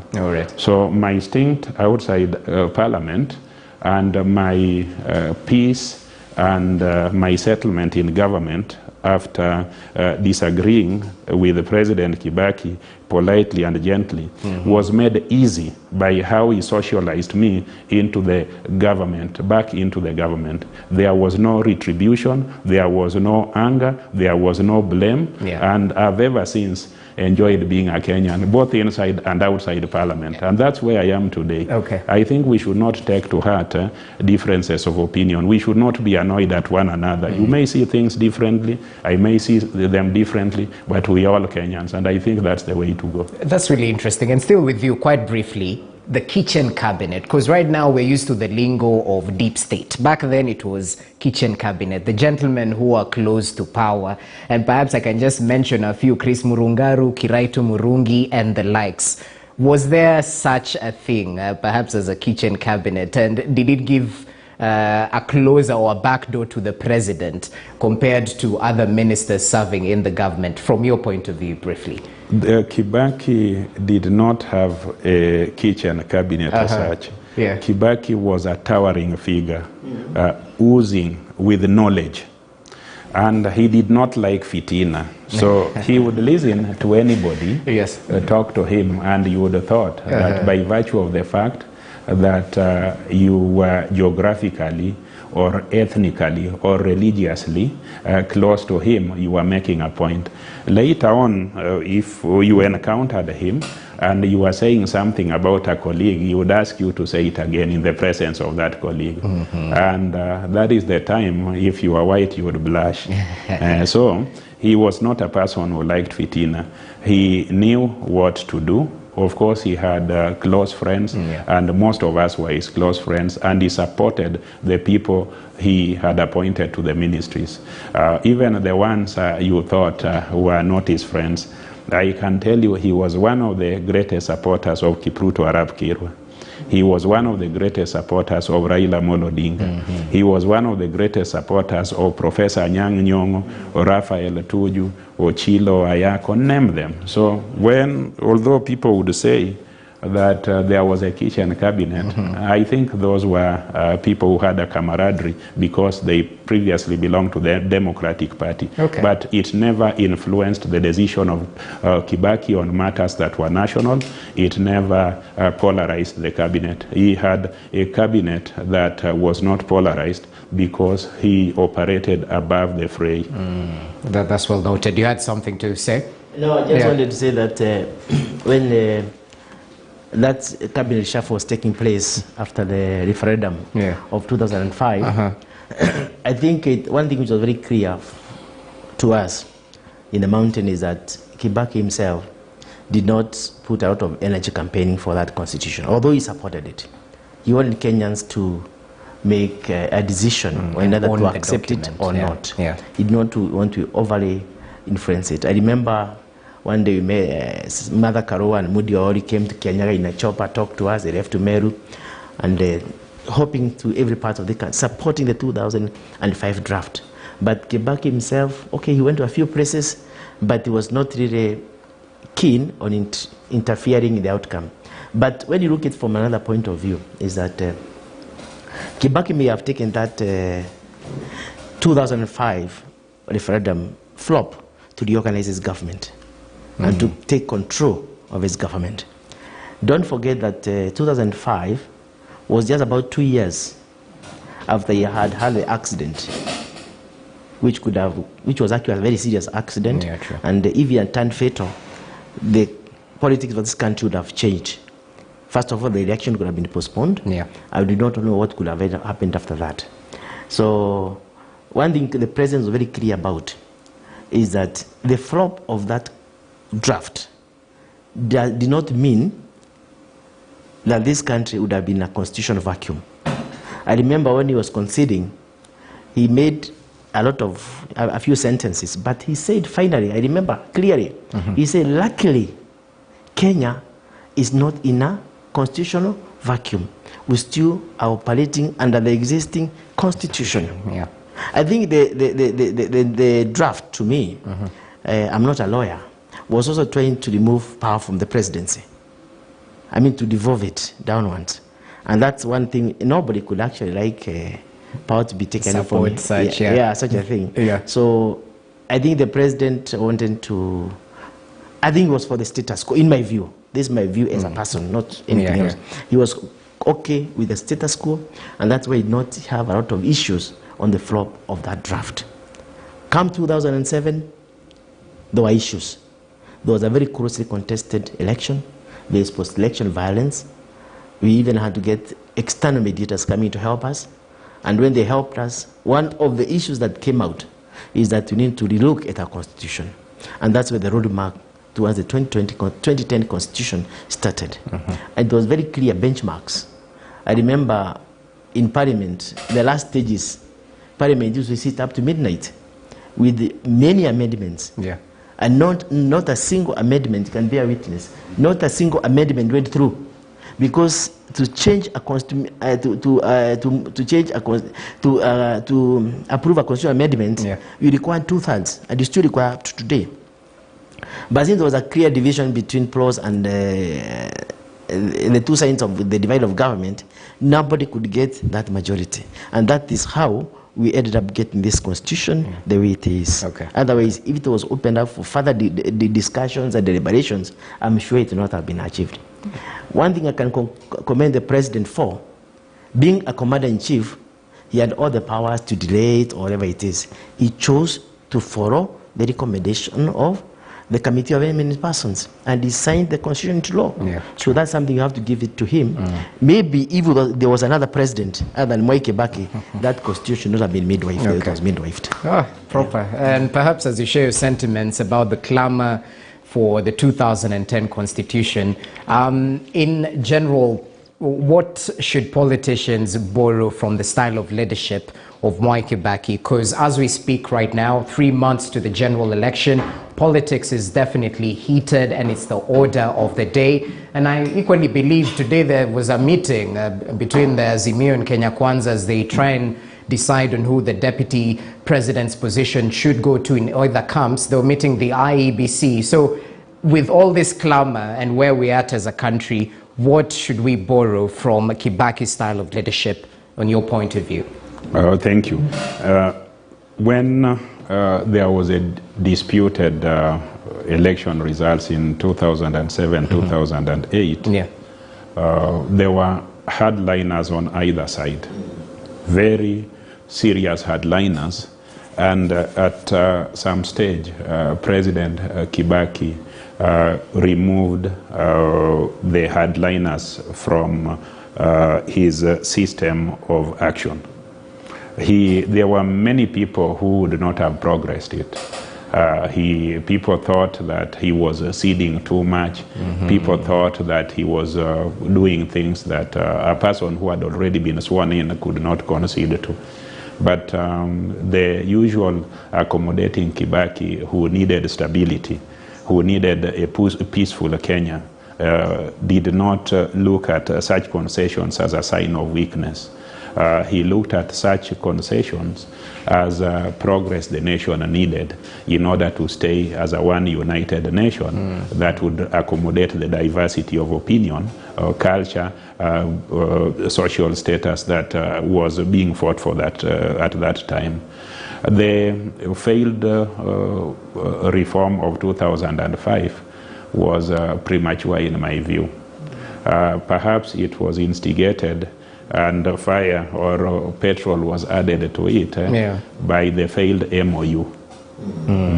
You know, 2 years into your presidency and into your term, a constitutional document is brought that is whittling down your power, your mandate, and it's handing over to another office that was not envisaged during that election, was problematic. So Kibaki went along with it, but political realists like us knew that it would not see the light of day. Even the 2010 constitution, there was a strong push to have an executive premiership and a ceremonial presidency. But when you check with Kenyans, just like the Israelis, who love a president with authority, both national and international, they also love accountability and devolution. So it is a balance of all that. What we learn from Kibaki and constitutional amendment is that a constitutional amendment must be driven by the national need. All right. Not the needs of the occupiers of those offices. It must be thoroughly debated, owned, and endorsed by a wide membership of society. It should not be driven by that. In fact, ideally, constitutional amendments should be conducted by elected delegates who do not serve in institutions of the day. Parliamentarians, as we are now, Senate and National Assembly. All right. Presidency as constituted now, we have our own vested interests. We are looking at how that document will impact our offices and our stations. So how it is done, how it was done in Ghana, in Nigeria, and South Africa, and even in the US, you agree to create constituencies for perhaps 5 years, not constituencies in the nature of representation in power. All right. So you elect those delegates, they serve for that term, they process the document, then you subject it to the public. They can alter Parliament, because Parliament cannot alter itself. It will not agree. they can alter the presidency and propose it to Kenyans to approve it or reject it. But the problem we have had with BBI and with all these others is that the office holders also have an interest. Those who are eyeing those offices have an interest, so that's a problem. It should be a people-driven process. And insulated from the politicians of the day, including me. You're calling yourself out. Allow us to cross over just briefly to our reporter Ibrahim Karanja, who's coming to us live from Nakuru County. Ibrahim Karanja, it's great to see you, even though the country is in a state of mourning, of course, as we celebrate the life and times of the former head of state, the late Mwai Kibaki. What is the latest from that particular region?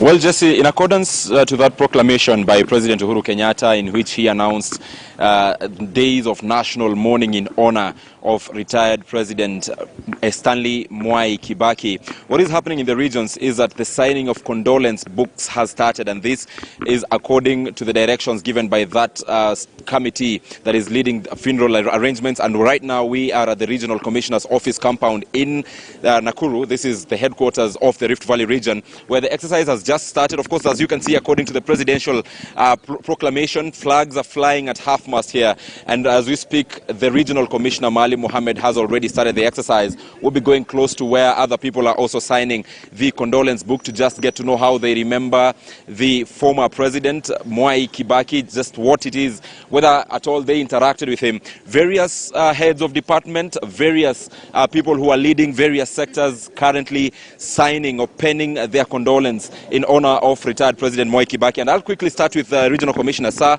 if you don't mind, kindly come to this side.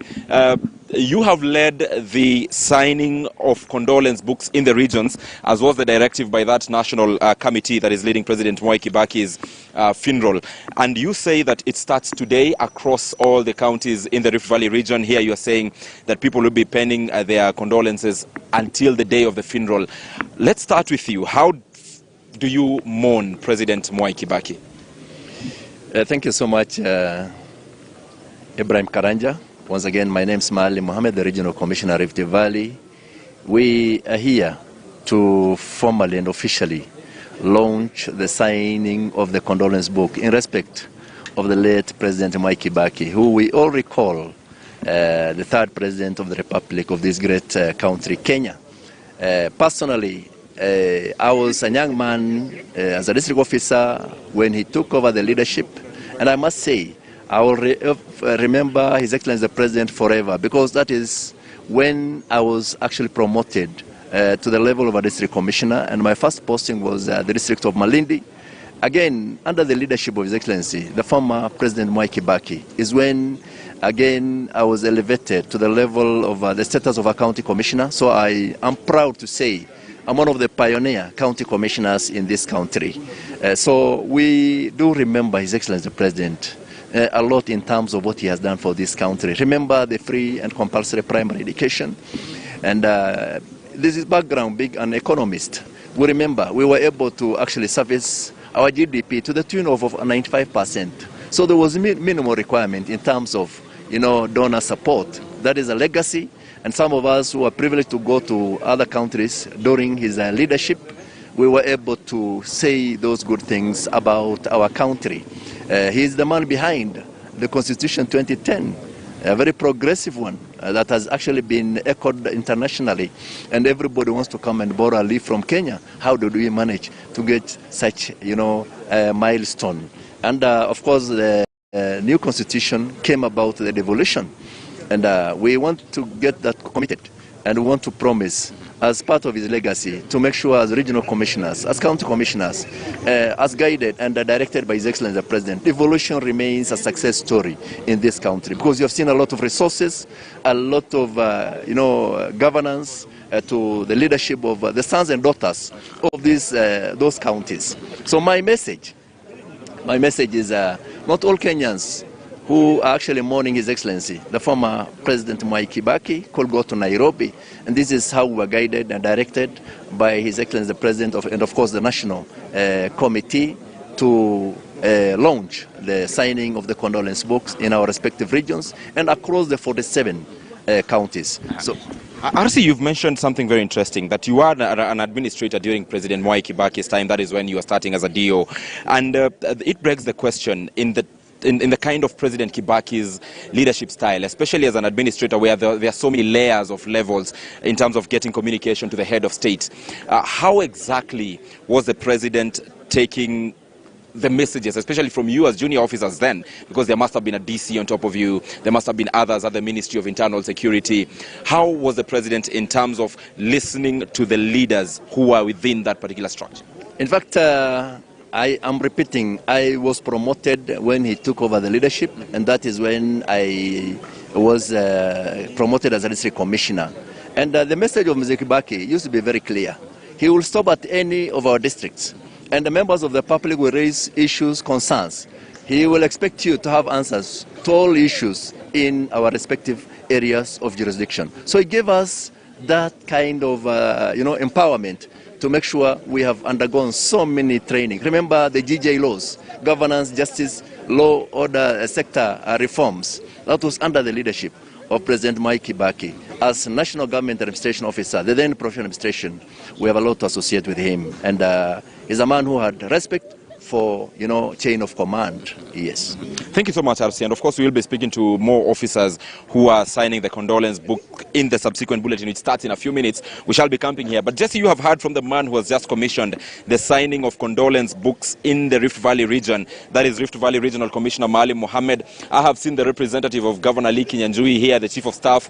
I have also seen the County Commissioner for Nakuru. Remember, the exercise goes on in all the 14 counties in the Rift Valley region and all the 47 counties in the Republic of Kenya at the County Commissioner's office. So any person who's not able to travel to Nairobi and pay their last respect to President Mwai Kibaki, they are able to actually sign the condolence books from their counties. Of course, in our subsequent bulletins, we shall be covering even the common Mwananchi who shall be signing the condolence book and what it is and how it is that they remember the era of President Mwai Kibaki, the third president of the Republic of Kenya. Jesse. Karanja, thanks for that update. And truly, Kenyans who won't be able to make it to Nairobi can get those condolences book at the regional offices across the country. We'll definitely keep you updated about the clamor, even as we pay the last tributes to the former president, the late Mwai Kibaki. Gentlemen, I'd like to implore for us to be brief, 30 seconds each. Final comments, even as we summarize this whole conversation. We've talked about the benefits, free primary education, CDF, kulipa ushuru ni kujitegemea, the GDP expanding under his reign. So much has been said, but at the end of the day, how do you conclude? I would like to say that by losing His Excellency President Kibaki, you have lost a gentleman par excellence. We have learned a lot from him. And he has lived a cool and peaceful 90 years. We should thank God for that. And what I can ask Kenyans is that let us not put what he has taught us and what we have learned from him into waste, especially during this electioneering period. And I would like to ask Kenyans that we remain peaceful as we elect our next commander-in-chief, our next members of parliament, our next governors. Let us not have violence during this time. And Kibaki himself was a very competent person. All right. And he surrounded himself with competent people. And I hold Kenyans and I call them Kenyans to elect leaders based on competence. Thank you very much.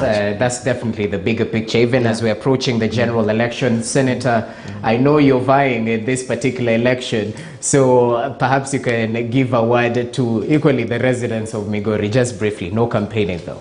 Oh, thank you. Thank you. I want to appreciate Kibaki and ask Kenyans, as we go for these elections, let's embrace the attributes he brought to leadership. Let's elect a leader who is emotionally intelligent. Let's elect a leader who places national interest, the public interest, before his or her own personal interests. Let's elect a leader who believes in governance, who believes in the rule of law, and who embraces everybody, irrespective of their origin, ancestry, and other identities that parochial leadership would want us to sweep under the carpet. May the Lord, our God, rest his soul in eternal peace. Thank you. Thank you, Senator. Senator Ochilo Oyako right there, Senator Migori County. Asante sana for your time. Njogu Barua, the former Gishugu Member of Parliament. Fikisha salamu to the people of Gishugu. Okay, thank you. And that definitely marks the end of this edition of the coverage of Kibaki's final journey. Remember, we continue with this conversation. I make way for the Swahili team who will come up next with more input in terms of analysis, in terms of the life and times of this great leader who has been emulated by the leadership and the political class in this country. My name is Jesse Rogers. Enjoy the rest of your viewing. Bye for now.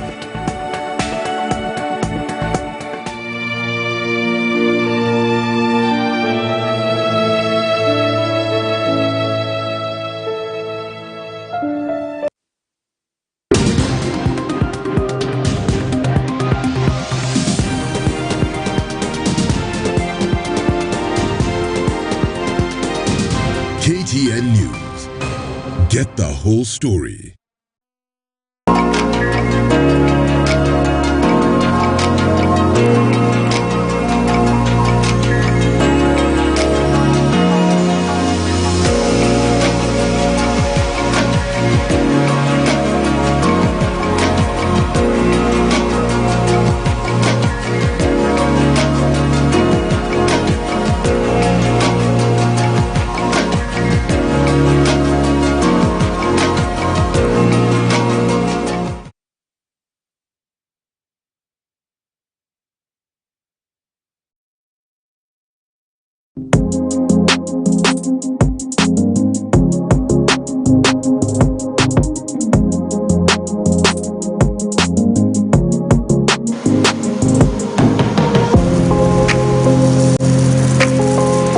The thing that we have noted is that the market trend is changing. Today, most consumers of potatoes want ready to cook products. But the challenge that is there, as I had mentioned earlier, is that we are having other products that have been imported, therefore that are restricting us to get to the potential customers that we can reach.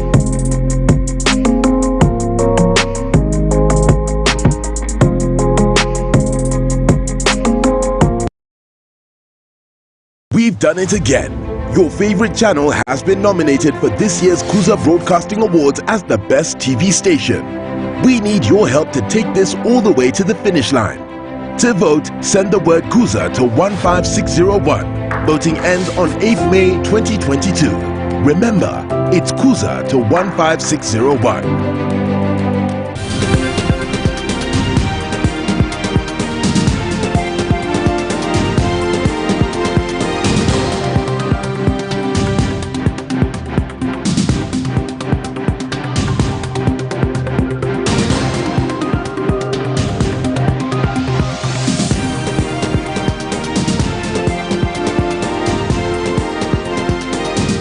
KTN News. Get the whole story.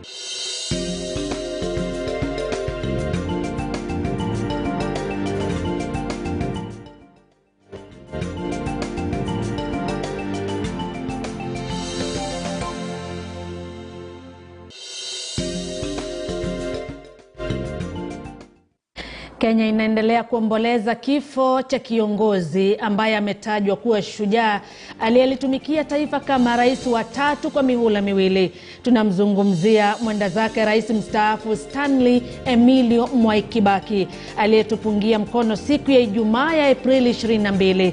Mwenda zake atazikwa kwake Othaya siku ya Jumamosi ya Aprili 30, ila kabla kutaandaliwa mazishi ya kitaifa Ijumaa katika uwanja wa michezo wa Nyayo. Kwa sasa mwili wa mwenda zake umelazwa kwa siku ya pili katika majengo ya bunge, ambapo wananchi na viongozi mbalimbali wanaendelea na shughuli ya kuutazama na kumpa heshima za mwisho. Katika maeneo mengine wananchi wanaendelea kunakili jumbe za rambirambi. Hujambo mtazamaji na karibu kwenye matangazo haya maalum kwenye yanayojiri. Mimi ni Agnes Gakunga. Mtazamaji, katika maeneo tofauti kote nchini tunao wanahabari wetu ambao watakuwa wanatuelezea ni kipi ambacho kinaendelea, na tutaanzia katika kaunti ya Nakuru, jijini Nakuru, ambapo mwenzangu Ibrahim Karanja yuko tayari na kamishna ama mratibu wa eneo la bonde la Ufa yuko naye, na sasa tunaungana naye moja kwa moja. Ibrahim, ni kipi ambacho kinaendelea katika eneo hilo? Gakunga, kinachoendelea katika eneo hili ambayo ndio makao makuu ya bonde la Ufa ni kwamba wananchi mbalimbali na viongozi wa serikali wanaendelea kunakili jumbe zao za rambirambi, haswa kumhusu hayati Rais Mwai Kibaki ambaye aliaga dunia wiki iliyopita. Na kwa sasa ulivyosema ni kwamba nilikuwa na kamishna wa eneo Maalim Mohamed ambaye alianzisha rasmi shughuli hii ya kunakili jumbe za rambirambi. Tayari ameshaelekea afisini. Wapo viongozi mbalimbali wa idara tofauti za serikali, pia wapo raia kutoka sekta mbalimbali, na kinachoendelea kwa sasa ni kwamba wanaendelea tu kunakili jumbe katika kitabu hii ambayo ni shughuli inayoendelea katika taifa nzima. Kumbuka kwamba ile kamati ambayo iliweza kuteuliwa na Rais Uhuru Kenyatta ilitangaza kwamba shughuli hii itafanyika kote nchini katika maeneo yote 8 ya taifa na pia katika kaunti 47 za taifa la Kenya. Kwa hiyo hapa katika eneo hili ni shughuli ambayo imeanzishwa na kamishna wa eneo Maalim Mohamed, lakini kuna raia mbalimbali ambao wanaendelea kufanya shughuli hii, na naomba nitakuwa nikizungumza nao mmoja baada ya mwingine. Pengine kwa haraka tu nitaanza nawe mzee wangu, iwapo uko sawa kuzungumza katika runinga, nieleze jina lako alafu kwa haraka tu unamkumbuka vipi hayati Rais Mwai Kibaki? Naitwa Kasisi Paul Taita na Malel kutoka hapa Nakuru County. Namkumbuka Rais Mwai Kibaki kwa kazi nzuri aliyoweka hasa kwa economy na barabara nzuri. Ukiangalia Nairobi highways huko na hata hapa Nakuru pale section 58 na hata kuendelea, tunakumbuka kwa sababu hiyo ni mradi aliyoweka uliokuja kumaliziwa na current president Uhuru Kenyatta. Kwa hivyo na mwenzi yeye, na pia naomba hata wale watakachaguliwa na viongozi waenzi hiyo, ili Kenya yetu iko na rasilimali nyingi, tupate kukumbuka hiyo na wana Kenya wafurahie, na ndio furaha yangu. Asante. Naona bila shaka ni wakati wako pia wa kuweza kuandika jumbe zako za rambirambi. Naomba zungumze pia na mwanadada ambaye yupo katika foleni. Dadangu, asante sana kwa kuzungumza nasi. Unamkumbuka vipi Rais Mwai Kibaki? Najua pengine wakati huo uongozi wake ndio mlikuwa mkikua, pengine ulinufaika na masomo ya bure, sijui utakuwa ukitueleza. Kwa majina naitwa Ann Mwithaga, mkaaji wa Nakuru Town East, na ningesema ni kweli wengine wetu tulinufaika sana kwa the free education yenye alipeana kwa wana primary school. Kama sisi wenyewe tumefaidika sana, because unaona hiyo wakati mzazi badala ya kungangana kutafuta chakula na vitu zingine, yeye at least alitusaidia, akampunguzia huo mzigo wa education ya watoto. Saizi sisi tunajivunia. And again, ningependa tu kueleza wanasiasa wetu saizi, it's a high time they emulate what President Kibaki did.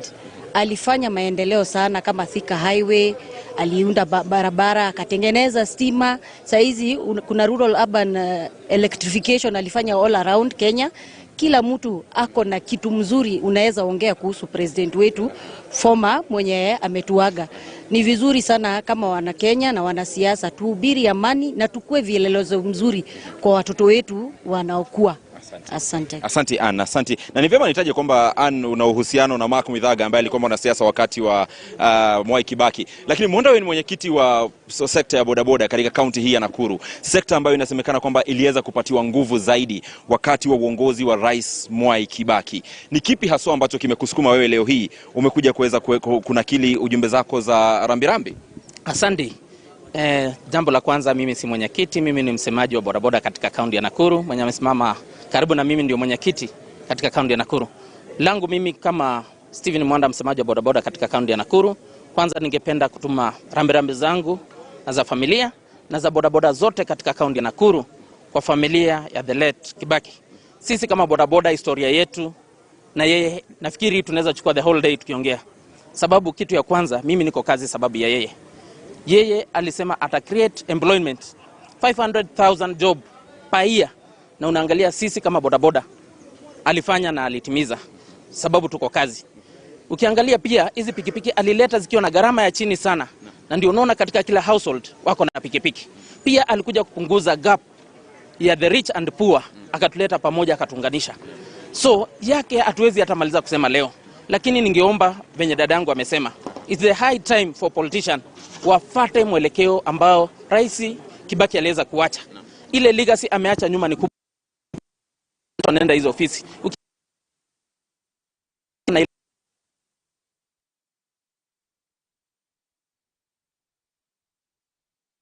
na uchungu mpaka akavunja cabinet kwake. Baada ya muda usiokuwa mrefu kutoka jijini Nakuru, wakazi wa Meru wanazidi kumiminika katika ofisi ya kamishna wa eneo hilo ili kuweza kunakili rambirambi zao, na ifuatayo ni taarifa ambayo iliweza kuandaliwa muda mfupi uliopita na mwanahabari wetu Alan Ochanda.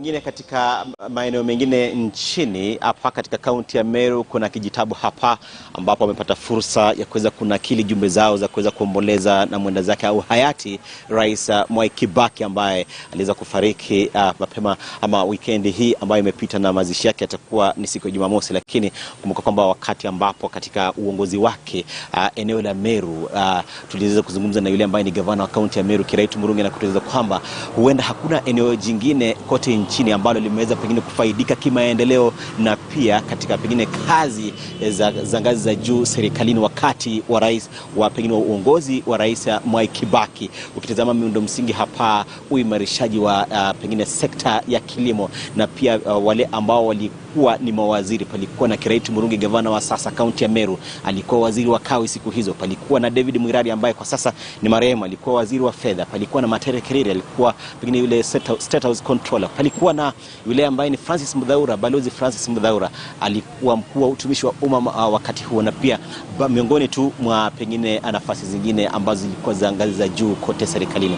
Lakini hii leo pengine tumeweza tu ukitizama tu kuna wale ambao sasa wanazidi kunakili jumbe zao za kuomboleza na pengine na Rais Mwai Kibaki ambaye aliweza kutuacha na kutuaga, na hivyo wamekuwa pengine wakifika hapa kila kuanzia mwendo wa asubuhi. Lakini kumbuka kwamba pengine ikiwa ni siku ya Jumanne, wengi wao wanatarajiwa kwamba wapo kazini, na pengine tuzungumze tu na mmoja wao ambaye amekuwa kinakili. Pengine utueleze tu jina lako, umeweza kufika saa ngapi, na pengine unamkumbukaje Rais Mwai Kibaki? Mimi naitwa Isabella Marete, nimefika saa hii ndio ni sign condolences our president, our beloved president. In fact you president tunampenda sana, tulikuwa tunampenda sana. Ni president wetu, ametutendea mengi, ameimprove economy yetu ya our country, and asa hapa Meru sisi tutamumisi sana na tunamtakia mema. Hata wafanyikazi amewafanyia salary imekuwa nzuri, mambo mengi yale ametutendea. Lewe na barabara sote zimekuwa nzuri enzi yake, na tunampenda and we shall miss him. Pengine ukiangalia infrastructure, upande wa barabara, upande wa kilimo kama pengine kahawa, majani, ukitizama pengine ni kipi ambacho kimeweza kujitokeza kwa sana unasema kwamba Rais Kibaki aliweza kuimarisha sana? Kwa hizi barabara zimejengwa sana, hata hapa Meru zimejengwa sana. Hata majani chai na kahawa mambo ya farming imeimprove sana, na hata mambo ya maziwa imeimprove sana kwa enzi yake. Asante sana. Naam, ukitazama pengine wakati ambapo wanafika hapa kuweza kunakili jumbe zao, si wengi kwa sababu ni siku ambayo wanatarajiwa kwa pengine kazini. Lakini tuzungumzie pia naye ambaye ni commissioner wa kaunti hii ya Meru, Fred Ndunga. Tueleze pengine kuanzia asubuhi, yeye ndiye alikuwa kwanza pengine kunakili ujumbe wake kuomboleza na Rais Mwai Kibaki. Yeye ndiye msimamizi wa eneo hili pengine kiutawala. Utueleze tu imekuwaje hapa? Unamkumbukaje Rais Mwai Kibaki? Pengine uliweza kuhudumu wakati wake? Naitwa Fred Ndunga, county commissioner wa Meru. Na mimi pamoja na Wameru wote tumejiunga na Wakenya wenzetu kuleta risala zetu za rambirambi kwa mheshimiwa wetu rais wa 3 wa Jamhuri ya Kenya, Mwai Kibaki, ambaye kweli tunamwenzi sana. Alileta maendeleo makubwa na mambo yote ambayo tunayaona sasa, kuanzia kwa barabara, kuanzia kwa standard gauge railway, maendeleo upande wa kilimo, maendeleo ya infrastructure kwa jumla, alifanya makubwa. Yeye ndiye alianzisha, na wananchi wote hapa Meru wanaongea kwa kumpongeza sana. Wanasema watamkosa sana, watamiss sana kwa sababu walimpenda sana na wameona ile kazi alifanya ni kazi kubwa. Kwa hivyo tunapongeza. Pengine ulikuwa katika huduma hii ya pengine utawala wakati wake? Yes, mimi niliingia katika kazi ya utawala mwaka wa 91. Kwa hivyo Mheshimiwa Rais Kibaki alipokuwa katika enzi, nilikuwa hapa kazini. Nilikuwa kazini huo mwaka, hiyo miaka yake 10 nilikuwa kazini. Na nilikuwa nikifanya kazi katika Field Administrative Services. Yes. Na pengine ukitazama wakati unajua kwamba pengine nyinyi kama maafisa wa utawala lazima tu mtamheshimu yule rais wa sasa. Lakini ukitazama jinsi alivyokuwa pengine kwa maafisa wa utawala, alikuwa mtu aina gani mlipokuwa pengine mkienda katika mikutano? Alikuwa mtu strict ama namna gani? Naweza kusema Rais Mwai Kibaki aliweka misingi ya utawala bora ambayo tunaiona sasa. Hakuwa anapendelea maofisa kusumbuliwa. Hata wale watu visirani huwa wanaenda kwa rais ati tuondolee huyu commissioner, tuondolee huyu. Hakuwa anawasikia. Walikuwa wakiongea tu, wakimaliza anawaambia haya, mmemaliza hiyo drama, sasa sema mambo ya maana ya maendeleo tufanye. Na alitufanya kazi yetu ikawa dhabiti kabisa wakati wake, na tunafurahia.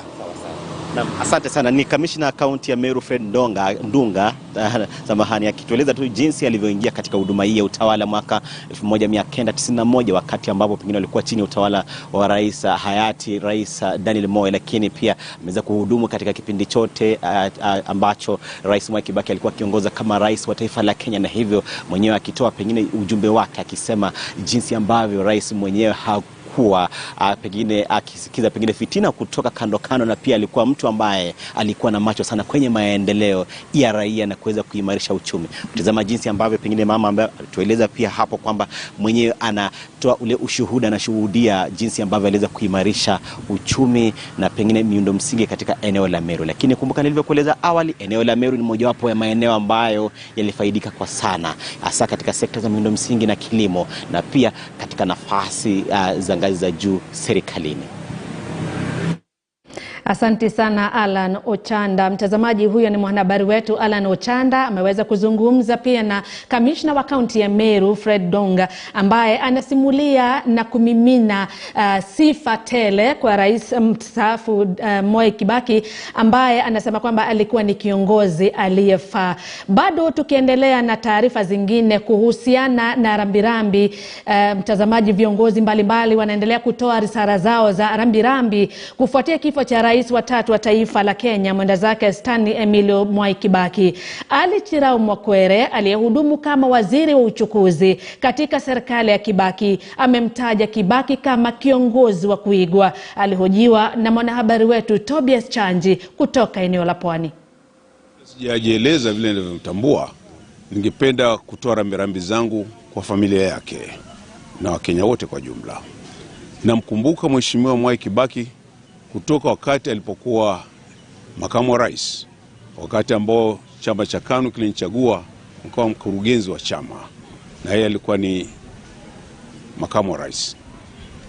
Wakati huo nilijifundisha mengi. Mtu ambaye ana utaratibu wa uongozi wa hali ya juu sana, mtu ambaye hana fujo na mtu, mtu ambaye ajua uchumi unapatikana unaboreshwa namna gani. Lakini zaidi hapo, wakati wa siasa kwa miaka 3.5 nikaendelea, miaka iliyofuata akanichagua kama waziri katika baraza lake la mawaziri. Nikawa waziri wizara kadha wa kadha, wizara 5 tofauti. Nilikuwa waziri wa Labor na Human Resource Development, akanifanya waziri wake wa uchukuzi, na kabla hapo nilikuwa waziri wa mambo ya kigeni au mambo ya nje, na baada ya hapo nikawa waziri wa uchumi, kwa sababu yeye mwenyewe ni mtaalamu wa uchumi. Nikawa waziri wa nilichukua baada kukatiza kauli ya Chirau Ali Mwakwere. Tutaweza kurejelea kauli yake, aweza kuitoa yote baada ya muda usiokuwa mrefu. Kwa hivi sasa naenda moja kwa moja hadi katika majengo ya bunge, ambapo mwenzangu Ali Manzu yuko tayari na mwananchi mmoja kutoka eneo la Turkana ambaye amesafiri hadi hapa Nairobi ili kuweza kutoa heshima zake za mwisho kwa marehemu Mwai Kibaki. Hivi sasa usukani ni wako Ali Manzu.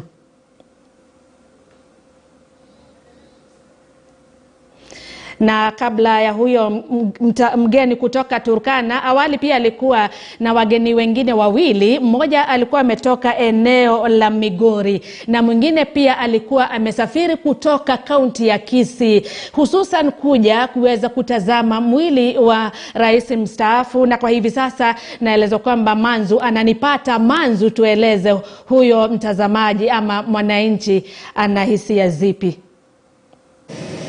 Asante sana Agnes. Bila shaka kama ulivyotaja awali, tulikuwa na baadhi ya watu. Tunajaribu kutafuta watu ambao wametoka sehemu za mbali, yani nje ya sehemu hii ya Nairobi. Na awali nilikuwa na watu wawili, mmoja ni seremala na mwingine ni fundi wa mitambo tu hivi ya elektronika, akisema kwamba yeye ametoka sehemu ya Migori na mwenzake kutoka Kisii, na leo walikuwa hapa ili kuupa ama kuuaga mwili wa marehemu Mwai Kibaki ambao kwa siku ya pili bado uko hapa. Hali ikoje hapa nje? Labda tukumfahamisha mtazamaji wetu ni kwamba idadi ya watu imeendelea kuwa kubwa zaidi, sio kama ile ya jana.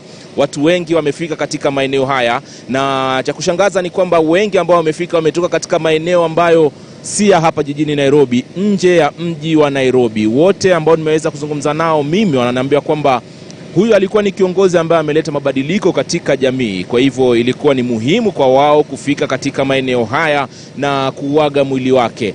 Kumbuka hii shughuli itakuwa inaendelea, ilianza jana, leo inaendelea, na pia siku ya kesho mwendo wa saa 11 itakuwa ndio siku ya mwisho wa Kenya kupata fursa nyingine ya kuweza kuuaga mwili wake ambao uko hapa katika majengo ya bunge. Naomba hivi sasa nizungumze na baadhi ya Wakenya ambao wametoka katika sehemu ya Kapedo. Kapedo ni mojawapo ya maeneo ambayo yako katika kaunti ya Turkana. Wametoka sehemu ya Turkana kuja hapa Nairobi, na nitaanza na mamangu hapa. Habari ya leo mama? Nzuri sana. Kwa majina unaitwa nani? Naitwa Rebeka. Rebeka, umetoka sehemu gani na kwa nini uko hapa? Turkana. Mimi nimekuja kuaga mzee kwa heri, kwa sababu ilikuja kaa rafiki yangu sana, nilimpenda. Juu walileta masomo ya bure, watoto ya mashinani huko wakaanza kusoma kupata elimu. Sasa ni hiyo kitu ndio ikanigusa, nikakata tikiti kuja kumhaga kwa heri. Labda umfahamishe mtazamaji anayekutazama hivi sasa, ulivyosikia habari ya kifo chake ulisikia vipi? Nilisikia roho yangu ni mzito sana, kwa vile niliambia Mungu wakati mzee atalala, labda kwa sababu sijapata nafasi ya kwenda kumufisi nyumbani, nikasema osha niende nimuone ya kwa heri, ili roho yangu iridhike ya kuwa nimeona mtu yangu. Watoto wako labda hivi sasa ambao umesema kwamba mojawapo ya mchango ambaye amekuachia ni elimu ya bure kwa wanafunzi hapa nchini Kenya, watoto wako waliweza kunufaika? Ndio. Walianza kupata elimu na wakafika hata secondary. Saizi ya mwisho juzi alimaliza form 4. Na ndio maana nikafurahikia. Rebeka, labda utamkumbuka nini wakati ambapo atakuwa anazikwa siku ya Jumamosi pale Odhaya katika kaunti ya Nyeri? Ni kitu gani labda utamkumbuka nacho mwenda zake huyu rais wa 3 wa Jamhuri ya Kenya? Nitamkumbuka wakati ya kampeni, ya kuamka kampeni, kufanya kampeni kwake. Nilikuwa namsupport sana kama baba. Nikimwona hivi naona kama ni harika ya baba yangu. So nikafurahikia kwa serikali ya NAK, nikaona kuna kitu mbele ambayo anatasamia mbele yetu, washa tumchague ndio ili alete hata amani kwetu. Asante sana Rebecca. Naona dada pia umekuja kutoka sehemu gani labda? Sisi wote tumetoka Kapedo. Kwa majina? Mimi naitwa Mary Ekai na mimi ndio nina head vuguvugu ya watu wanaoishi eneo la Kapedo, na sisi ndio tulianza mambo ya kutafuta amani. Na mzee, sisi tuliona kama wakati wale wa IDPs wa kutoka kwetu walipoenda kuishi pale Laikipia, wakati tulipokuwa tunafukuzwa, hakutumana, alikuja mwenyewe na akasema, Wakenya, nyinyi ni Wakenya, kama mmepata mahali ya kuishi muishi. Na alafu ya pili, mimi nilifurahia yeye kusema mtoto ni mtoto, awa wa kike ama wa kiume. So kama uko na urithi, kama unagawa, kwa mila yetu ya Waturkana wanasema kama umezaa mtoto wa kike ana haki ya urithi, lakini wakati wa Kibaki hiyo sheria ikapitishwa ikasema mtoto wa kike na wa kiume wote ni sawa na wako na urithi kwa baba yao. So ndio tukaona wacha tukuje tumuage. Mary, labda kwa baadhi, salama sana, habari ya leo? Nashukuru mzee wangu, asante sana. Kwa ikiwa anakwenda kuzikwa, labda ni kitu gani umesema kwamba mimi nitamkumbuka mwenda zake kwa sababu ya kitu fulani? Mimi nitamkumbuka kwa sababu hakuwa na maneno mengi. Yeye alikuwa na solve maneno na neno moja tu. Tunakumbuka siku moja tulikuwa pale Laikipia, mahali inaitwa Moteto. Alipokuja, kwa hiyo kulikuwa na tension kati ya Waturkana wale walikuja na Wakikuyu. Sasa Wakikuyu walikuwa wanaona kama yeye atawatetea, lakini alipoamka akauliza, nyinyi mko na makaratasi ya mashamba yenu? Ndio. So kila mtu mwenye ako na karatasi arudi kwake. So na hiyo mkutano ikaisha. So alikuwa mtu wa maneno chache na alikuwa na hekima. Asante sana. Mary na Rebecca hapa anasema kwamba swala la hekima, mtu ambaye maneno yake ni machache lakini vitendo kwa wingi, na vile vile ile hatua ya kuleta elimu kwa kila mwanafunzi. Na Mary akaongezea kwamba alibadilisha ile sheria ya urithi, yani kumaanisha kwamba katika jamii ya Waturkana huwa mara nyingi wanaume ndio wanarithi, lakini wanawake siku hizi wanaweza kurithi. Ni baadhi ya mambo ambao wao wanasema watamkumbuka nao. Lakini niko na mzee wangu hapa. Habari ya leo mzee? Jema sana. Kwa majina unaitwa nani? Kwa jina naitwa Jeremia Nanei Lovia. Nimetoka Turkana lakini mahali nakaa ni Laikipia. Sisi ni IDPs. Mimi ni chama ni IDPs in Laikipia County. Lakini wakati Kibaki alikuja, wakati hiyo alikuwa anasosawanisha watu wote. Hata kama hatujapata kitu, lakini ile usosawana amani ilikuwa ni sawa, kwa sababu kazi ya president ni kusema wenye kukosa kutengeneza ni wale walikuwa nyuma wake. Lakini alikuwa anaeleza, lakini kuna imani kwa sababu haki iko, itakuwa ni mzuri.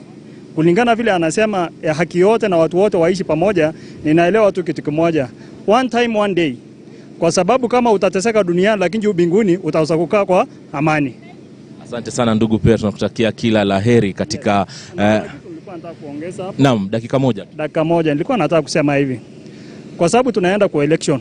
Please wana Kenya, mwenye tunamchagua tuangalie mfano aule mzee ambaye alikuwa anasema na kila mtu asawanisha watu wote na haki iwe pale popote na kila kitu iwe itendeka na amani, na huwa wanatuma watu wake kwa machinani. Isiwe tu tunakuja tu kwa maofisi peke yake, lakini atume watu kwa machinani, kwa sababu Kibaki alikuwa anatuma mtu kwa machinani na analeta kitu ya haki. Nataka hata wengine waendelee na hiyo moyo. Asante sana. Ujumbe umefika nyumbani. Nashukuru sana. Ni baadhi ya wageni ambao tumeweza kuwa nao kuanzia asubuhi. Hawa watatu wametoka maeneo ya Kapedo na mwingine ametoka Laikipia kule. Ni sehemu ya Turkana, sehemu ya mbali sana, na wamesema kwamba ni sharti wawe hapa na wapeane mkono wao wa buriani kwa mwenda zake Mwai Kibaki. Ni wengi tu wanaotoka maeneo mbalimbali aisee. Kuna watu wametoka sehemu za Mombasa. Nimeona ujumbe kutoka maeneo ya Isiolo ambao ulipita hapa pia vile vile. Wengine wametoka sehemu ya Kisii kama nilivyokuelezea. Kuna wengine wametoka Migori ambao nimeweza kuzungumza nao na kutangamana nao, akiniambia kwamba nilikuwa ni lazima kwao wafike hapa na wapeane mkono wao wa buriani. Na kurejesha studio kwa mwanahabari mwenzangu Agnes. Iwapo kutakuwa na lolote basi tutakuwa wenye kuarifu, lakini kinachoendelea hivi sasa ni kwamba maelfu nitasema wamefika hapa na tayari wameingia, wengine wanaendelea kuingia hasa baada ya kufanyiwa uchunguzi wao kiusalama hapo. Wengine unaona ndio wanavaa mikanda yao, wanaingia moja kwa moja, wanaelekea katika sehemu ambao mwili upo ili waweze kupeana mkono wao wa buriani. Na kurudisha studio, iwapo kutakuwa na lolote Agnes, basi itakuwa ni wepesi wa kuarifu wa Kenya popote pale walipo. Asante sana mwenzangu Ali Manzu kwa kuweza kupata kauli hizo kutoka kwa Wakenya ambao bila shaka wanadhihirisha jinsi wanavyomuenzi rais huyu ambaye ni marehemu kwa sasa. Kumbuka mtazamaji, hii ikiwa ni siku ya pili kwa wananchi kuweza kufika katika makao ya bunge kuweza kutazama mwili wa mwenda zake. Umati ambao umefika katika eneo hilo ni mkubwa hii leo ikilinganishwa na jinsi idadi ya watu ambao walifika hapo jana. Kwa hivi sasa bado tukisalia katika eneo hilo, mwenzangu Emmanuel To yuko naye wakili John Haminwa, anazungumza naye tuweze kupata kauli yake. Well, thank you. Asante sana Agnes Gakunga. Samahani, niko hapa na wakili tajika John Haminwa ambaye kila mtu anamtambua kwa sababu ya kazi ile ambayo amefanyia taifa tangu alipopata nafasi ya kuhudumu kama wakili katika mahakama zetu hapa nchini. Kwa sababu nimemweka hapa kwa muda mrefu, labda tu nizungumze naye kwa haraka. Wakili, I don't know whether you can speak in Swahili or you can... All right, tuende kwa Kiswahili basi. Je, unamkumbuka vipi Rais Kibaki ambaye sasa ametuacha? Rais Kibaki alikuwa mmoja wao wa Kenya wa kwanza kupata elimu nzuri. Alisomea Makerere, akapata Bachelor of Arts degree, akaenda London akapata Bachelor of Science of Economics. Na sisi tulipokuwa kama wachanga kwa yeye, tulikuwa tukifanya bidii, tukisoma bidii ni vizuri tumfuate, tupate kama elimu ambayo alipata. Na tulipokuja Kenya, alikuwa kwa wale ambao walitusaidia nchi yetu kupata uhuru, na alikuwa kwa serikali akafanya kazi nzuri. Na mimi nilipokuwa kama Deputy Counsel East African Community ya kwanza, tulikuwa tunakutana na yeye kwa mikutano ya Ministerial Councils kule Arusha.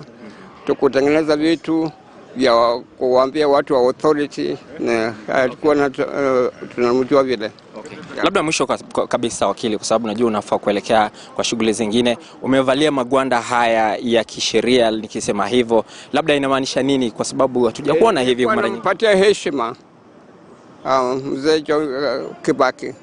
Nikikuonyesha hii ni dalili kumuonyesha kwamba nilikuwa na mheshimu, na mimi ni wakili, tunavaa mavazi haya tukienda kotini kuonyesha respect kwa majaji yetu, na mimi nilikuwa namuonyesha Kibaki respect kwamba tunamheshimu aende vizuri. Asante sana. Asante. Na huyo amekuwa ni wakili John Haminwa ambaye ni wakili ambaye amehudumu kwa miaka nyingi hapa nchini. Kwa sasa naomba tu nizungumze na mbunge wa Soi Caleb Kositanya ambaye yuko hapa. Kuna wabunge wengi ambao nitazungumza nao baadaye hapa, lakini wacha kwanza nizungumze na mheshimiwa. Labda mheshimiwa, kwa sababu pia umekuwa katika uongozi kwa muda mrefu, labda umejifunza nini sana hasa kuhusu hayati Mwai Kibaki? Well, kwanza kabisa ninasema pole zangu na za watu wa Soi kwa familia ya mwenda zake Rais Mwai Kibaki. Kwa utendakazi wake nilifuatilia sana kwamba yeye alikuwa mtu ambaye alikuwa amesomea mambo ya kiuchumi, na alipochukua nyadhifa ya uongozi aliweka nguvu zake zote kwa kufufua uchumi ya Jamhuri ya Kenya, na tuna muenzi sana kwamba alikuwa, kwa wale marais wote ambao tumekuwa naye, Wakenya wanasema na mimi naungana nao kwamba yeye alikuwa rais bora zaidi, kwa sababu aliboresha uchumi, sio kwa watu wachache, aliboresha uchumi kwa Wakenya wote. Na pia mimi sikupata fursa ya kuweza kumpigia kura Mheshimiwa Mwai Kibaki kwa sababu 2013 tulipigia 2002 tulipigia Mheshimiwa Uhuru Kenyatta, 2007 tukapigia Raila Odinga, so hatukupata fursa ya kumpigia Mheshimiwa Mwai Kibaki, lakini mimi ninamshukuru kwa sababu alitenda kazi. In fact, kama kuna kitu ambaye nanisumbua ni kwamba sikuweza kumpigia kura rais bora kama huyo. Kwa hivyo Kibaki pia hakuwa mtu wa fitina mingi, fitina ya mambo ya pesa nane. Alikuwa mtu ambaye alikuwa akishafika ofisini, anafanya kazi ya kuongoza nchi ya Kenya, na alitusaidia sana kwa kumaliza mambo ya ukabila. wakati tulienda uchaguzi ya 2013 mambo ya ukabila ilikuwa imeishaisha, lakini tunaona sasa imerudi wakati wa uchaguzi huu, lakini tunashukuru yeye na tunamwambia safiri salama Mheshimiwa Rais. Labda Mheshimiwa, kabla nikuachilie, kwa sababu Kibaki alitetea nafasi ya demokrasia nchini, kwako kule nyumbani umekuwa katika uchaguzi hivi majuzi, je, matokeo yamekuwa vipi, imekuathiri vipi na kwenda mbele unapanga nini? Nafikiri tumekuwa na uchaguzi na nafikiri chama cha UDA ilifanya lile lililoweza kuhakikisha kwamba uchaguzi huo ni wa sawa, lakini sisi wenyewe kibinafsi wanasiasa wengine waliingilia kwa njia ambayo sio sawa, lakini hiyo ni maneno ambayo tutatatua kule mbele kwa sababu sio mwisho wa maisha, lazima maisha iendelee. Asante. Na mwe amekuwa ni mbunge wa Soi Caleb Kositany. Naomba nizungumze na Kareki Mbiuki, mbunge tajika kutoka maeneo ya Tharaka Nithi. Labda tueleze tu kwa kifupi, kwanza unakumbuka vipi kuhusu Kibaki na labda ulijifunza nini wakati wa utawala wake? Asante sana. Leo tuko hapa kuomboleza rais wetu wa tatu Mheshimiwa Mwai Kibaki ambaye ameongoza nchi hii mzuri sana kutoka wakati alishika ushukani mwaka wa 2002 mpaka wakati alistaafu mwaka wa 2013.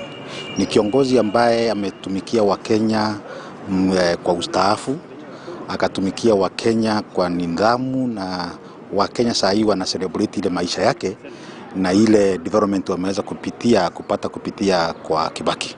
Na mimi mwenyewe na celebrate maisha yake kwa sababu ni sawa kupata nafasi ya kufanya kazi pamoja na yeye nikiwa naibu wa waziri wakati nilichaguliwa mara ya kwanza mwaka wa 2007. Nikiwa kijana mdogo akanipatia nafasi nikafanya kazi nikiwa assistant minister wa agriculture, na alitupatia nafasi kufanyia wananchi kazi kwa sababu saa nyingine unaona watu wengine wanapata madaraka lakini gasomoso wa naibu wa waziri hakuwa anapata ile nafasi ama ile space ya kutumikia watu wao. Mwisho, kwa sababu tumeona ni msimu wa siasa nchini, labda ni nini viongozi wa sasa wanaweza jifunza naye na kufufua uchumi, kwa sababu uchumi umezorota kwa sasa? Sasa tunataka kusema pahali uchumi umefika, uchumi iko chini. Na wakati Kibaki alichukua nafasi ya kuwa rais, wakati alichukua kutoka kwa Mheshimiwa marehemu Rais Moi, uchumi ilikuwa chini, na saa hii kwa ile miaka 10 alikuwa rais aliweza kufufua uchumi, na ile tunaomba ni wale ule rais atapata nafasi kuendelea kuwa rais kwa wakati tutafanya uchaguzi 2022 aige mfano wa Mwai Kibaki, kwa sababu hii mandeni ndio imeangamiza watu wengi. Asante. Na mkuu ni mbunge wa Mara ambaye amezungumza nasi kwa sasa, Kareki Mbiuki. Wacha nizungumze na aliyekuwa seneta wa Kirinyaga Karaba. Tueleze tu kwa kifupi, labda siku ya leo imekuwa vipi hapa? Wengi wanatoa zile heshima za mwisho, heshima za dhati kwa rais ambaye ametuacha Emilio Mwai Kibaki. Wewe unamkumbuka vipi? For me, the former president Mwai Kibaki was a great friend of mine, great friend of Central Region. And when he was the MP of Othaya those days and the vice president, I was the principal of Kagum High School. And he would come to see me and deliver the bursary forms and the bursary fund to me for his students in Othaya. And he was very good, very instrumental. He used to follow what was happening in Othaya. And he was always sure that Othaya constituency was going to beat all constituencies in Nyeri. So I was there to support him as a member of parliament from Othaya. He was a great man. When I was elected as a member of parliament 2002, he was the one who was categorically saying, who told me that intelligence is required in rigging. Because by that time I had been rigged, and he is the one who saved me from the yoke of those people who are rigging me, because I would not have been the MP in the year 2002. Eventually I became the chairman of education, and from there we used to really work very hard together.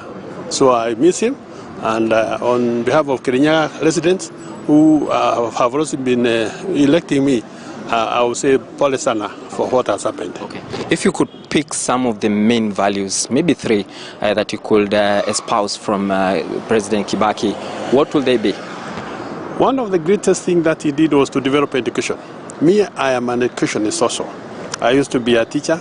I used to be a principal of schools. I was a principal of Kirimara, Jegas, Kirinyaga High School. Then I was a principal of Kagumo High School and principal of Highway Secondary in Nairobi. And what I demand him most is that he used to tell us not to expel students just like that. And he was very keen in making sure that the students, once they enter the schools, should not be expelled for lack of fees. So he encouraged us to develop day schools, and that is what I have been doing since the time I became the MP and the time I became a senator. In my country, we have so many day schools, and I'm happy that these day schools are sending students to the university, just like the way Kibaki wanted us to do. Thank you very much.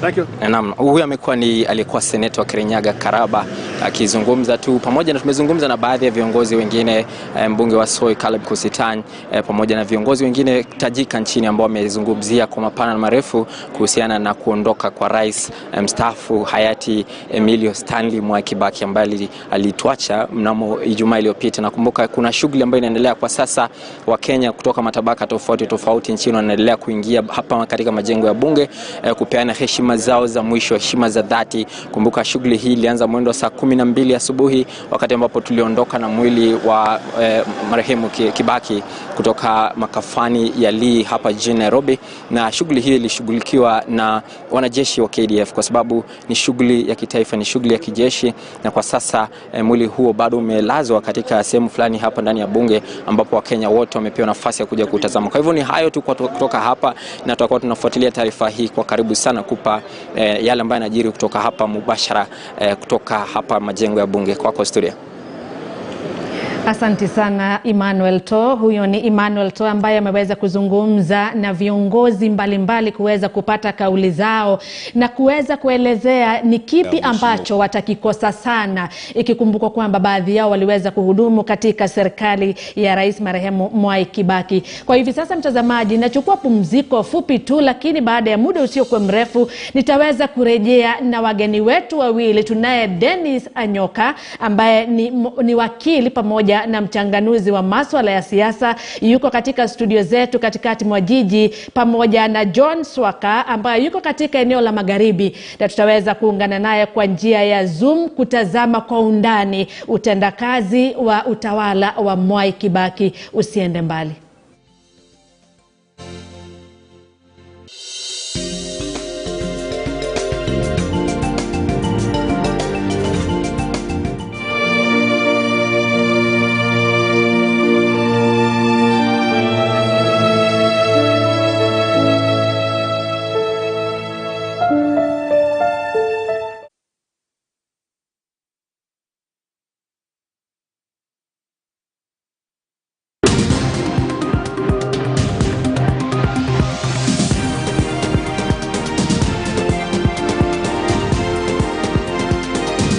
KTN News. Get the whole story. Awards 2022 is back. Kumbuka ni wewe ulitufanya nambari 1 mara 3 mfululizo katika Kuza 2018, 2019 na 2021. Sasa ni wakati mwingine tena ya kujidhihirisha kama stesheni namba 1 nchini kupitia vote yako. Tuma neno Kuza kwa 15601. Chagua Radio Maisha kama stesheni uipendayo. Radio Maisha, radio zaidi ya radio.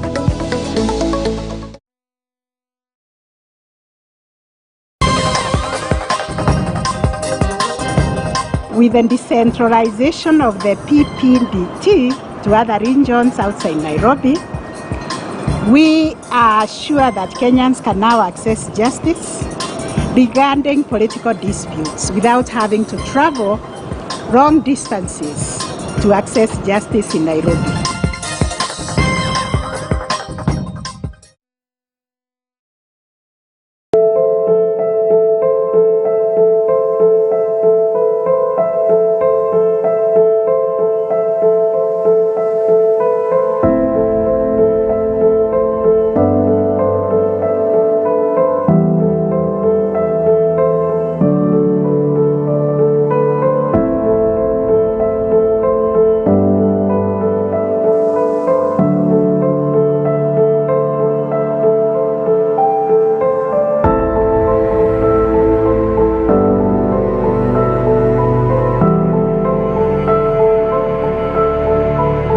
In the spirit of Kenyanness, we have come together to help our brothers and sisters affected by drought. Join us by dialing *126# to donate bonga points, cash or food and lift one another in oneness.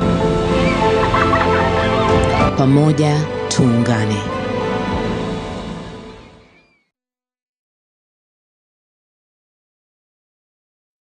We value your feedback and welcome any comments, queries or complaints regarding our news content. You can get in touch with us on SMS 22155, call 0719 012 450 or email feedback@standardmedia.co.ke, or you can send us a letter on Post Office Box 30080-00100 or deliver it to our offices at Standard Group Center, Mombasa Road, Nairobi.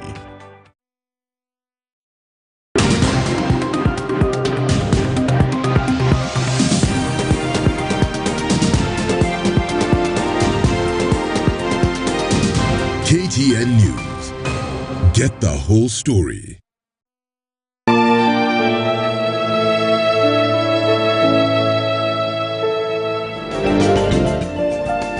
Karibu tena mtazamaji, bado tunaendelea na matangazo haya maalum kwenye sehemu yetu ya yanayojiri, na kama nilivyokueleza ni kwamba kwa hivi sasa tunaye Dennis Anyoka ambaye ni wakili pamoja na mchanganuzi wa masuala ya siasa, yuko katika studio zetu katikati mwa jiji, pamoja naye John Swaka ambaye ni wakili, tunaungana naye kwa njia ya Zoom, yuko katika maeneo ya magharibi. Karibuni nyote kwenye kipindi chetu cha yanayojiri.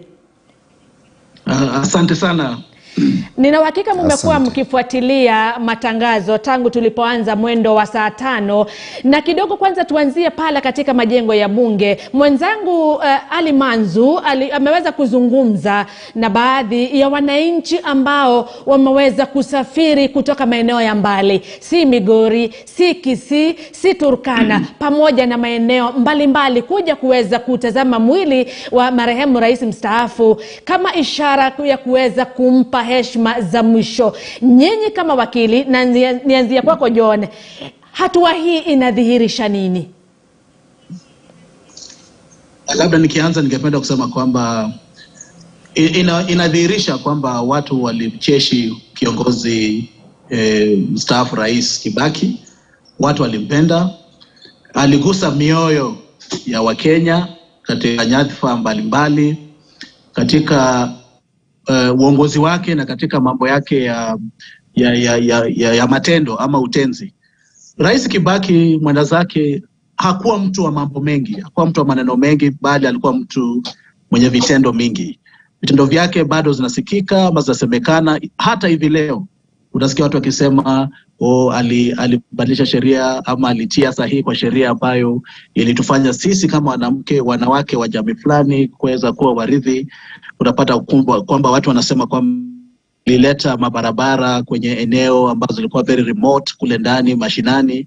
Unasikia watu wakisema kwamba aliboresha uchumi, watu wa bodaboda wakisema kwamba aliweza kuwapatia special license ama leseni ile ya kuwasaidia waweze kujimudu kimaisha. Kwa hivyo unapata kwamba ni mtu ambaye aligusa watu wa nyadhifa zote, hivi kwamba leo hii watu wanatoka mbali kuja tu waona mwili wake. Kwako Dennis, itakuwaje watu wa kiwango cha chini pamoja na kiwango cha kadri wanasafiri kutoka maeneo ya mbali kuja hadi hapa Nairobi kuweza kumpa heshima za mwisho kiongozi huyu ambaye hata hawakuweza kutangamana naye moja kwa moja? Itakuwaje waweze kutenga muda wao hata nauli yao ili kuweza kusafiri hadi hapa? Dada Agnes, nilikuwa nimepoteza kidogo. Nilikuwa na rejelea lile swala ambalo Manzu aliweza kulizungumzia. Aliweza kuzungumza na wageni ama wananchi ambao wameweza kusafiri kutoka maeneo ya mbali kuja hadi hapa kuweza kutazama mwili wa marehemu rais na ili kuweza kumpa heshima za mwisho. Itakuwaje wananchi wa kiwango kile wataweza kusafiri kutoka maeneo hayo ya mbali kuja hadi hapa Nairobi kuweza kumpa heshima zao za mwisho? Hatua hii, ishara hii inadhihirisha nini? Mwanzo niruhusu nipeane rambirambi zangu kama Mkenya kwa majamii na marafiki wa mwenda zake Kibaki na Wakenya wote kwa jumla. Pili, nadhani ukisikiza vizuri yale ambayo yamesemwa na Wakenya wengi na wale ambao wamesafiri kutoka mbali na kufika hapa Nairobi ili kutazama mwili wa marehemu Kibaki, ni kuonyesha kwamba kweli kulikuwa na mapenzi ya kati ya Wakenya na Rais Kibaki. Kazi ile alifanya imeishi kuzidi miaka ile ameishi. Watu wataikumbuka kwa siku nyingi, na watu kweli waliguzwa na ile kazi yake na utendakazi wake. Ukiona watu wa kiwango cha chini kadri ile wakiweza kutoka sehemu mbalimbali nchini Kenya kusafiri kutumia nauli zao, na wakati kuna shida nyingi ya usafiri, inamaanisha kwamba kweli Wakenya walimpenda Kibaki ile kutoka kwa roho. Ile unaweza sema kwamba it was personal. Ile kazi alifanya nao ni ile kazi ambayo Wakenya waliguzwa na wale wa kiwango cha chini. Unajua kunaweza kuwa na serikali na kiongozi ambaye akifanya kazi yake, watu wa kiwango cha chini hawezi kupata hiyo effect. Kwa hivyo kwa mtazamo wangu, ile tunaona ni kwamba watu kweli waliguzwa na utendakazi wa Rais Kibaki marehemu, na walifurahishwa na kazi yake, na kweli wana uchungu wa kumpoteza kiongozi kama huyu. Asante kwa hilo. Wengi wameweza kumtaja kama kiongozi ambaye alikuza uchumi wa taifa, ikizingatiwa kwamba alipochukua madaraka mwaka 2002 uchumi wa taifa ulikuwa katika kiwango cha 0.6, asilimia ya 0.6, na alipokuwa anaondoka madarakani uchumi ulikuwa umeimarika kwa asilimia 7 katika mwaka 2013. Je, chora hii picha ya huyu kiongozi mwana uchumi, haswa ni kiongozi wa aina gani, ikizingatiwa kwamba wengi wanasifia sana uchumi pamoja na miundo msingi ambayo aliweza kuleta, pamoja na kuweka msingi ambao Rais Uhuru Kenyatta aliweza kuchukulia. Tuanzie kwako John. Tazama kweli katika wakati wake wa uongozi kama rais, economy ya nchi ama hali ya uchumi wa nchi ulipata kunawiri.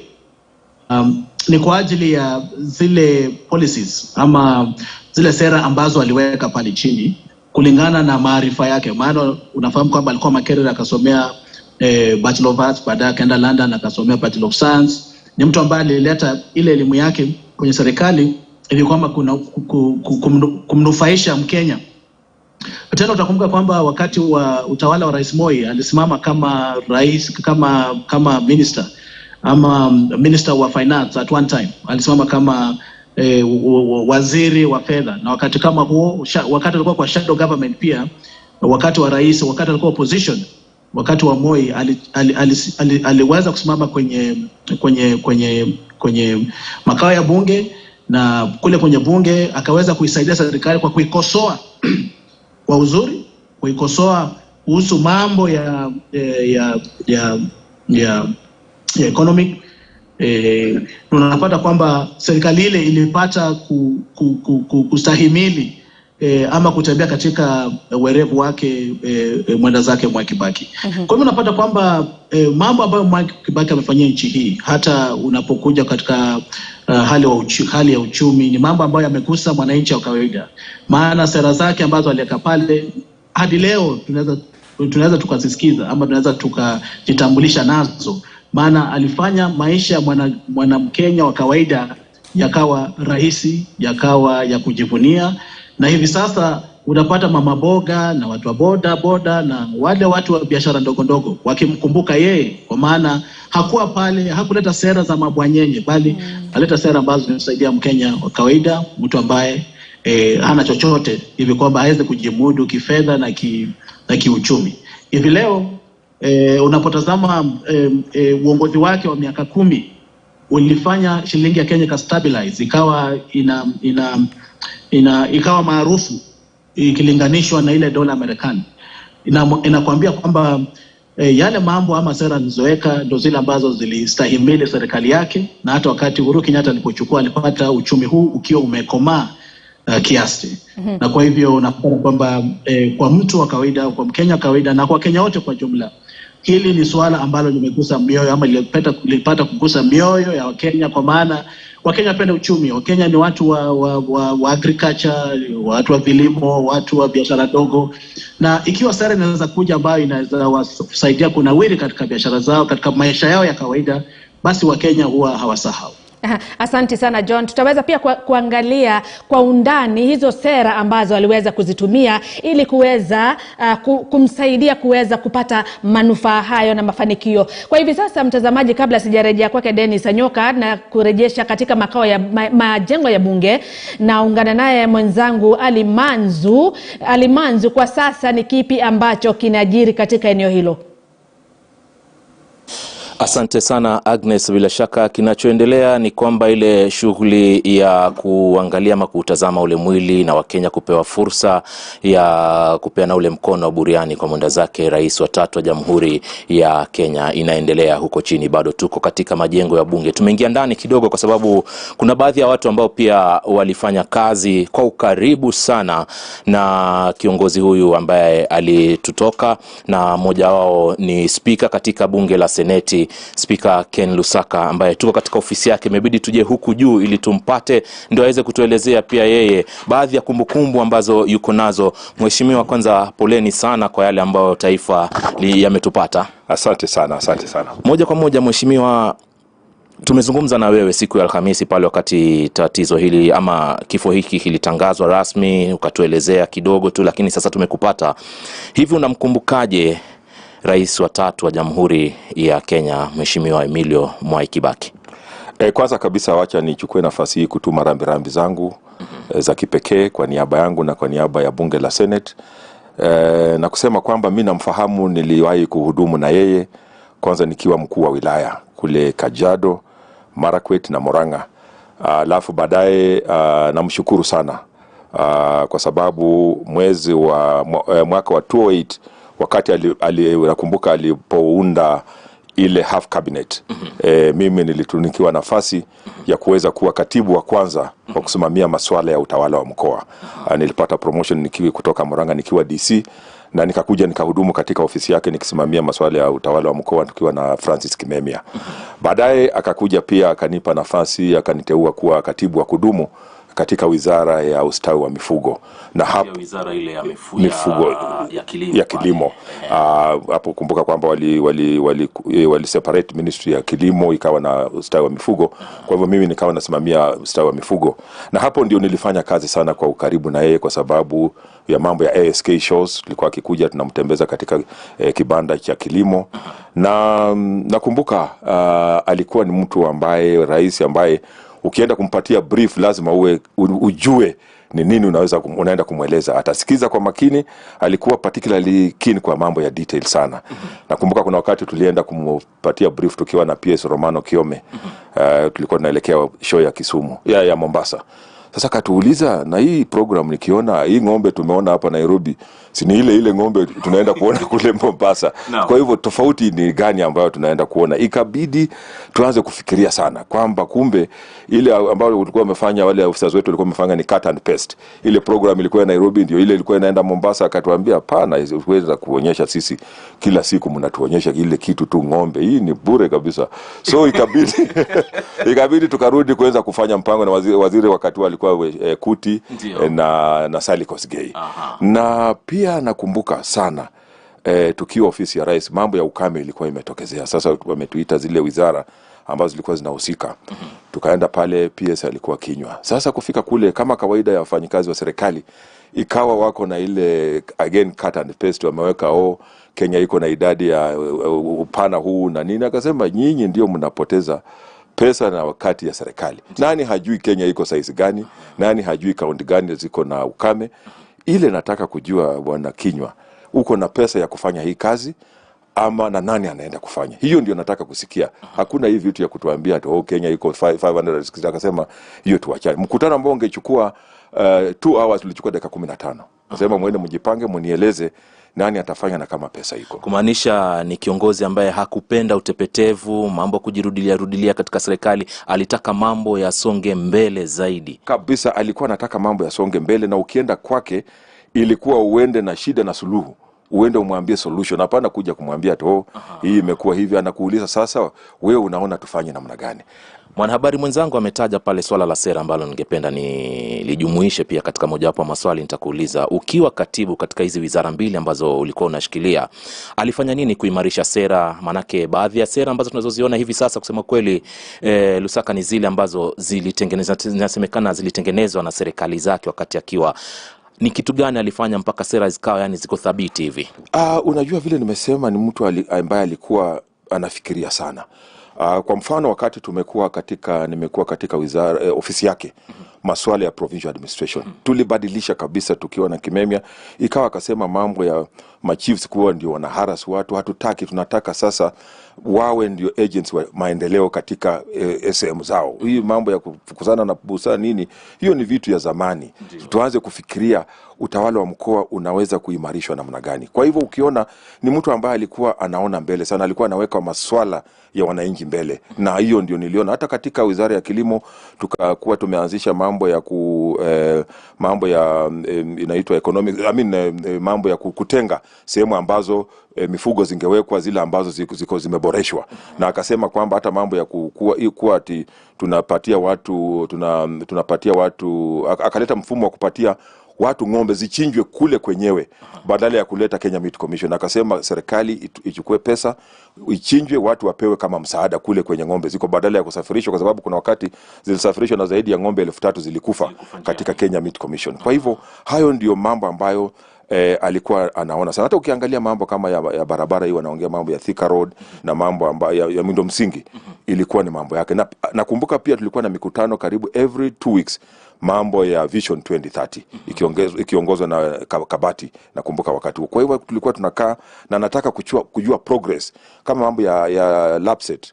Alikuwa anafuatilia sana tumefika wapi, na hataki story mingi. Ukienda pale mwambie mwezi jana tulikuwa hapa, mwezi huu tuko hapa na tunaelekea huko. Kwa hivyo ndio mimi namkumbuka. Safi kabisa. Katika swala la uongozi bila shaka tunajifunza kutoka kwa wengi. Hivi sasa wewe unakwenda kuwania kiti cha ugavana katika maeneo ambayo tayari ni kama umeshakita mizizi yako kule Bungoma, na pia una imani ya kuweza kuwahudumia Wakenya. Mheshimiwa Lusaka, ni mambo gani ambayo unaona unaweza kuiga kutoka kiongozi huyu ambaye yuko hapa bungeni hivi sasa anatazamwa, ili uende ukayapeleke kule na pia katika uongozi uboreshe uongozi wa taifa la Kenya? Ya kwanza ni kuweka maslahi ya wananchi mbele. Unawacha kibinafsi, kwamba wananchi wamekupa nafasi ya kuwafanyia kazi, kwa hivyo unawaweka mbele na kuweka masuala ambayo yatafaidi mwananchi. Kwa mfano kama Bungoma nikirudi, kuna masuala ambayo nilikuwa nimeanzisha kwa sababu nilikuwa kule, kama msaada wa mbolea ili subsidized fertilizer kuweza kusaidia wakulima, kwa sababu ni area ambayo ni ya kilimo. Masuala kama ya muundo msingi, kwa sababu kuna sehemu kama Mount Elgon ambapo bado mawasiliano kwa barabara ni ngumu sana, kwa hivyo ina chakula cha kutosha. Kuna masuala kama ya health, kuona kwamba badala ya kujenga pengine hospitali moja kubwa katika headquarter, tuwe na nyingi kule mashinani, ili to decongest watu kutokuja katika headquarter kama ni Bungoma kuja kutafuta matibabu kule, tuimarishe zile ambazo ziko katika wards na sehemu zile zingine. Na masuala kama ya kuweza kuweka mifuko kwa mifuko ya watu, kwa sababu fedha, nilikuwa na kitu ambayo ilikuwa inaitwa Women Empowerment Fund, Youth Empowerment Fund. Pesa kama hizi na ya kuweza kuimarisha biashara ndogo ndogo. Nakumbuka hiyo ndio Mheshimiwa Kibaki alikuwa anazingatia sana. Yeye culture ya handouts alikataa. Nakumbuka hata tulienda kule State House, watu wakadhania kwamba pengine watapewa kitu, akasema basi kama unataka pesa si mnaenda kwa bank, unaenda kuchukua pesa kule. Akasema atubuze tunataka mafuta, akasema mafuta muende kwa petrol station kule mupewe. Kwa hivyo ni vitu kama hizo, vitu za kuimarisha, kuempower people. Ndio mimi hata nikienda kule Bungoma ndio nataka kuzingatia sana empowerment of women, empowerment of youth na kila mtu. Mwisho kabisa kwa bunge la Seneti, yani ujumbe wako kwa Wakenya kwa niaba ya bunge la Seneti, hususan katika kipindi hiki cha maombolezi, dakika moja tu. Basi mimi nataka kusema kwamba tumempoteza kiongozi ambaye ni shupafu kama bunge la Senate. Aliwahi kuhudumu kama mbunge kwa bunge hili, sio la Senate lakini kwa jumla, kwa ustadi sana. Alikuwa ni mtu ambaye akiongea watu wanamsikiza. Kwa hivyo nataka niwahimize wale viongozi wote katika bunge la Senate na pengine hata la kitaifa kwamba tuwe na ukomavu kama vile Mheshimiwa Mwai Kibaki alivyokuwa. Unaweza kutofautiana na mtu lakini unatofautiana kiheshima, lakini upewe nafasi ya kuweza kujieleza na kueleza ile unataka kusema, na pia mwenzako apewe nafasi ya kueleza yale ambayo anafikiria anaweza kuendeleza nchi yetu. Kwa hivyo kwa niaba ya bunge la Senate tumempoteza kiongozi, na tuna wengi najua wataiga mfano wake. Leo jioni saa 8:30 tuna kikao ambapo nitapeana nafasi kwa wabunge wote wa Senate waweze kutoa rambirambi zao na kueleza vile walivyomfahamu, kwa sababu kuna wengi ambao walifanya kazi na yeye kama Wetangula, kama Orengo, kama Bogisho, wengi kabisa katika bunge hili ambao wamefanya kazi na yeye. Kwa hivyo watakuwa na nafasi kuanzia saa 8:30. Asante sana. Ni Mheshimiwa Spika wa bunge la Seneti ambaye ni Kenneth Lusaka, ambaye ameweza kutuelezea mengi tu kuhusiana na kuanzia sera, maana aliwahi kufanya kazi na yeye mara kadhaa akiwa katika wizara mbili, na vile vile baadhi ya sera amesema ni baadhi ya mambo ambayo alikuwa anaangazia sana katika kuleta ubora ama hali nzuri sana hususan kwa mwananchi wa kawaida. Kando na sera, pia amezungumzia swala la miundo misingi ambalo anafahamika nalo vyema zaidi wakati alipokuwa katika hatamu za uongozi. Hapa nikimzungumzia mwenda zake rais wa 3 wa Jamhuri ya Kenya Mwai Kibaki, ambaye kwa sasa kinachoendelea katika bunge ni kwamba Wakenya wamepewa fursa ya kuendelea kutazama mwili na kuupa buriani, yani mkono wa mwisho, ambapo tumezungumza na Wakenya kutoka maeneo mbalimbali, maeneo kama vile ya Kapedo, maeneo kama vile ya Kisii, wengine wametoka hata sehemu za Isiolo. Wote wasema kwamba hii fursa ni adimu, lazima waipate, ndio maana wako hapa siku hii ya leo, na kama unavyoona wanaendelea kuingia na kupeana mkono wao wa mwisho. Kutoka kwetu hatuna la ziada ila na kurejesha studio pale kwa Agnes aendelee na ratiba ya vipindi. Iwapo kutakuwa na lolote, bila shaka tutakuwa ni wenye kuwafahamisha. Kwako Agnes. Asante sana mwenzangu Ali Manzu, ambaye amezungumza na spika wa bunge la Seneti Ken Lusaka, ambaye ameweza kuelezea mengi kuhusiana na utendakazi wa rais mstaafu ambaye kwa sasa ni marehemu, na pia ameweza kusema kwamba mwendo wa saa 8:30 kutakuwa na kikao cha Seneti ambapo maseneta wataweza kupewa fursa ya kuweza kutoa rambirambi zao kwa mwenda zake. Bado tukiendelea na mjadala wetu, nikianzia nawe Dennis Anyoka ambaye bado yuko pale katika studio zetu pale katikati mwa jiji. Kabla ya Manzu tulikuwa tunazungumzia swala la Kibaki ambaye ni mwanauchumi. Je, katika utendakazi wake, ubora wa elimu ambayo aliweza kupata katika chuo kikuu cha Makerere kuhusu masuala ya uchumi, huenda msingi huo ndio ambao uliweza kumsaidia sana kuweza kufanikisha utendakazi wake? Yaani kwa mtazamo wangu kuna vitu viwili. Moja, kulikuwa na swala la yeye kupata masomo kama mtaalamu wa masuala ya uchumi. Na hayo masomo hakupata tu kwamba apitie, lakini alikuwa mhadhiri, kwamba yeye alikuwa amesomea mambo ya uchumi na anafundisha masuala ya uchumi. Kwa hivyo yale maisha yake ya kuwa kwamba alisomea hayo masuala ya uchumi na akawa mtaalamu ndio yalimsaidia zaidi kuhakikisha kwamba akifanya kazi yake yeye alizingatia sana kuangalia kwamba uchumi umerekebishika, tumerudisha uchumi mahali unatakana kuwa, watu wanafanya kazi yao vizuri na tukaendelea mbele. Lakini pili, kuna ile kwamba unaweza sema kwamba yeye kama kiongozi samahani alikuwa na ile nia ya kusaidia Wakenya. Samahani tu nitaweza kukukatiza kidogo. Kwa hivi sasa mwenyekiti wa tume ya IEBC Wafula Chebukati anatoa hotuba yake, na tuvuke katika eneo hilo moja kwa moja ili tuweze kusikiliza.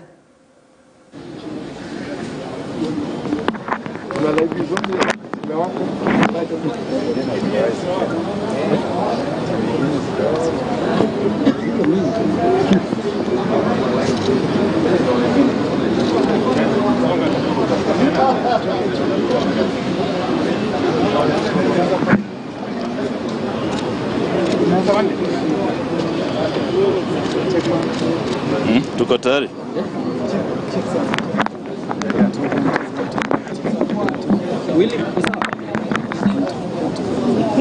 Sound uko sawa?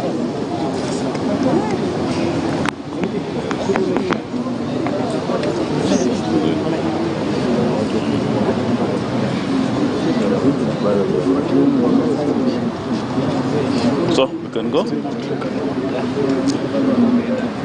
Okay, good morning. Today, we had a consultative meeting between representatives of political parties and the Commission.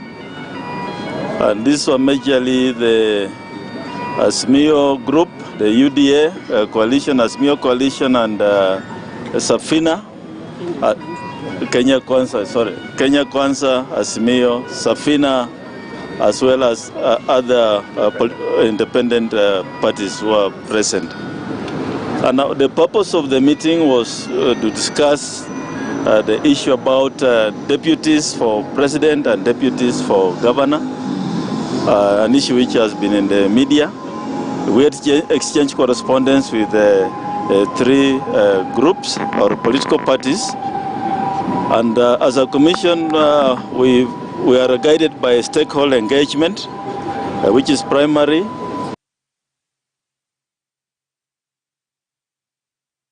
Is also to be facilitative, and this is guided by Article 83 of the Constitution. We facilitate political parties so as to realize their political rights under Article 38 and also the rights of Kenyans at large. And so we have had a conversation and we have agreed as follows.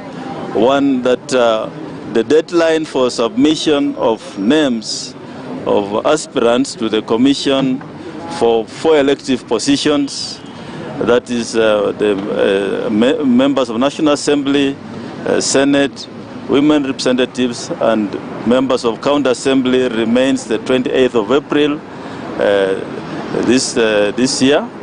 That is for the 4 elective positions. And this is mainly to assist the Commission, or rather to give the Commission a chance to submit those names to the Chapter 6 institutions so that they can carry out due diligence on the particular aspirants.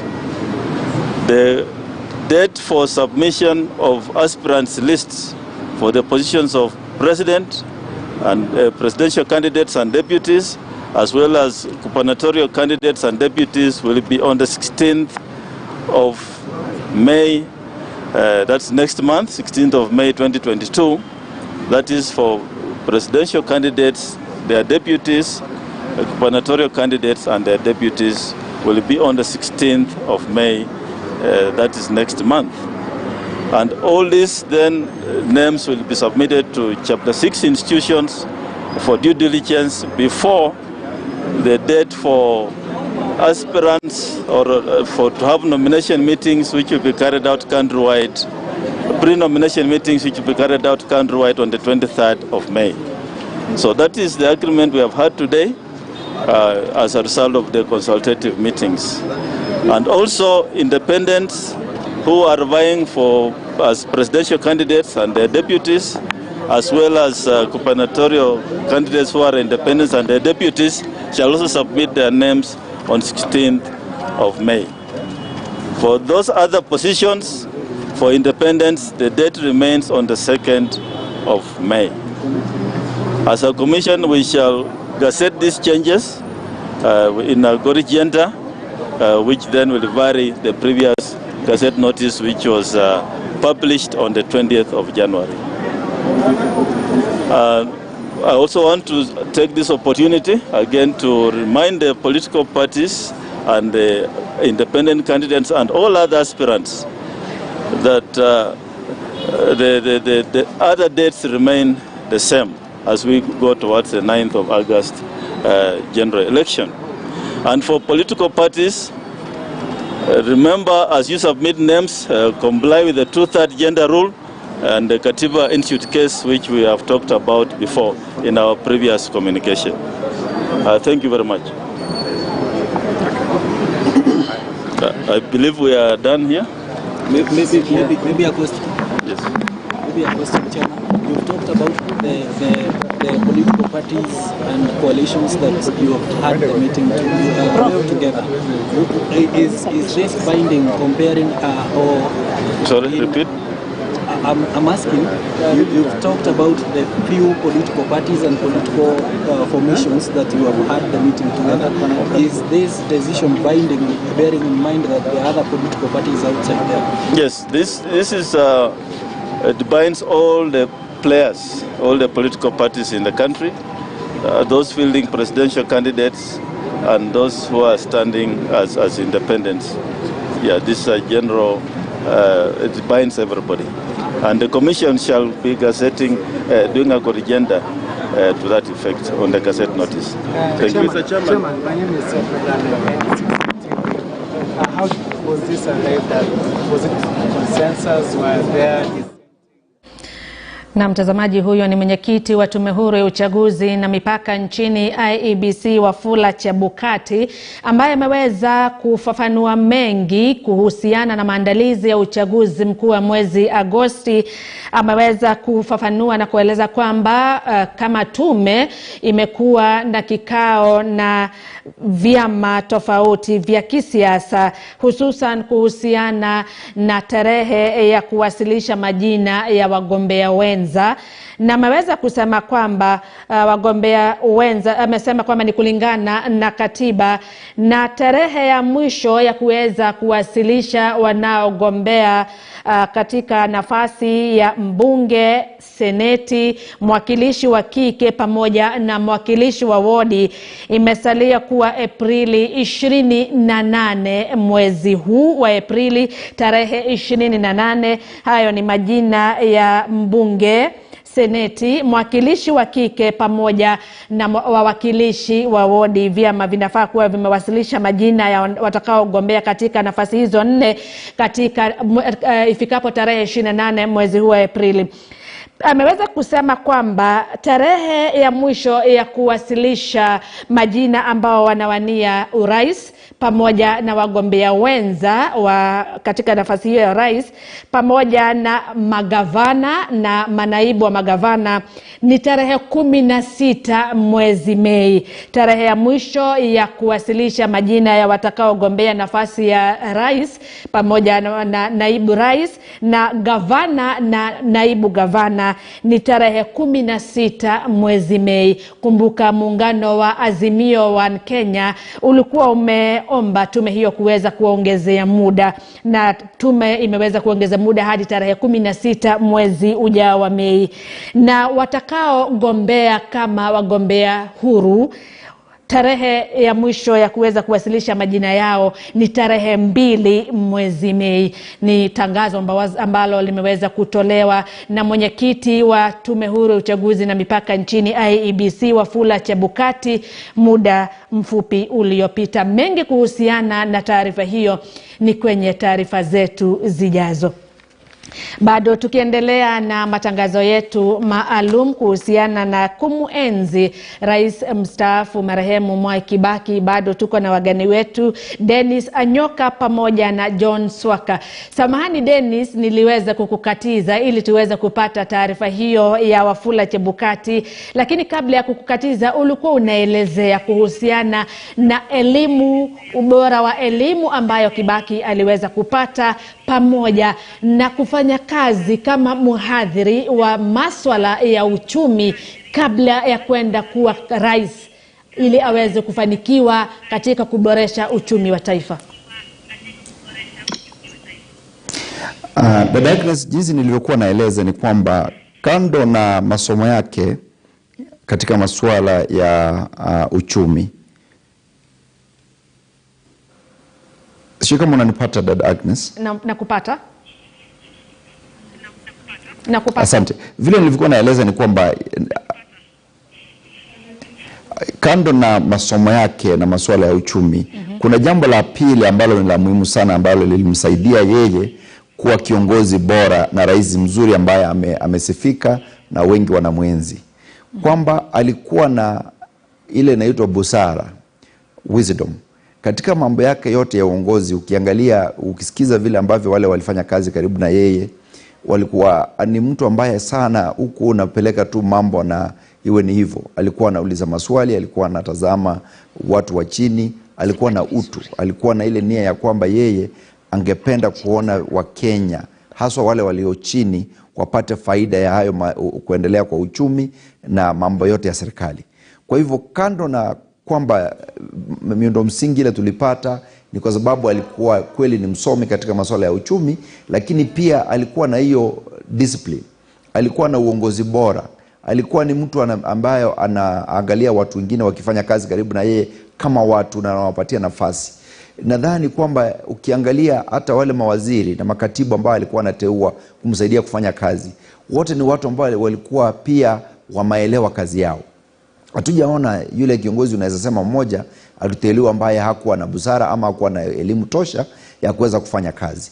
Kwa hivyo ni mtu ambaye kweli kando na masomo yake alijaribu kuwa na ile leadership. Aliamini kwamba nchi inaweza badilika na akaendesha nchi kuelekea mwelekeo wa kusaidia nchi kuendelea mbele.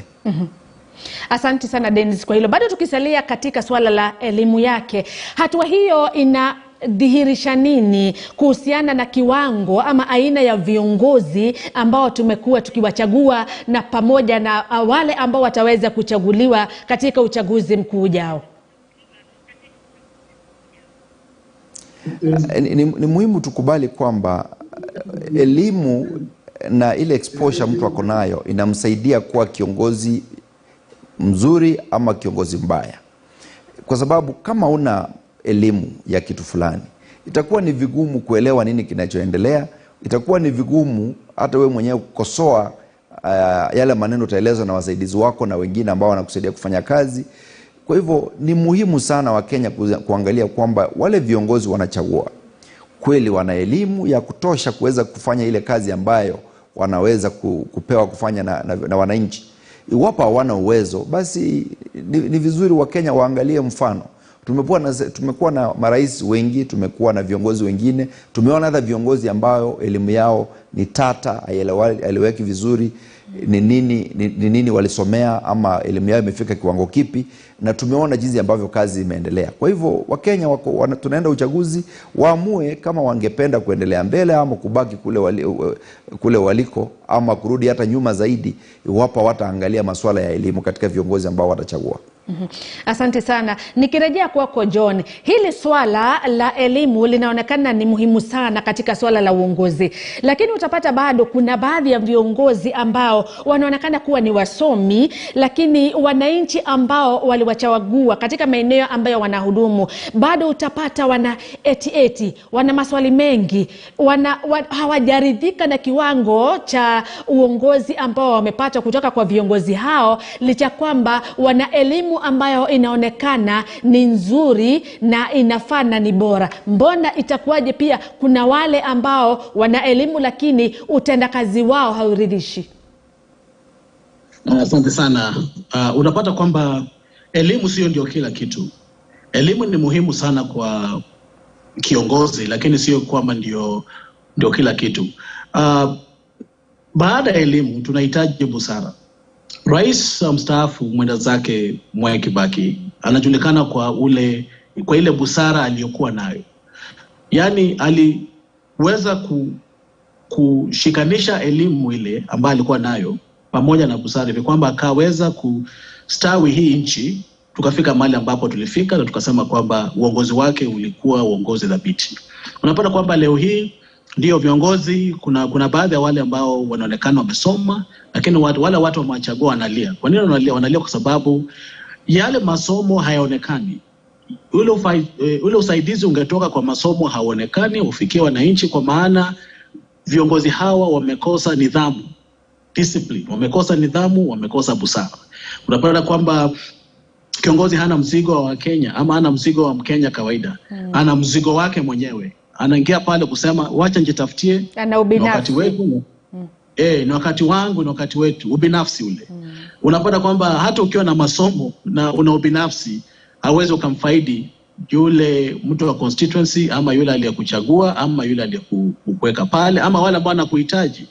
Kwa hivyo kadri ya masomo ama kando ya masomo tutahitaji busara, tutahitaji watu ambao hawajipendi, hawana ubinafsi, watu ambao wamebeba mzigo wa Mkenya wa kawaida kama mzigo wao. Wanatamani kuona Mkenya wa kawaida amenawiri, amesonga mbele, amepata lishe, amepata kazi, amepata ajira, watoto wamesoma, watu ambao wanaweza kujistawi. Hiyo ndio kitu muhimu. Lakini tukisema tu masomo tosha, utapata kwamba masomo bila mambo haya, bila maadili kamili ni bure. Maana mtu ataingia pale ndio na masomo, lakini ameingia pale kujitetea mambo yake kwa binafsi. Na ndio kwa sababu unapata Wakenya wengi leo hii wanalia. Hawalii kwamba viongozi wao wana masomo, lakini wanalia kwa maana viongozi wao licha kuwa na masomo hawajabeba ule mzigo wao na kusema kwamba niko hapa kwa ajili ya mwananchi wa kawaida, niko hapa kwa ajili ya kubadilisha maisha ya wale walionichagua. Dennis, bado nikirejea kwako kabla ya kuweza kuchukua pumziko fupi, mwananchi ataweza kumfahamu vipi kwamba huyu kiongozi ambaye nitamchagua ana maono ya kuweza kutusaidia sisi badala ya kujinufaisha yeye mwenyewe? Kwa sababu utawapata wengine kabla ya kuweza kuchaguliwa watu hawamfahamu vizuri, kwa sababu picha ambayo amekuwa akiitoa pale nje ni ya kuonyesha kwamba yeye anaweza kuwa ni kiongozi ambaye ataweza kubeba msalaba wa wananchi wote na kuweza kuwasaidia na kuwaletea maendeleo. Wananchi waweza kumtambua vipi kiongozi ambaye ataweza kuwasaidia? Nadhani ni vigumu sana kujua ni yupi yule ataweza kukusaidia akishakuwa amechaguliwa ama hawezi kukusaidia kama mwananchi. Lakini kilicho cha maana ni kwamba lazima wananchi wenyewe waangalie kwa undani sana maisha na jinsi ambavyo mgombea kiti chochote amekuwa akiishi. Wapekue katika historia zote, waangalie jinsi alivyokuwa anaishi akiwa wakati hakuwa anafikiria kwamba atatafuta uongozi. Kwa sababu tukisema kwamba tufuatilie sheria tuko nazo, ukiniuliza dada Agnes, kwamba ni hafifu. Zinaweka tu taratibu za kusema kwamba umefuatilia taratibu fulani, umepata clearances hii na ile, ili uweze kuonekana kama hauna masuala ya corruption na umekuwa utagombea kiti. Lakini ukiangalia hizo clearances ni zile ambazo ni procedural. Si rahisi upate yule, hata wale viongozi ambao tunajua huyu kweli hajawahi shikwa kama mwizi lakini tunamjua ni mwizi, ama huyu ni kiongozi ama ni mtu ambaye ukiangalia maisha yake yote, ukipekua historia yake, kweli ni mtu ana ubinafsi. Ukiangalia hata majirani hawana nafasi ya kuingia hata kwake kumsalimia kwa sababu yeye ana ubinafsi sana. Kuna kiongozi mmoja wa Afrika, nadhani mmoja alisema kwamba iwapo wewe utaenda kwako kule ujikinge, uweke ile ukuta wa kujikinga na useme kwamba wewe mwenyewe uko sawa, uko na chakula na waje wengine, basi inamaanisha kwamba wewe si kiongozi, kwa sababu wakati wengine watakosa watavunja ule ukuta na waingie ndani kwako, hautakuwa uko safe vile ulikuwa unafikiria. Nadhani lazima wananchi wote waangalie, wapekue kwa ukweli.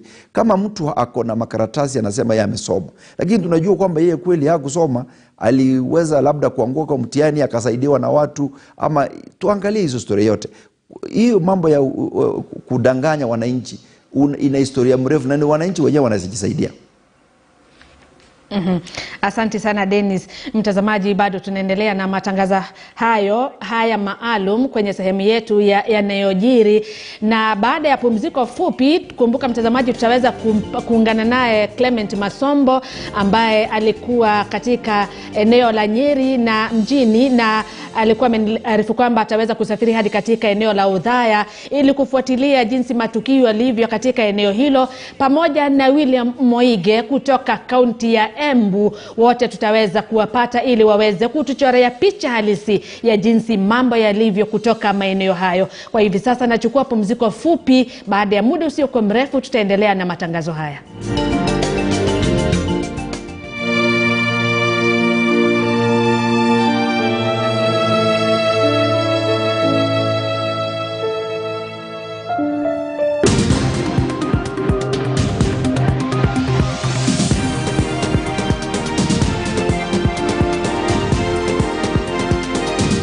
KTN News. Get the whole story.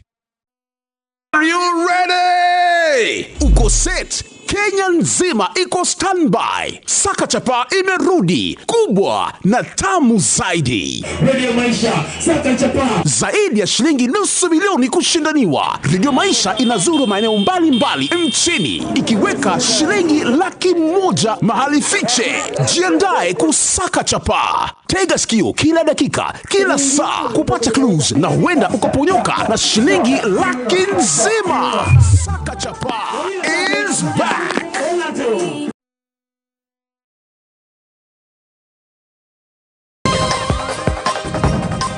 Kibaki, mimi naweza kusema Kibaki alikuwa mmoja katika wale rais ambaye hatujawahi kupata rais kama huyo kabisa. Maana Kibaki alikuwa ni mtu wa kupenda watu, aliweza kutengeneza uchumi katika nchi nzima.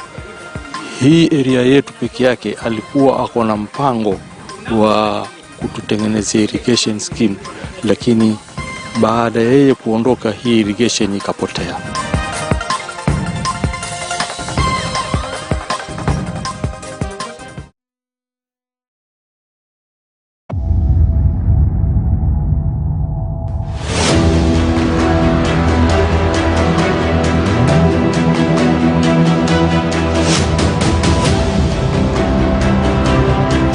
Nyinyi mko hapa, lakini kule kwangu yule mwenzangu amekuja kuchukuliwa na polisi. Little did I know niko nimebeba mwizi.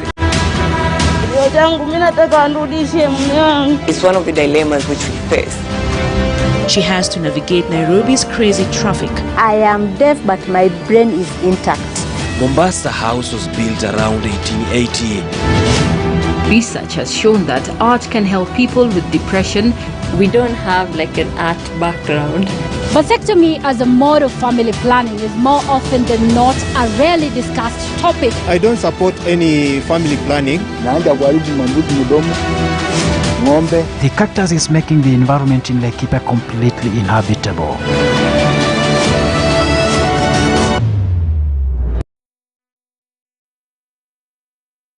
This is our stadium. The fastest legs on earth are being forged on this Kenyan field, while future weightlifters are being formed by this township. These coastal waters inspire gold medal swimmers. It's the people who give African sport its meaning. Meet them. Sport Africa.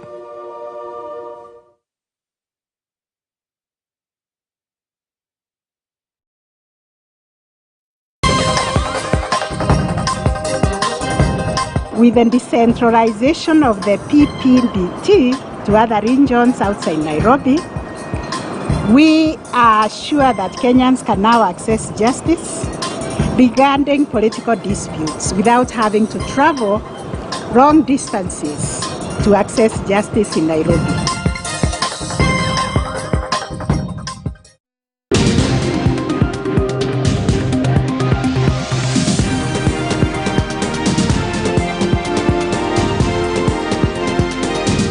KTN News.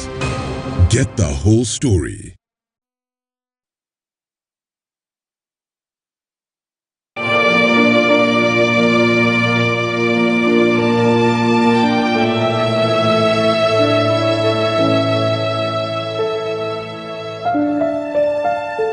Mtazamaji, kwenye sehemu yetu ya yanayojiri, na tunaanzia katika majengo ya bunge ambapo mwenzangu Ali Manzu kwa sasa yuko na naibu spika katika bunge la Seneti Margaret Kamar.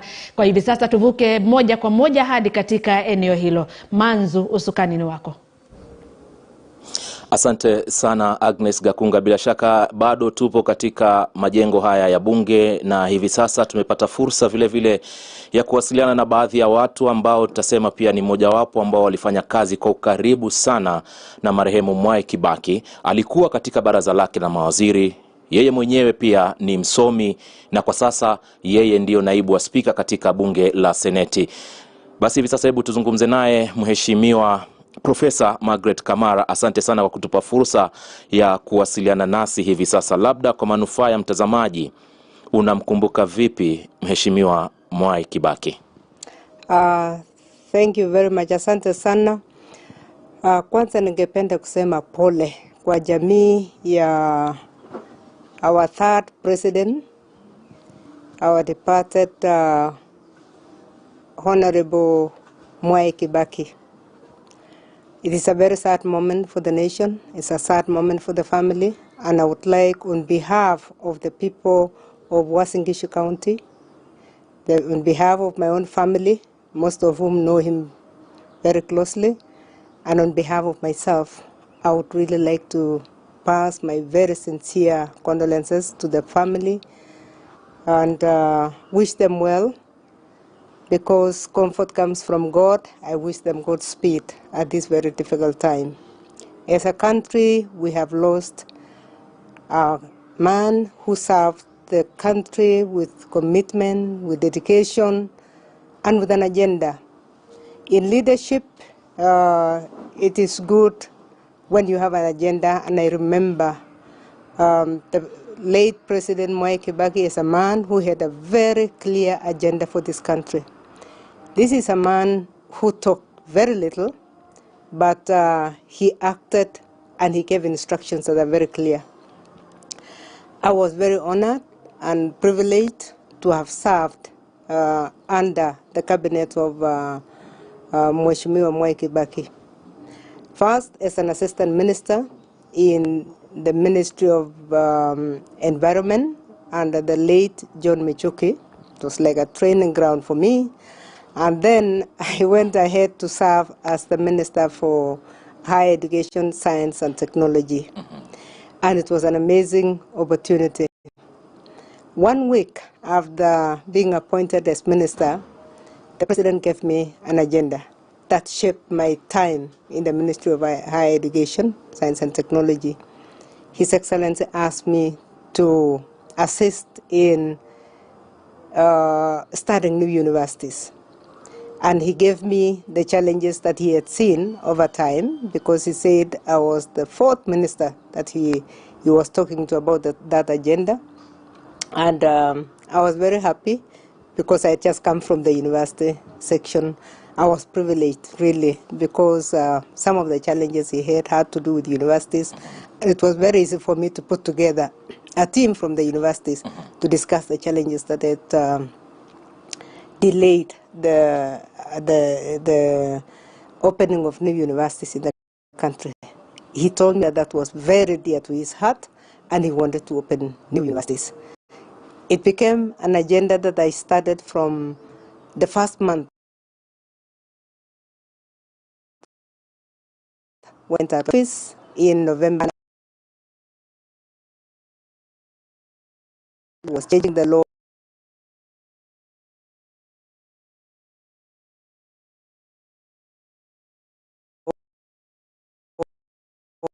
And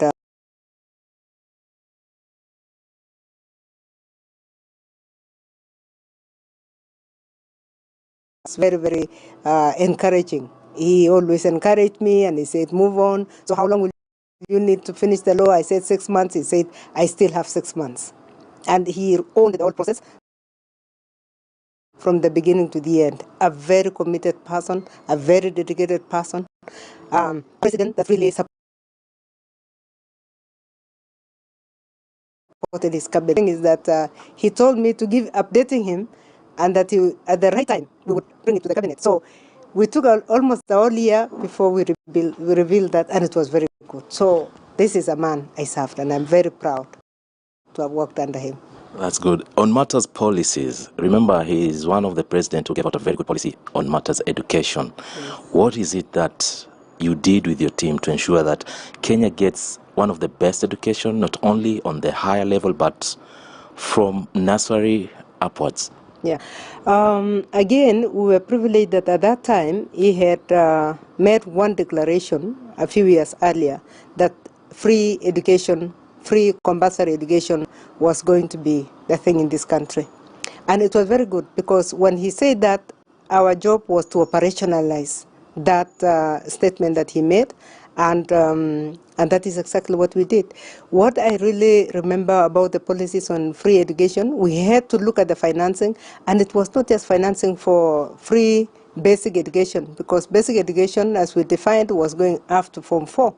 But then we went further to look at how the students exit from the university, because what was coming out very clearly as he discussed that was, but we are not saying you finish basic education and go nowhere. So you must start thinking about how you receive the students in higher education. That meant that we had to also change the policies on TVET. So during my time, I had to come up with 3 pieces of legislation. One was for higher education on its own. The second one was for technical and vocational training. So the TVET law took place at the same time as we were creating the law that was going to operationalize the opening of new universities in higher education. We came up with a law that would govern TVETA, what we are calling the TVETA now, the authority that is running the technical training. And then the third one that we had to come up with was with one that was dealing with research within the universities. Again, these were emanating from his very statements that we need to change how students exit, they transit to higher education. We need to know the lines that they are following. And I'm so proud that that statement we're able to operationalize again, because he was a head of state that allowed you to do things as a minister. You take them for his endorsement, and you just endorse and you move on. And I had a great time with both TVETA and the universities. How would you remember him now going forward, and maybe what are you taking home to ensure that where you are right now, you'll make it perfect for the next government? I will remember him always as a very patient listener. And that touched me even personally. A patient listener. I also will remember him as somebody who never dictated anything after he gives you an assignment. And even me, going forward, I learned to be more patient, and I learned to, whenever I delegate anything, you delegate and trust people. Because we are all Kenyans, and we should be trusted with what we are given as assignments. I will never forget the fact that when he pronounced colleges, like he did for Garissa, he I want the university college in Garissa. And he said it in Garissa a year before I was appointed. And then he reminded me that even as we are talking of universities, don't forget that there is Garissa. So I had to go for graduation on a TTC in Garissa to remind the people that the president had made a statement. This is somebody who followed things to the very end. And this is another lesson that I took from him, that once he has made a statement, he never forgets. So the creation of Garissa University College was a statement he made in a meeting in Garissa, and ours was to implement. And you can imagine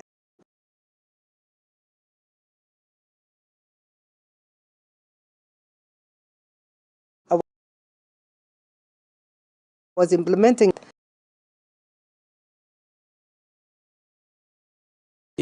Issue. What's your plan 2022 elections? I have not been very low in Masingishu.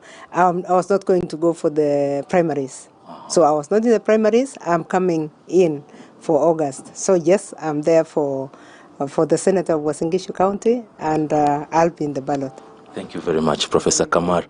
Thank you very much. Ni Professor Kamar huyu ambaye ni naibu wa Speaker wa Senate hapa, ambaye ametuelezea baadhi ya mambo ambayo bila shaka ni baadhi ya kumbukumbu alizonazo. Yeye akiwa waziri katika wizara ile ambayo inahusika na masuala ya elimu ya juu, baada mabadiliko ambayo aliweza kupata kupitia sera ambayo ilikuja katika sekta ya elimu. Bila shaka haya ni baadhi ya mambo ambayo ameleta na ataendelea yani kuyakumbuka na pia kuyafanyia kazi kwenda mbele, akiwa bado ni afisa katika serikali, na pia kutuelezea kwamba mwaka 2022 kwenye uchaguzi bado yuko debeni. Sina la ziada ile kurejesha studio kwa mwanahabari mwenzangu Agnes. Iwapo kutakuwa na lolote, bila shaka tutakuwa ni wenye kuarifu. Bado tuko katika majengo ya bunge, na shughuli inayoendelea hapa bado ni ile ya kutazama ule mwili wa marehemu Rais wa Jamhuri ya 3 Mwai Kibaki, ambapo Wakenya wanaendelea na shughuli hiyo kwa sasa. Kwako studio. Asante sana Alimanzu kwa kazi kuntu. Na kwa hivi sasa bado tukiendelea na mahojiano yetu, kitu kama dakika 6-5 hivi. Kwako Dennis, tukimzungumzia kuhusu tuseme hakuna kizuri ambacho hakina dosari. Kuna masuala kadhaa ambayo yaliweka doa kwenye utawala wake Kibaki. Mfano mzuri ni utata ambao uliweza kushuhudiwa baada ya uchaguzi wa mwaka 2007. Pia kuna wale ambao wanahoji kwamba mashirika ya kijamii yaliweza kufifia. Ni kama sauti iliweza kuzima kwa kiasi fulani wakati wa utawala wake. Dennis, tuchoree picha ya Kibaki katika demokrasia. Nadhani kwa mtazamo wangu ni kwamba Kibaki alijaribu, lakini yeye ukiniuliza namuona kama alikuwa kiongozi tu ambaye alikuwa akona focus katika masuala ya uchumi na hiyo miundo msingi tofauti ya kuhakikisha kwamba nchi imeenda mbele. Hakuwa mwanasiasa mzuri sana, kwa sababu ukiangalia hiyo nafasi, uhusiano wake kati na wakati ule mambo ya LDP ambayo Raila Odinga alikuwa anaendesha, alikuwa in charge, kulikuwa na shida na hapo ikaleta tatizo. Baadaye tukapata kwamba kuna mgawanyiko, na baada ya hapo tukapata mambo ya Orange, tukapata PNU, na katika vile aliweza kufanya siasa zake, mambo ya sauti ya demokrasia na kuruhusu vyama vingine viendelee na kuruhusu mambo ya kijamii yaendelee, kulikuwa na shida kidogo. Ulipata wakati fulani, wakati ulipata hata kashfa tofauti ambazo zilikuwa zimesema mambo ya Anglo leasing na mengine. Kibaki hakuweza kutokelezea kama yule kiongozi ambaye angesukuma wale walikuwa karibu na yeye zaidi ili waweze kuhakikisha, kwa sababu alikuwa ameingia, ukumbuke miaka yake ya pili ya miwili alipoanza uongozi, alikuwa na ile goodwill ya Wakenya wote. Kila mtu alikuwa anataka kufanya kazi, alikuwa amejitolea, walikuwa wanataka sana kuhakikisha kwamba nchi imeenda mbele. Lakini management yake kama politician ikakuwa ni shida. Hakuwa kama rais ambaye tulikuwa tunajua wa pili hayati marehemu Mzee Moi, ambaye ungekuwa rafiki leo, kesho akitaka kuondoa na kuondoa. Angekuwa na tabia kama hiyo. Wale viongozi ambao walileta dosari katika uongozi wake angewaondoa. Wale viongozi ambao walijaribu kusukuma masuala ya demokrasia ikawa kwamba imefifia, angewaondoa ili abaki kwamba amebaki akifanya yale mambo ambayo yeye aliamini yataweza kupeleka nchi mbele. Asante sana John, nikirejea kwako, matukio hayo ya mwaka 2007 2008 huenda ndio ambayo yalipelekea kupatikana kwa serikali ya muungano. Huenda hali hiyo ndio ambayo kwa hivi sasa tunashuhudia, kwa sababu hata tukiangalia kwenye kura za mchujo ambazo ziliweza kukamilika hivi majuzi, baadhi ya vyama havikuweza kuandaa shughuli hiyo, na utapata kwamba baadhi ya vigogo waliweza hata kupewa tiketi ya moja kwa moja na vyama. Je, huenda labda hofu ya vigogo kuweza kushindwa ndiyo ambayo iliweza kupelekea hatua hiyo kuweza kuafikiwa? Ni safari ambayo iliweza kuanzia wakati ule kwa viongozi kuweza kuhofia kushindwa. Asante sana Agnes. Labda nikichangia kidogo ya hiyo mada yenye ndugu yangu Dennis amezungumzia, nikianzia hapo nisema kwamba labda dosari kidogo na uongozi wa mstaafu rais mwenda zake ni kwamba alikuwa mnyamavu na akawa mnyamavu zaidi, na katika hali ya uongozi kidogo ni lazima uwe na ile hali ya kubalance unyamavu na kuzungumza. Unapata kwamba jinsi amegusia mambo ya kashfa ya Anglo leasing na mambo mengine, rais mstaafu mwenda zake alikuwa ni mtu wa kunyamaza.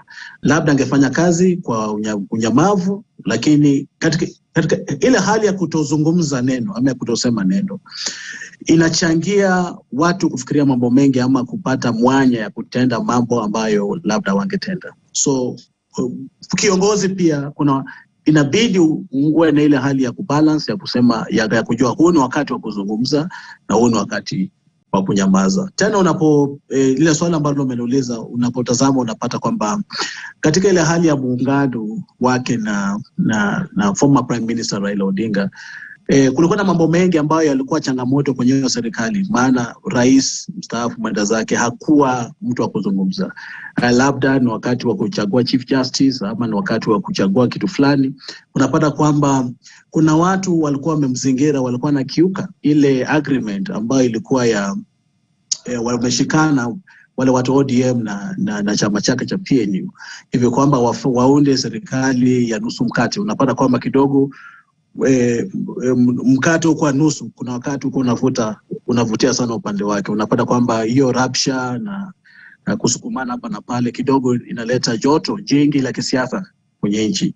Ile hali angesimama tu na aseme mimi kama rais nimesema hivi na vile, kidogo hapo unapata inasaidia. Na kurudi kwa swali lako, unapata kwamba tangu yale mambo ambayo tulikuwa nayo 07, utetesi wa kura na ghasia baada ya uchaguzi, unapata kwamba ile serikali ya nusu mkate basi ikaundwa, na tangu wakati huo tumekuwa na serikali, karibu serikali zote zimekuwa za kushikana mikono. Baada ya hapo uliona Uhuru Kenyatta akishikana na Ruto na mheshimiwa deputy president Ruto akisema kwamba tena maafa Rift Valley, kupigana kwa ajili ya mashamba na ukabila, misingi ya mashamba na makabila tumewacha sisi Wakalenjin na Kikuyu. Tena baada hapo tumeona handshake baada ya kiongozi ama kinara wa ODM Raila Odinga kushikana na Uhuru Kenyatta na kufanya handshake na kusema kwamba basi kura imeisha, japokuwa sijaridhika na nilijitangaza kuwa people's president na tutashikana mikono hivi kwamba tusonge mbele. Yes. So napata kwamba hiyo yeah. Haya, asante sana John Sakwa, pole sana muda haunasi, pamoja na Dennis Anyoka, asante sana kwa mchango ambao mmeweza kutoa, pamoja na wanahabari wetu Emmanuel To Alimanzu kutoka maeneo hayo ya bunge. Kazi kuntu kwenu wenzangu. Mtazamaji, kufikia hapo na tamatisha taarifa zetu za yanayojiri. Asante sana kwa wote waliofanikisha makala haya maalum. Mimi ni Agnes Gakunga, usiende mbali kwani mwendo wa saa 7 kamili utaweza kuendelea kupata matangazo haya kwa lugha ya Kimombo. Endelea kutazama KTN News.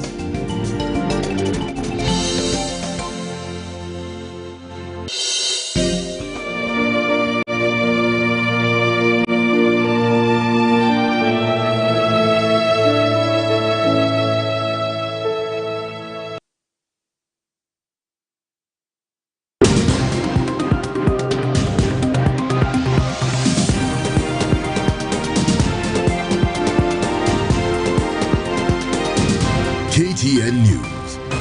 Get the whole story.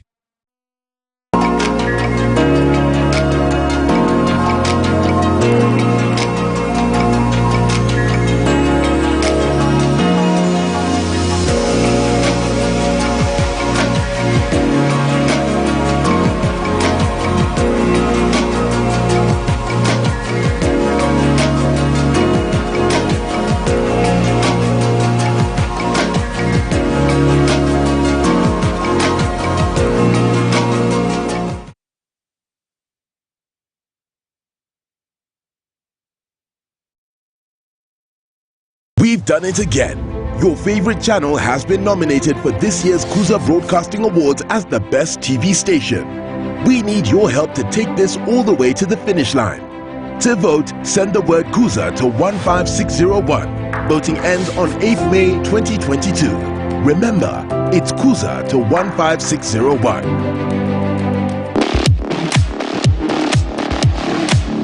Race in and away goes Alvin Maruve, and he gets there. Greatest of all time. Lily Barkwood is the toast of National Stadium in Singapore.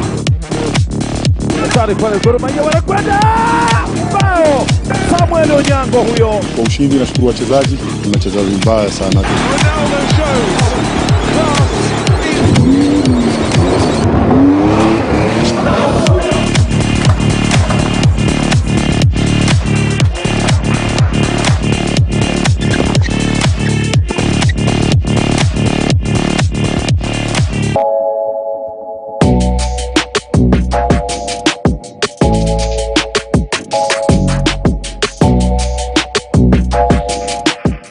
darasani, michezo na burudani, pamoja na mtaala wa CBC. Yote haya tunasuka vipi ili mtoto ayafaidi katika mustakabali wake anapoendelea kitaaluma? Ningependa kuendelea kuwa mwandishi ninapoendelea kuwa mkubwa. Aliweza kupata alama 90 ambazo zimekuwa alama nzuri zaidi. Na vitabu vyako ndivyo vingekuongoza kwa kila jambo ufanyalo. I think there's a frustration from the comrades, especially on matters education. Jiunge nami kwenye uchambuzi wa kina kila Jumapili saa 11 jioni hadi saa 12 katika kipindi cha Dau la Elimu, nami mwalimu Franco Tieno.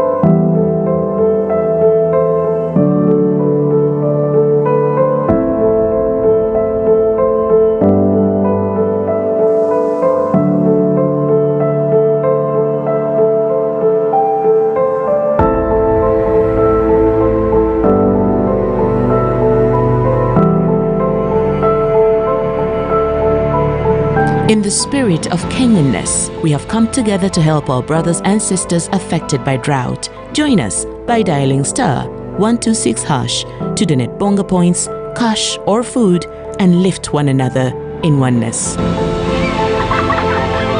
Pamoja tuungane.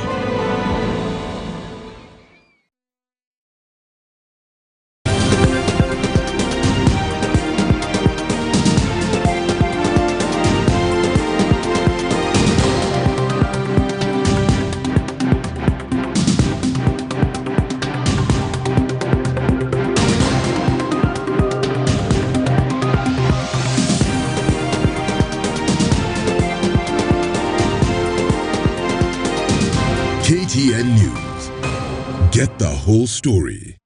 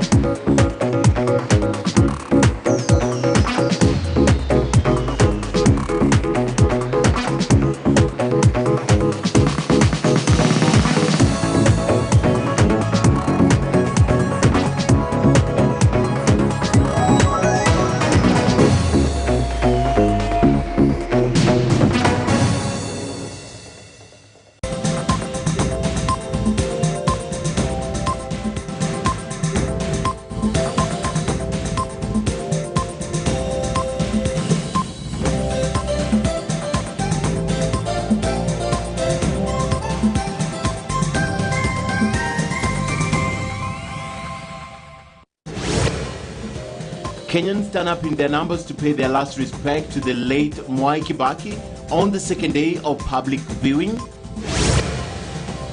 The Azimio la Umoja One Kenya presidential campaign team make their case before the IEBC ahead of the deadline to submit the name of the presidential running mate.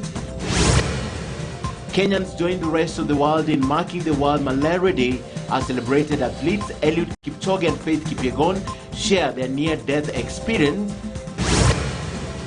And religious leaders in Isiolo decry the state of lawlessness and killings in the county, calls for the restoration of law and order.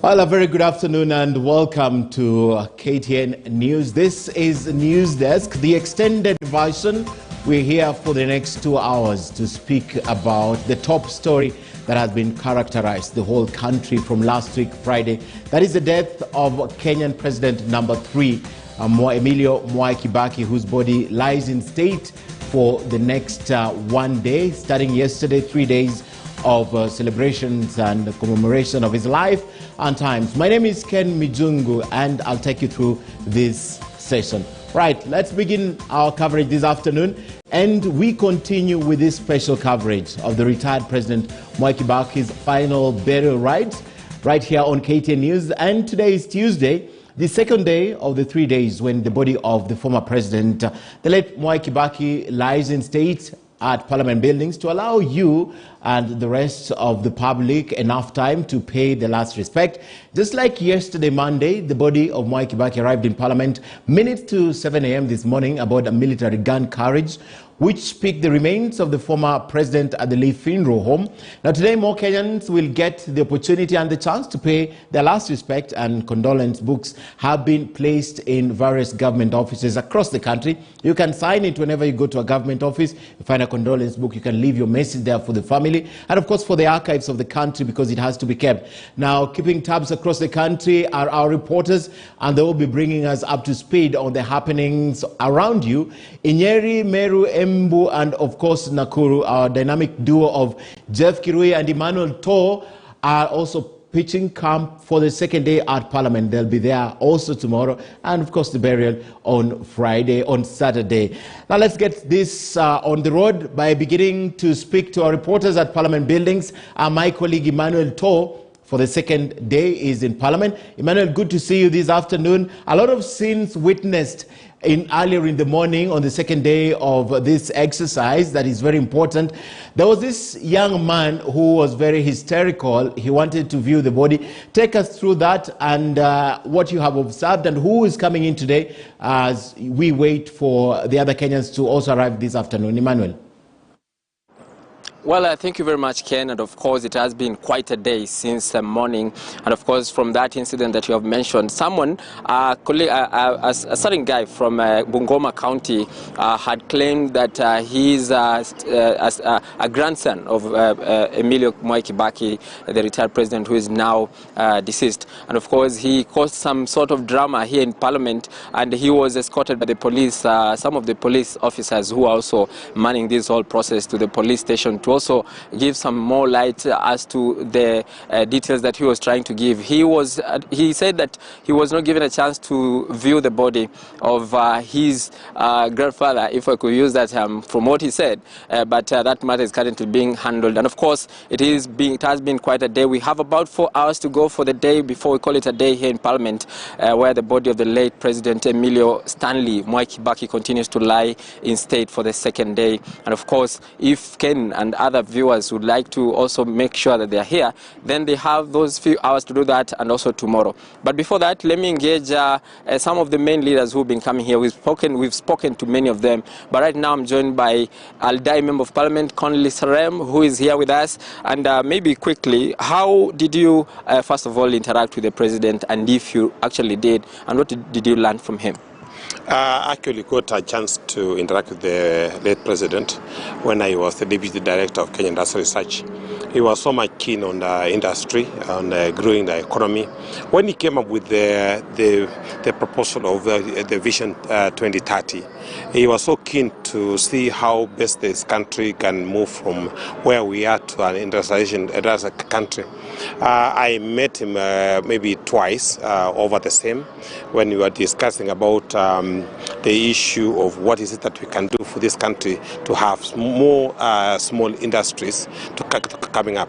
We had also a proposal as Kenya Industrial Research at that time that if we could be having one industry by village. So that is what the time I came into direct contact with the former president. Okay. Yeah. And perhaps what are the main values that you picked from Mwai Kibaki's life? The 50 years he was in Parliament and in leadership, what did you gather? The humility and the principle of actually being firm in what he believes in. When you look back and see what he did that all of us can remember is the issue of free education. He also advocated about how best this country can be managed in terms of economy.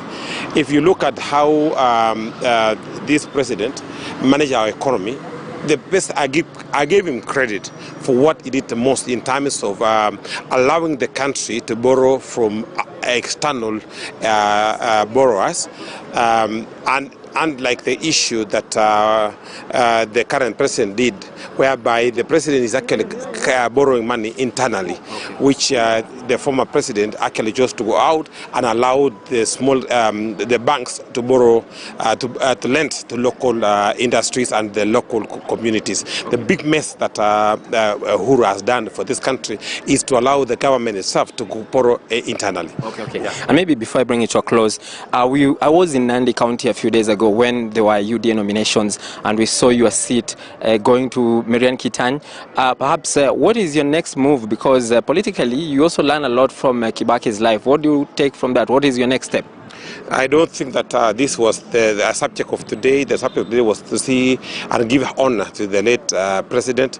That discussion can be for another day. We'll discuss when we get there. But as of now, we are mourning the death of our president that worked so hard for this country, made a big difference for all of us. If you look at the roads, look at the Tika Road, we can appreciate what he did. So I hope that we can be discussing those issues. The election will come and go, and I've been a member of Parliament for my constituency for the last 10 years, and the issue of the next election will be something that we'll be discussing when we get there. Thank you so much. Very well, Mr. Mayor. Thank you so much. That is Connolly Serem, MP Aldai constituency, Nandi County. Let me now engage some of the Kenyans here. Some of them are still streaming in. Wewe tayari umeshatazama mwili wa Kibaki ama vipi? Nimetazama. Jina lako ni nani, unatoka wapi na unakumbukaje Kibaki? Mimi naitwa Moses Langaiduri. Mimi natoka kaunti mpaka ya Samburu na Laikipia, huko ndio nimetoka. Wacha niseme kwamba ile usuri ya Kibaki, ningesema kwamba alipoingia shule amesaidia watu shule kuwa free. Kitu moja ambaye nakumbuka akiwa mzuri.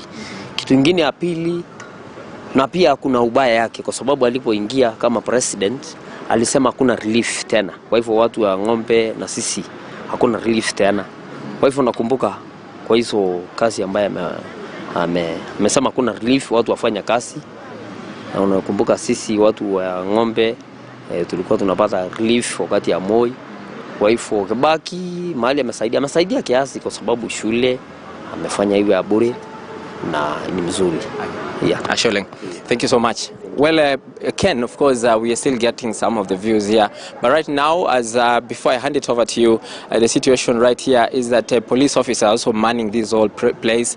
Remember, the process was taken over by the KDF officers from Lee Funeral Home up to this point, where some of the officers who are of course ferrying that body of the late Emilio Kibaki here to Parliament, also making sure that that is done in a proper way. And of course, Kenyans will have another day tomorrow, and then on Thursday there will be some rest, and on Friday we'll have a national funeral service at the Nyayo Stadium, and finally Saturday when we'll be putting or laying to rest Emilio Kibaki, the third president of the Republic of Kenya, at his Othaya home in Nyeri. And of course we'll be here to give you all the details that matter, in a way that matters to you, right here where you get the whole story from us here in Bunge. Over to you, Ken.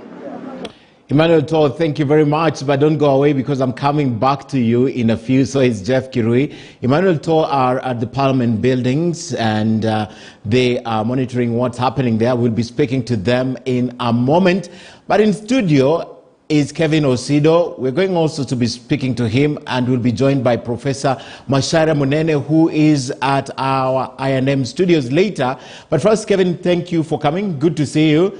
And of course, Kevin is one of the people who understand the history of this country very well. I think I met Kevin when Mwai Kibaki was just going for his second term, right? And I've known him since. And we've shared that history a lot of times, sat on panels and spoken about this. Yeah. Kevin is Executive Director, County Governance Watch. But today he speaks to us as someone who understands this country, as passionate. And he says he is Kenya and Kenya is his business. Kevin, good to see you. And you too, Your initial reflections of Mwai Kibaki. This is a president that I would say has written the real aspects of what we call Chapter 6, when you talk about leadership and integrity of our constitution. Because President Mwai Kibaki is a president who got into office from a very honest perspective. Of course, transition and all those kind of things, processes that happen with governance. But if you look at how he was able to take over the reins of power from 2002, presents the place of people's voices when we had a 24-year rule of former president, may his soul rest in peace, Daniel Toroitich arap Moi, and the clamor for a new constitution in 2005 and then 2010, when really President Mwai Kibaki was a president. And then ultimately the kind of transition that we saw, that in 2007 this is happening in darkness, and then in 2013 Kenyans are being invited to a platform where you can say that indeed we own the country and this country is ours. And if you look at other aspects, for instance, transparency, accountability issues, it's the only time I think Kenyans came out and said we are going to arrest police officers, people who when spotted picking monies from vehicles and all that. But if, those are things that happened right in the presence of the glare of cameras and the stories that people spoke about. But if you look at some of the things that happened behind cameras, how the cabinet was run, today the cabinet of Kenya has not met for the last 2.5 years, which I don't think would have happened during President Kibaki's time. The space of people's voices, where then you are in cabinet and you're asked, what is your opinion? And these are happening because I happened to sit in about 2 or 3 meetings that were chaired by then President Mwai Kibaki, particularly on youth issues. Because at that point in time, then we had what was then called the Prime Minister's Roundtable on youth. And having worked at the youth agenda as an organization, you were part of the more or less like a secretariat that worked with the people there. And the president was really, he more or less gave people the space to speak out, bring out your views, and then he would just be there to listen. And then ultimately moved on to the launch of the Youth Enterprise Development Fund, which I think has done quite tremendous things to change the lives of young people in this country. And over we can see issues around governance, of course, devolution aspects, how he was able to ensure that devolution works. Though he was not the president that really, birthed in devolution, but he prepared Kenyans towards a 2013 inaugural process. He appointed the transitional committee. He appointed the transition authority, indeed, in that 2012. eventually helped the county settle. Precisely. Clearly, Kevin, we have a lot to talk about this afternoon. Never mind. Because this is a history, especially not 2013 onwards to 2022 when he dies. Correct. But all 2002, because we were here. Yes. We were here. 2002, I wasn't in the media, but 2007, 2008, when he was doing his second term, I was right here. So we have a lot to talk about with Kevin and Professor Macharia Munene later on. And of course, our reporters are littered all over the country to talk about this very important subject. Find one of our reporters if you need to make a comment, because they're in Meru, Nyeri, Nakuru, and of course right here in Parliament. We're coming back after this short break. Stay with us.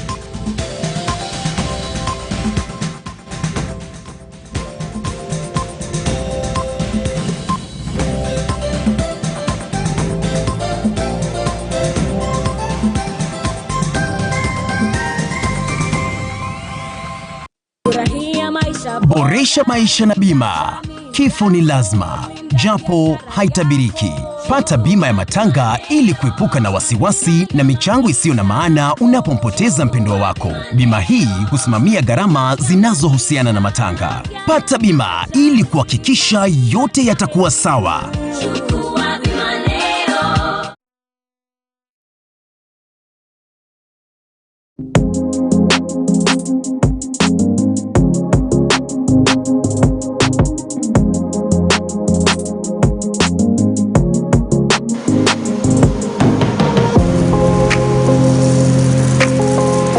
The thing that we have noted is that the market trend is changing. Today, most consumers of potatoes want ready to cook products.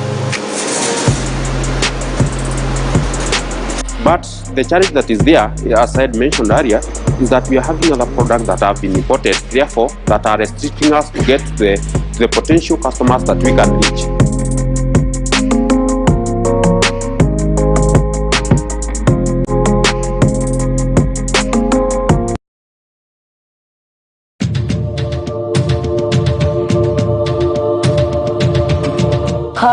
you end up on street?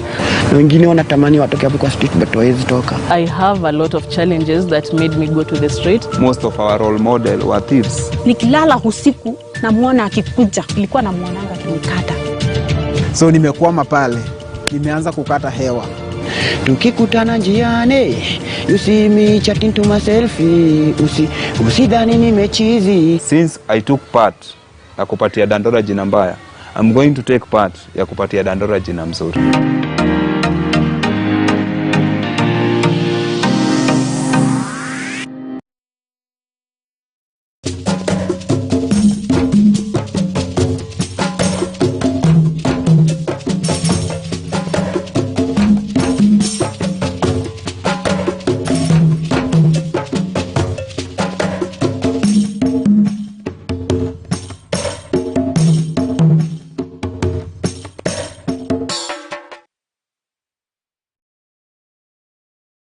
We value your feedback and welcome any comments, queries, or complaints regarding our news content.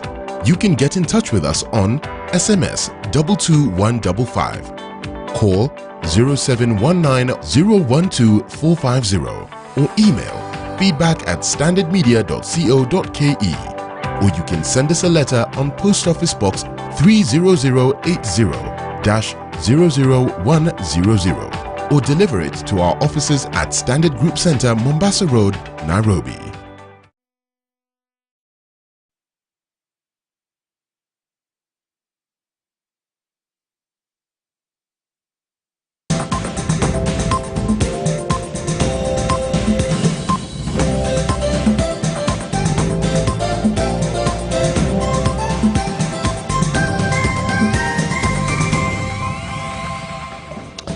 And welcome back to News Desk, the extended version. We are here until 3 p.m. It's an important day, the second day of public viewing of the body of the late President, Emilio Mwai Kibaki, the third president, the person who is said to have midwifed the current constitution. And apart from that, Mwai Kibaki was very instrumental in the establishment of the devolved unit, because straight after 2013, after the election of 2012-2013, that is when we saw the counties. So he put up the systems, and that is very important to our discussion this afternoon, because my guest, Kevin Osido, is Executive Director of County Governance Watch, and basically they go around the county ensuring that the counties do the right thing. So he has quite some history regarding what Mwai Kibaki did then. Later on, I'll be speaking to Professor Macharia Munene.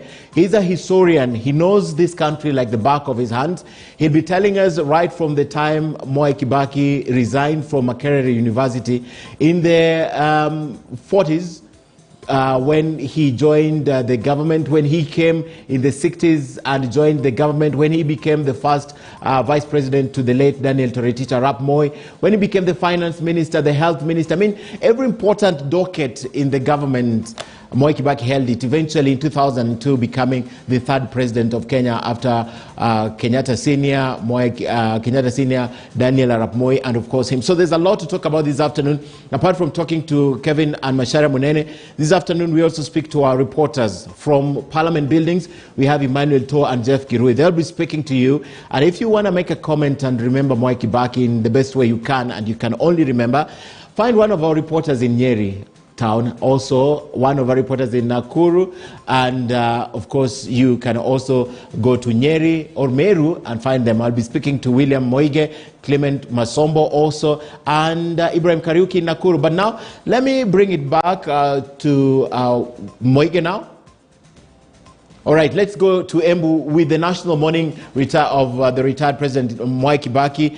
Embu County leaders credit him for the establishment of a university and road network. In fact, they said Mwai Kibaki was big on education and health and infrastructure, and of course the road network, ring road connecting the 4 sub-counties of Embu. KTN's Moige William now joins us live with also some leaders from Embu to talk about this important subject. Good to see you, William, this afternoon. Of course, like every other part of the country, there's a lot to say about the retired President Mwai Kibaki, and what are the people of Embu saying about the third president? You Ken back in studio, and we are still following up and getting to hear from residents of Embu County to visit the Embu County Commissioner's office, whereby the condolence book has been brought there for residents to be able to sign and also put their condolence message. But already right now we are in Manyata, where we are going to engage leaders and also residents to hear from them. What is it that they remember the former president, retired president, that is Kibaki, on the contributions he made in building Embu County. And for now, I'm joined by the chairman, Bas Party, that is Lenny Kivuti. Thank you for your time here at KTN News. We want to remember the retired president, Mwai Kibaki. What will you recall the contributions he made here in Embu County? I will hold this for you. Asante sana. If I start counting the history and the true story about me and Mheshimiwa Mwai Kibaki, I will need maybe 5 hours. But I know, it's true. I know you 2 minutes. I know you don't have 5 hours. Yes. If we start, the best institution in the country, Embu University, I was involved as the MP to draft the request, and it was signed by President Mwai Kibaki over Christmas. And hata tukiwa na watu wengi, many people did not know what I was doing. But I will remain forever thankful to him. Tuseme kama Ring Road, the one traversing Embu County, it started with my road to Chicago. And Kibaki told me, no, put a road from a road to another tarmac road. So I drew a ring road covering the entire Embu County, and he signed on the same plan which I gave him. Can I mention more? I mention more? We're running out of time. Maybe okay. One more. Now, if I mention others, I'll have to mention many more. Okay. Just one thing, we shall remain indebted to Mwai Kibaki forever. He was selfish. He never stayed at schools to be called with his name.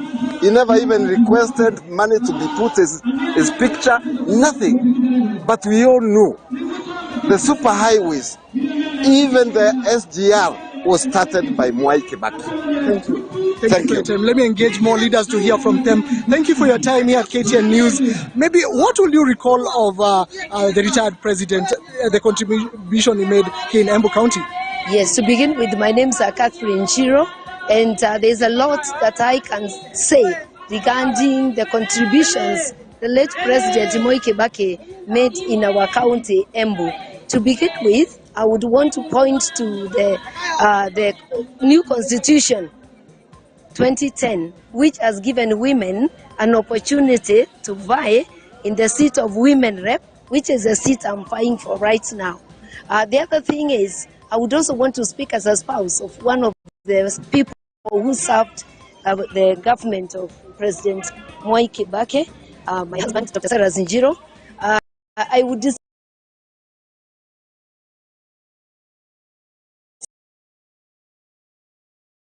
say that from his testimony,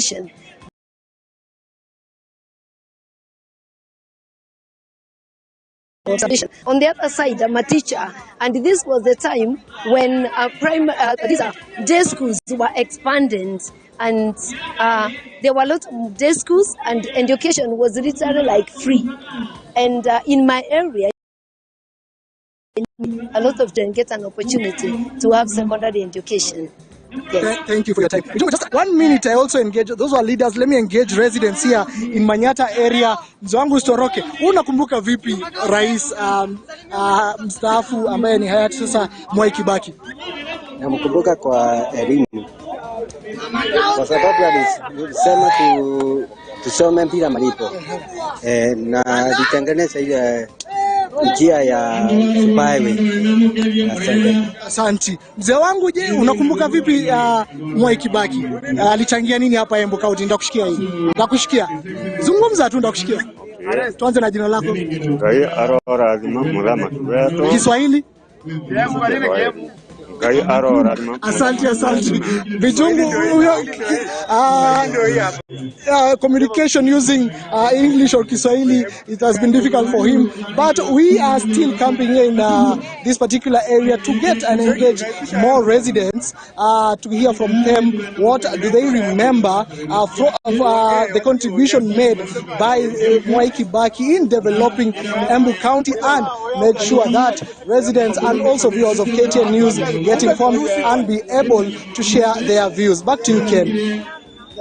Moige, thank you very much. And of course, like every other part of the country, Embu County celebrates the late Mwai Kibaki in their own special way. Sentiments that we're coming back to, and we'll definitely be looking into what they have to say.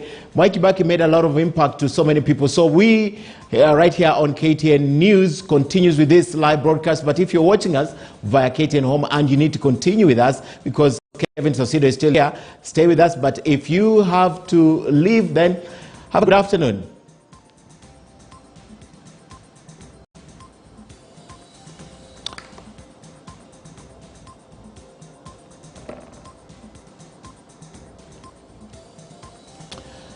All right, this live broadcast continues, and Kevin Sosido is right here. I'll be speaking to Jeff Kirui in a short while. But Kevin, I know devolution is important, but one of the things that you said initially was about Chapter 6 of the Constitution. I mean, there is no single impropriety that can be ascribed to Mwai Kibaki. However, you can't still forget that during his time there was the Anglo-leasing scandal, right? So to him personally, we can't ascribe, but it was during his time.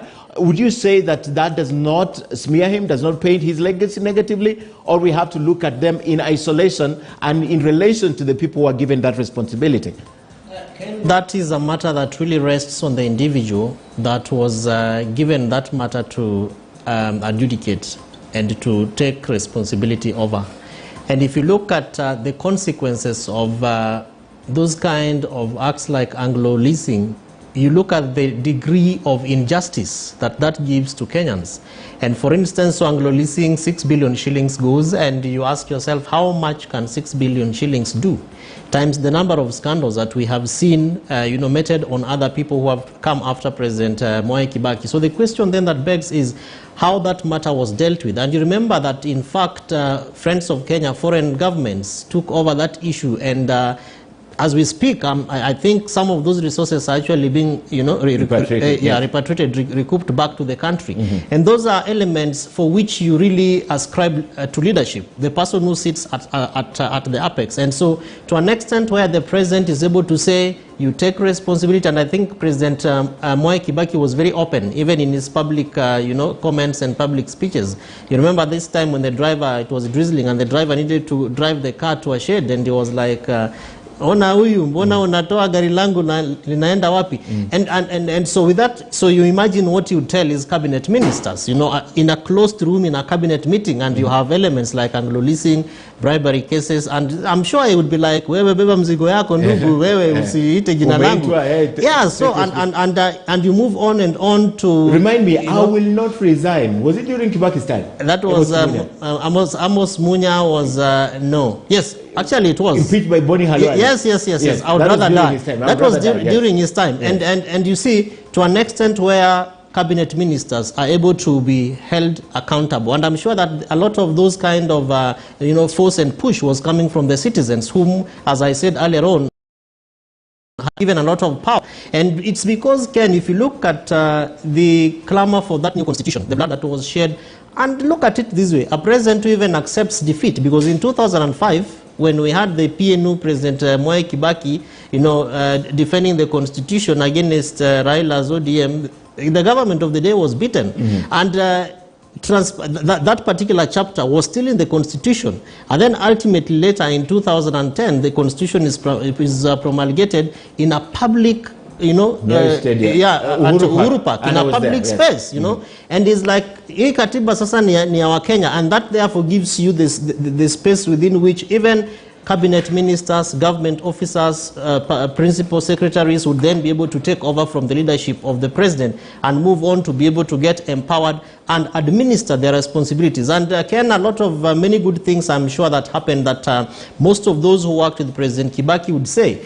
Things like, you know, the news beginning with President Mwai Kibaki, those are elements that I think were taken away. And not so many government officers therefore wanted to be associated with what the president is doing. A lot of people wanted to be associated with their own, you know, recommendations, their own dreams, and what then the president has given them through that power. And I'm sure that even as we continue to talk about constitutional implementation, despite the challenges that we have, you know, because we have so many elements and chapters of the constitution that we have failed to implement, and they are very open. But if you look at things that mattered to the former president, the late President Mwai Kibaki, public participation issues around devolution, as we spoke about, you know, transition authority. I was, many times I like getting back to my good friend, the then chairman, Wamwangi.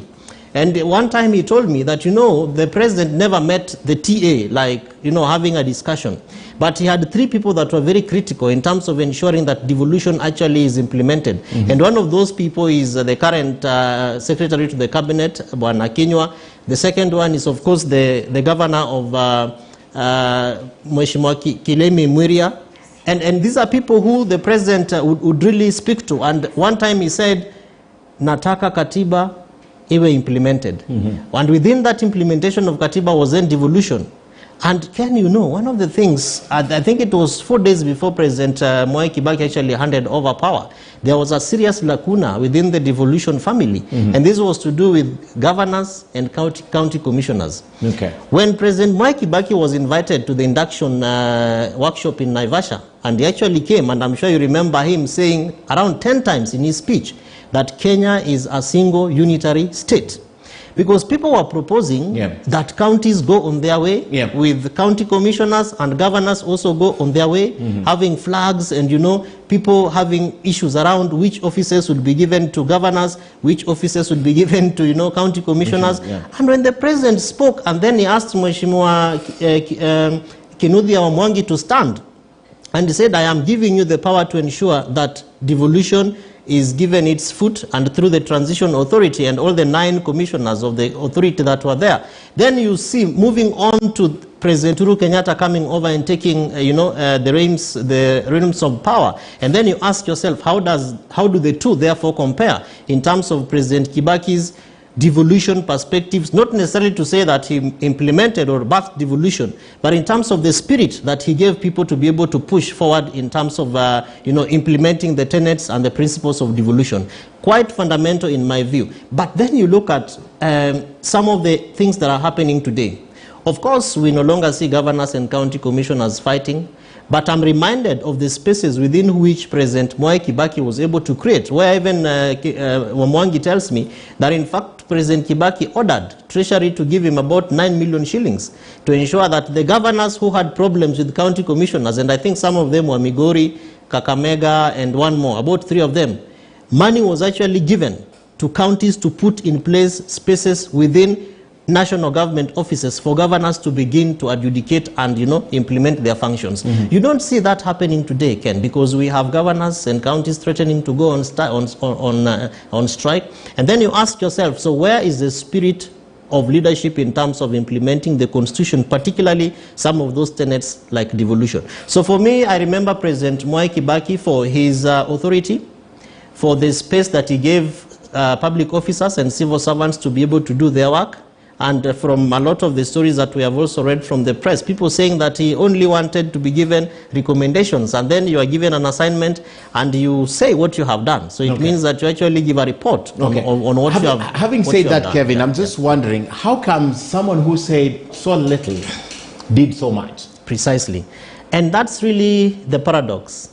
Because a lot of times, even in societies, people who talk too much want to be remembered for doing too much. But then, you know, you cannot be opening your mouth and also holding something in your hands, because otherwise you lose your mouth or you lose what you're holding in your hands. But I think that really is more or less, we could probably look at the personality of the president, right from a student at Makerere, how he was able to, carry on the image of the Republic of Kenya, resigning to be the executive director of KANU, and the struggles within which, running a government really was during that time, moving on to DP. Of course, within this time, he is a very high-flying cabinet minister, finance, and all these things, and then ultimately becoming president. So I'm sure that a lot of times he was asking himself, where is our history? And what are the struggles and the sacrifices that people have had to pay to be able to build a Kenya? And remember that we haven't even talked about Vision 2030. So if you look at all the things that I've had people talk about, especially when they think about or remember President Mwai Kibaki, a lot of it therefore Ken boils down to the vision. And so I think that President Mwai Kibaki in his silence was really driven about the vision. Okay. What will Kenyans remember me for? He had a plan. Free primary education issues, So his plan, I think, really bothered him, and the plan for Kenya. You know what really intrigues me is the amount of goodwill that came from his backyard, Othaya, Nyeri County. The amount of investment in the people he did in Othaya. Yes. And that's one of the things that astonished me, because most of the time you don't hear people in your backyard saying, you have done so much. They always complain you have not done sufficient. But I'm coming back to you, Kevin, because there's still a lot to talk about the silence and the fact that he did a lot and how he did it and what drove it.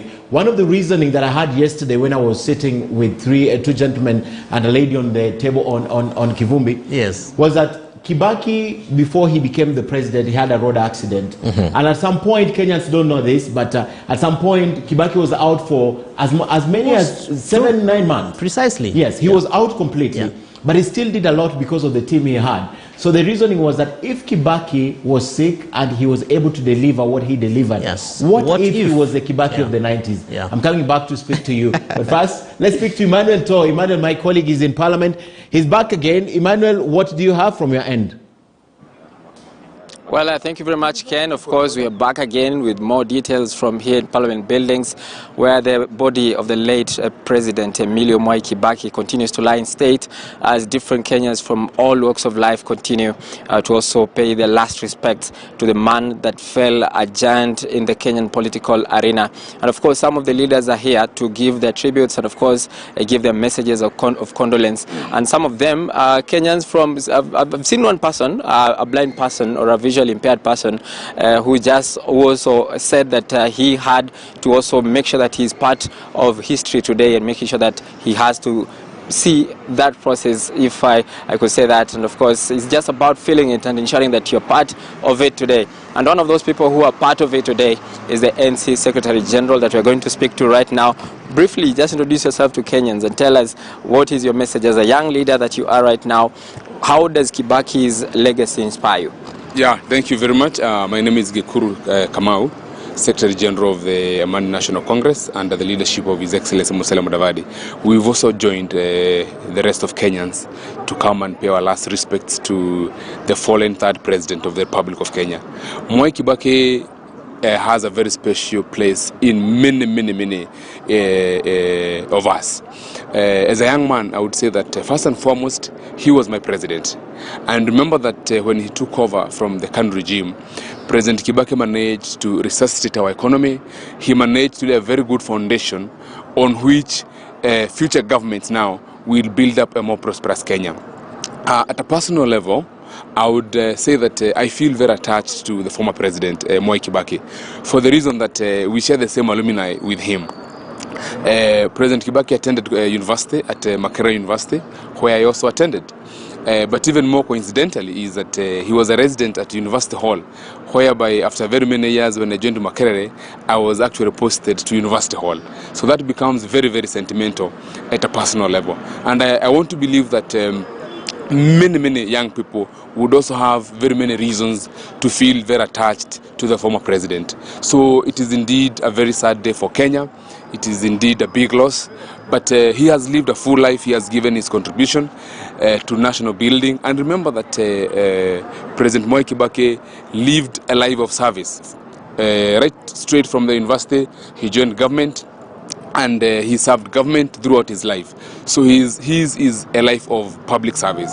So we would want to, on behalf of myself and the entire NC fraternity, we would want to pray that may his soul rest in peace, and may the Lord comfort his family. All right, thank you so much, SG. Let me engage some of the people that you've come with. Let me start with you, sir. Start with your name and, of course, where you come from, and how has this day been to you today? My name is Amos Gitonga. I come from Nyandarua County, or Kalau to be specific. My condolences to the family of the late great President Kibaki. As a former chairman of Kalau Town Council, I remember him very well because he made Nyandarua to be a new location in terms of development. I remember I witnessed and I welcomed him when he came to open up the road from Jabini, Okalau to Dondori. So we all are very happy with his leadership. He opened up our schools whereby he gave out free education. He's a man we will live to cherish. Thank you so much. Just like one word, ma'am. Najua umetoka Mombasa, umetoka mbali. Jambo moja tu kwa sekunde kama 10 hivi. Kuhusu Kibaki. Alihimiza sana mambo ya elimu, alivyoingia alichangia sana masala ya elimu, alisisitiza, na yani kutokana na sisi tunavyojua Kibaki ni mtu ambaye tutamkumbuka kwa mengi. Katika uongozi wake Kibaki, marehemu president wetu Kibaki, former president, he was the third president of this nation. Alikuwa mtu mzuri katika serikali yake, tuliishi vizuri, hakukuwa na shida aidha ya kipesa ama kivipi, tulikuwa na maendeleo mazuri. Kwa hivyo tumependa uongozi wake na elimu ambayo alileta, akawa yuahimiza wale maskini pia walikuwa wanaweza kujimudu kusoma wakati wake. Kwa hivyo tuampenda, na inshallah Mwenyezi Mungu ailaze roho yake mahali pema peponi, na iombea familia yake yote, Mwenyezi Mungu awape subra na Mungu amweke mahali pema. Sisi kama Wakenya yatusikitisha sana, twalia, twaomboleza, na Mwenyezi Mungu atuwekee mahali pema peponi. Asante sana. Asante sana.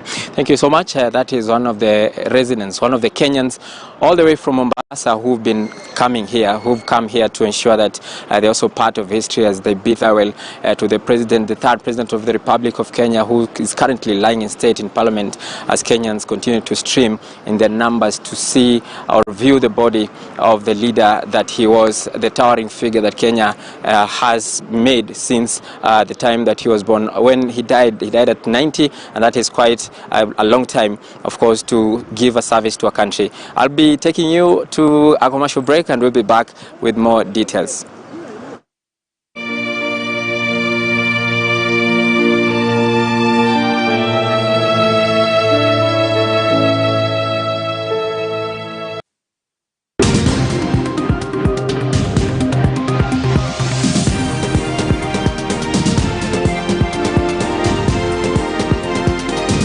KTN News. Get the whole story.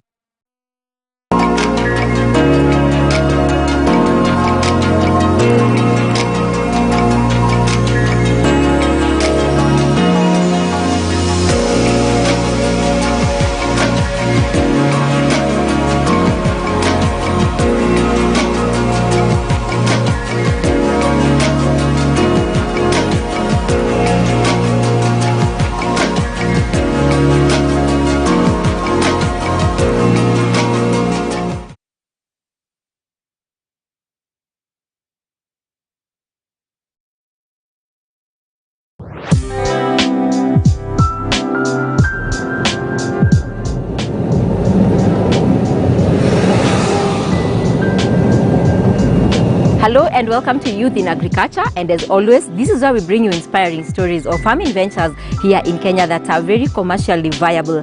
Also nutritious, so we just harvest it that way and feed to the chicken. So for the chicken, the pigs, the rabbits. Strawberry plant is a good plant because you can plant it in many ways. After harvesting, you're not supposed to wash them, so you need to put something on top of it. very often you see farmers fighting against nature, fighting against the climate, fighting against the environment, trying to force a particular plant to grow in a particular area. What we do is we just try and establish what grows well here. Thank you so much for having us. Welcome. Asante sana.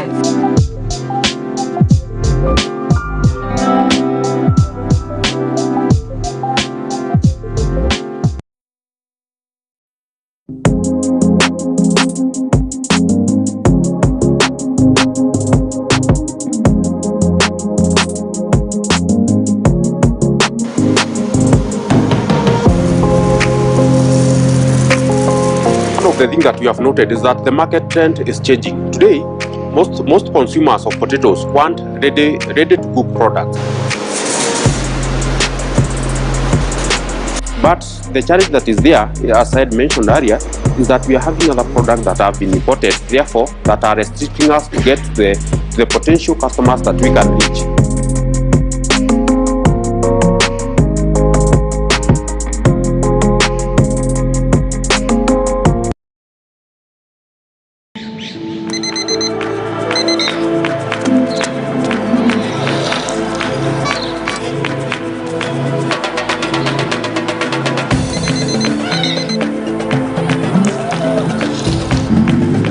Maisha Kilimo inaletwa kwako na Tuko Mbele Pamoja.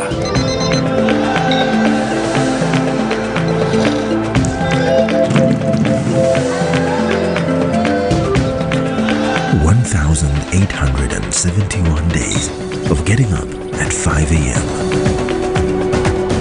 turned 2 cows into a dairy. Every day it takes to get where you're going. We're with you.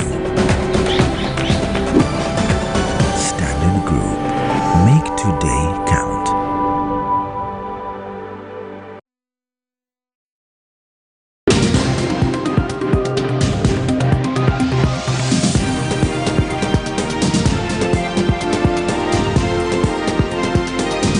KTN News. Get the whole story.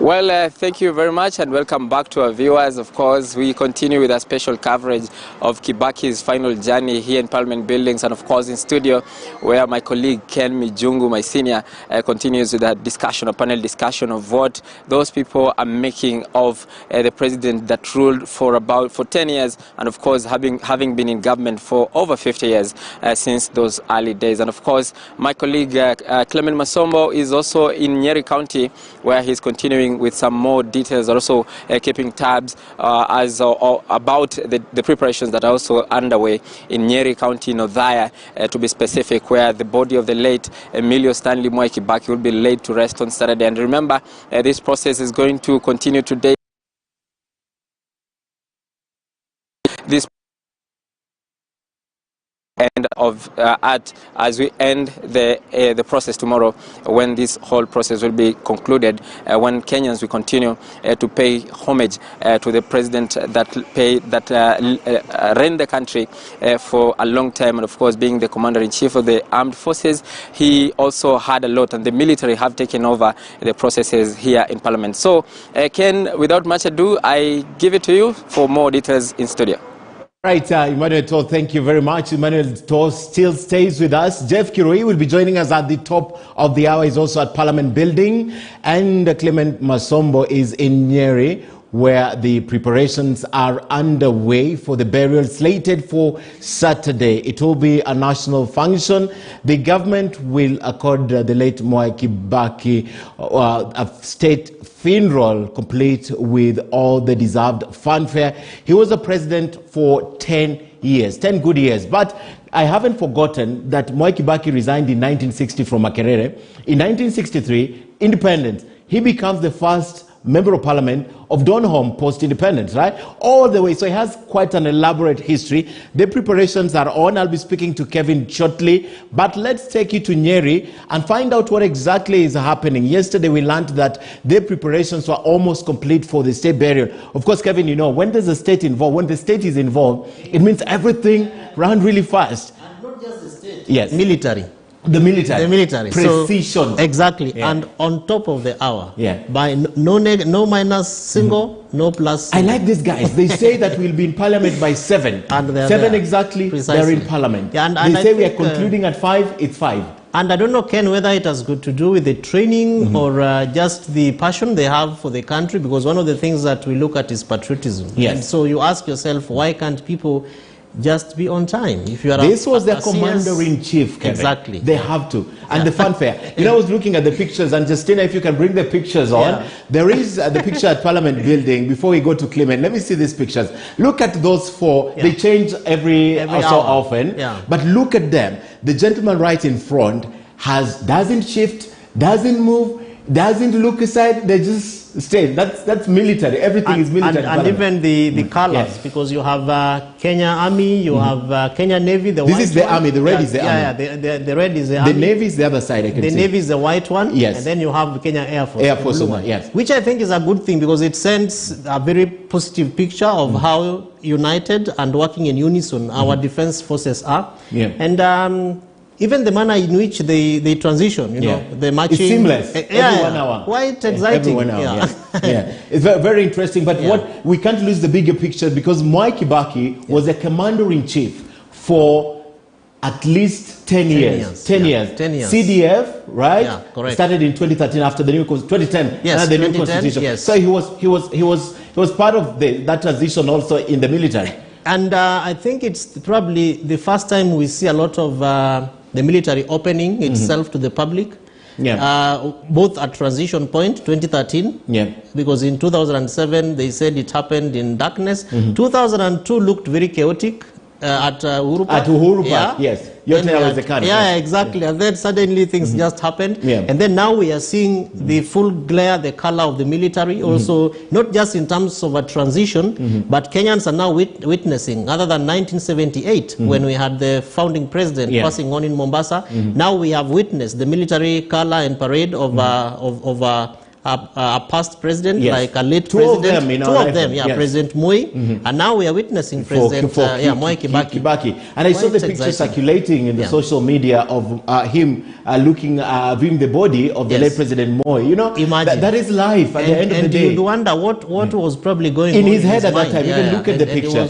Like, tragically, he knows as a former president, he will be right there. Yes, he will be right there. I mean, this is life. And then the other thing is this clamor around people saying he doesn't need to be buried in Nyeri. Yes. We should set up something here like we did to the founding father, which was different. At the Heroes Corner. And I think it's something worth talking about, because then why a founding father, and now we have a very highly celebrated president. Yes. Why don't we also set up? Exactly. But remember, even President Uhuru Kenyatta stopped the annual ceremony for the founding father. Precisely. All right, we're coming back. Very interesting discussion this afternoon. We're discussing everything, not just that. Even the military, the precision with Kevin. Remember, the top of the hour will be joined by Professor Macharia Munene. But let's take you to Nyeri, because it's important to put into perspective what will happen there on Saturday. And Clement Masombo now joins us. Clement, yesterday you told us their preparations are in top gear. If that meant that they were moving on very fast, tell us today what's happening in Nyeri. Good afternoon, Ken. Indeed, the preparations are still underway and almost complete. In fact, I understand that tents have already been, the organizers have already started erecting the tents at the Odai approved school grounds, where the burial ceremony will be held on April 30th. That is this coming Saturday.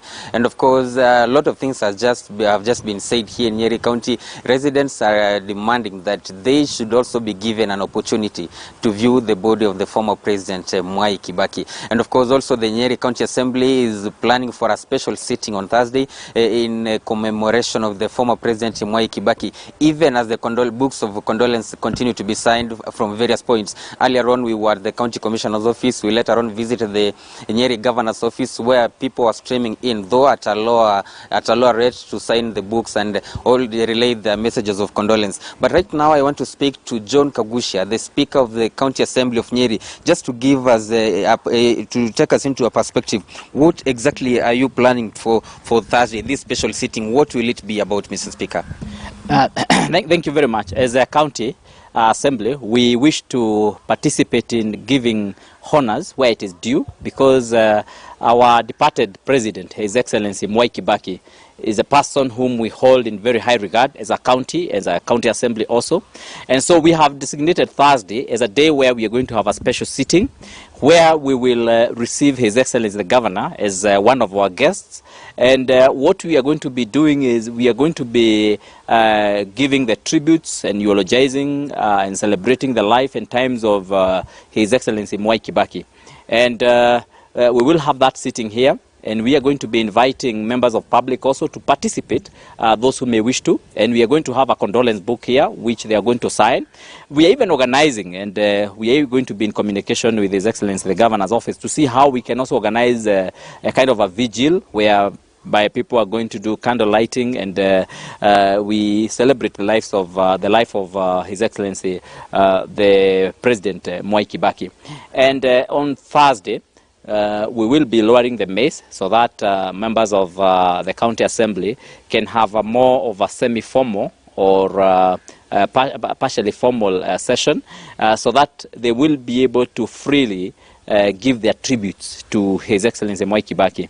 We'll particularly be focusing on how he has been able to invest his time through sacrifice and through his diligence and good kind of politics that helped us to revive the economy of the country and put Nyeri and also this country in the global map by giving free education, or education which is not paid for, and also how the economy was able to rejuvenate through the border industry and all the other economic factors that were put into place to make the country grow.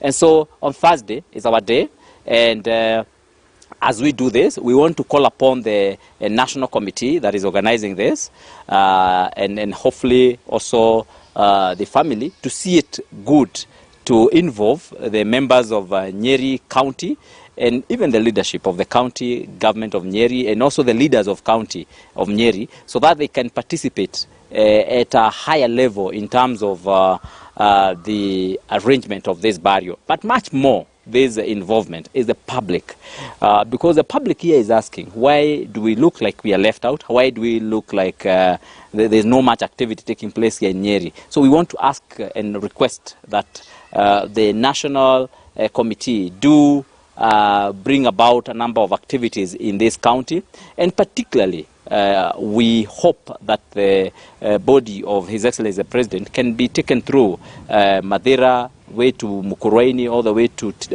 Chaka in Kieni, all the way to Nyeri town, to Tetu and to Othaya, before the burial ceremony is finally conducted. That will also give our people an opportunity to come out in large numbers to be able to give their last respects to His Excellency Mwai Kibaki. And we think these are many things that can be done to help our people, feel like they have also mourned their president. I would also request the president to give executive orders, kind of freezing most of these other national activities, which are taking the limelight from what is happening, as I urge all the politicians to put all their political differences, at least for this week, and focus on celebrating the lives and times of Mwai Kibaki. Thank you, Mr. Speaker. But before we let you go, a lot has been said about this Mwai Kibaki. He's a great man. We are speaking about a man who became Member of Parliament in Othaya in 1974, ruling all the way, being elected to 2013, back to back, losing no election in Othaya. What political lesson maybe can we learn as a country? Thank you very much. Mwai Kibaki remains one of the legends, political legends in this country. If you look at what you have just said, that he was elected for so many times, back-to-back without ever losing any contest. Whether he did it in Nairobi or he did it in Nyeri, he always won. And I think one of the things that we can pick out from that is that you need to have a servant leadership. And also, you need to be in touch with your people and also put the people's interest ahead of your own interests. And also, you need to make use of God-given talents and capacities and capabilities that God has given you for the benefit of the people. Mwai Kibaki was a brilliant young chap when he started leading, and he used that brilliance and excellence and intellectual capacity to build his people, to improve the lives of these people. And in that, people saw a leader who was not only leading them well, but he was also humble. He was able to accommodate people. He was able to accommodate ideas. He was able to bring on board every other person in building consensus to help him get to where he was going. And that paid off very well by winning the presidential election after that long stint as a member of parliament for Othaya. And I think we as leaders today, we must learn from the Kibaki humility, from his capacity, from his sacrifice, from his leadership, from his selflessness, and also from utilizing his God-given intellectual capacity for the benefit of the society and the community, rather than for his own benefit and for building his own personal empire. I think he's one of the people whom you don't hear that he has a big empire, for his own benefit, but he has done everything right for his people. All right, thank you so much. That is John Kagusha, the Speaker of the County Assembly of Nyeri, of course, just giving his comments and, of course, thoughts about the former President Mwai Kibaki. And, of course, that is somebody that Kenyans will ever live to celebrate and of course, to remember whatever he did for them, be it in Othaya, where people are speaking so well about his development records and, of course, about his leadership as well. Over to you, Ken. All right, Clement, thank you very much. We're taking a short break, but there's a lot to be said about Mwai Kibaki. Kevin Osido still with me in studio to talk about this. Professor Macharia Munene joining us in the next hour. Reporters are still on the ground. Clement is still in Nyeri. We'll be linking back with him in a little while. So is Ibrahim in Nakuru. And we also have Emmanuel Toh still in Parliament holding fort for us. Jeff Kirui speaking to us in this hour. When we come back, but just a few, we were reminding ourselves before we take the break, and 1960 left Makerere, first MP Donholm, appointed first PS Treasury, 1963, Assistant Minister of Finance, 1963. Very interesting. I'm coming back to talk about this record, but first let's take a break right here on our special coverage of Kibaki's final journey, live pictures from the National Assembly, where his body lies in state. We're back in a moment.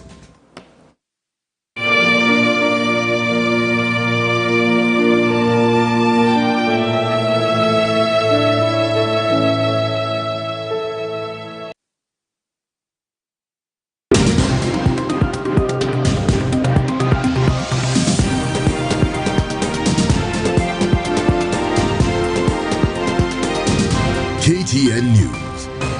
Get the whole story.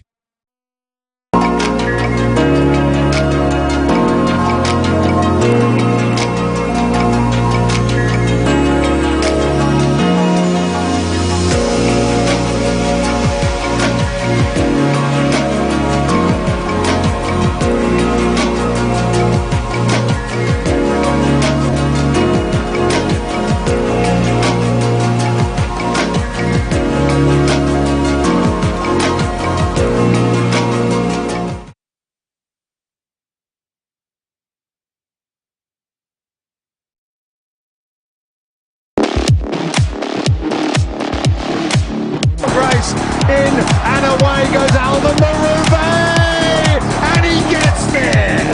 Greatest of all time. Lily Barkwood is the toast of National Stadium in Singapore.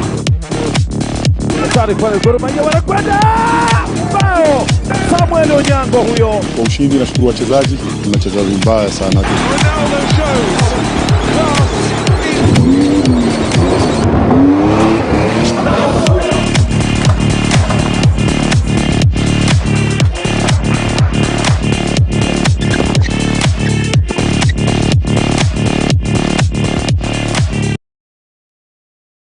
Are you ready? Uko set? Kenya Kenya nzima iko standby. Saka Chapa imerudi, kubwa na tamu zaidi. Radio Maisha, Saka Chapa. Zaidi ya shilingi nusu milioni kushindaniwa. Radio Maisha inazuru maeneo mbalimbali nchini, ikiweka shilingi 100,000 mahali fiche.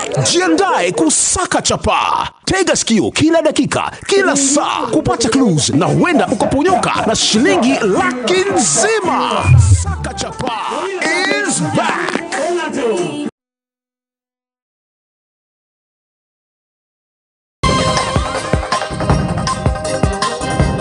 With the decentralization of the PPDT to other regions outside Nairobi, we are sure that Kenyans can now access justice regarding political disputes without having to travel long distances to access justice in Nairobi.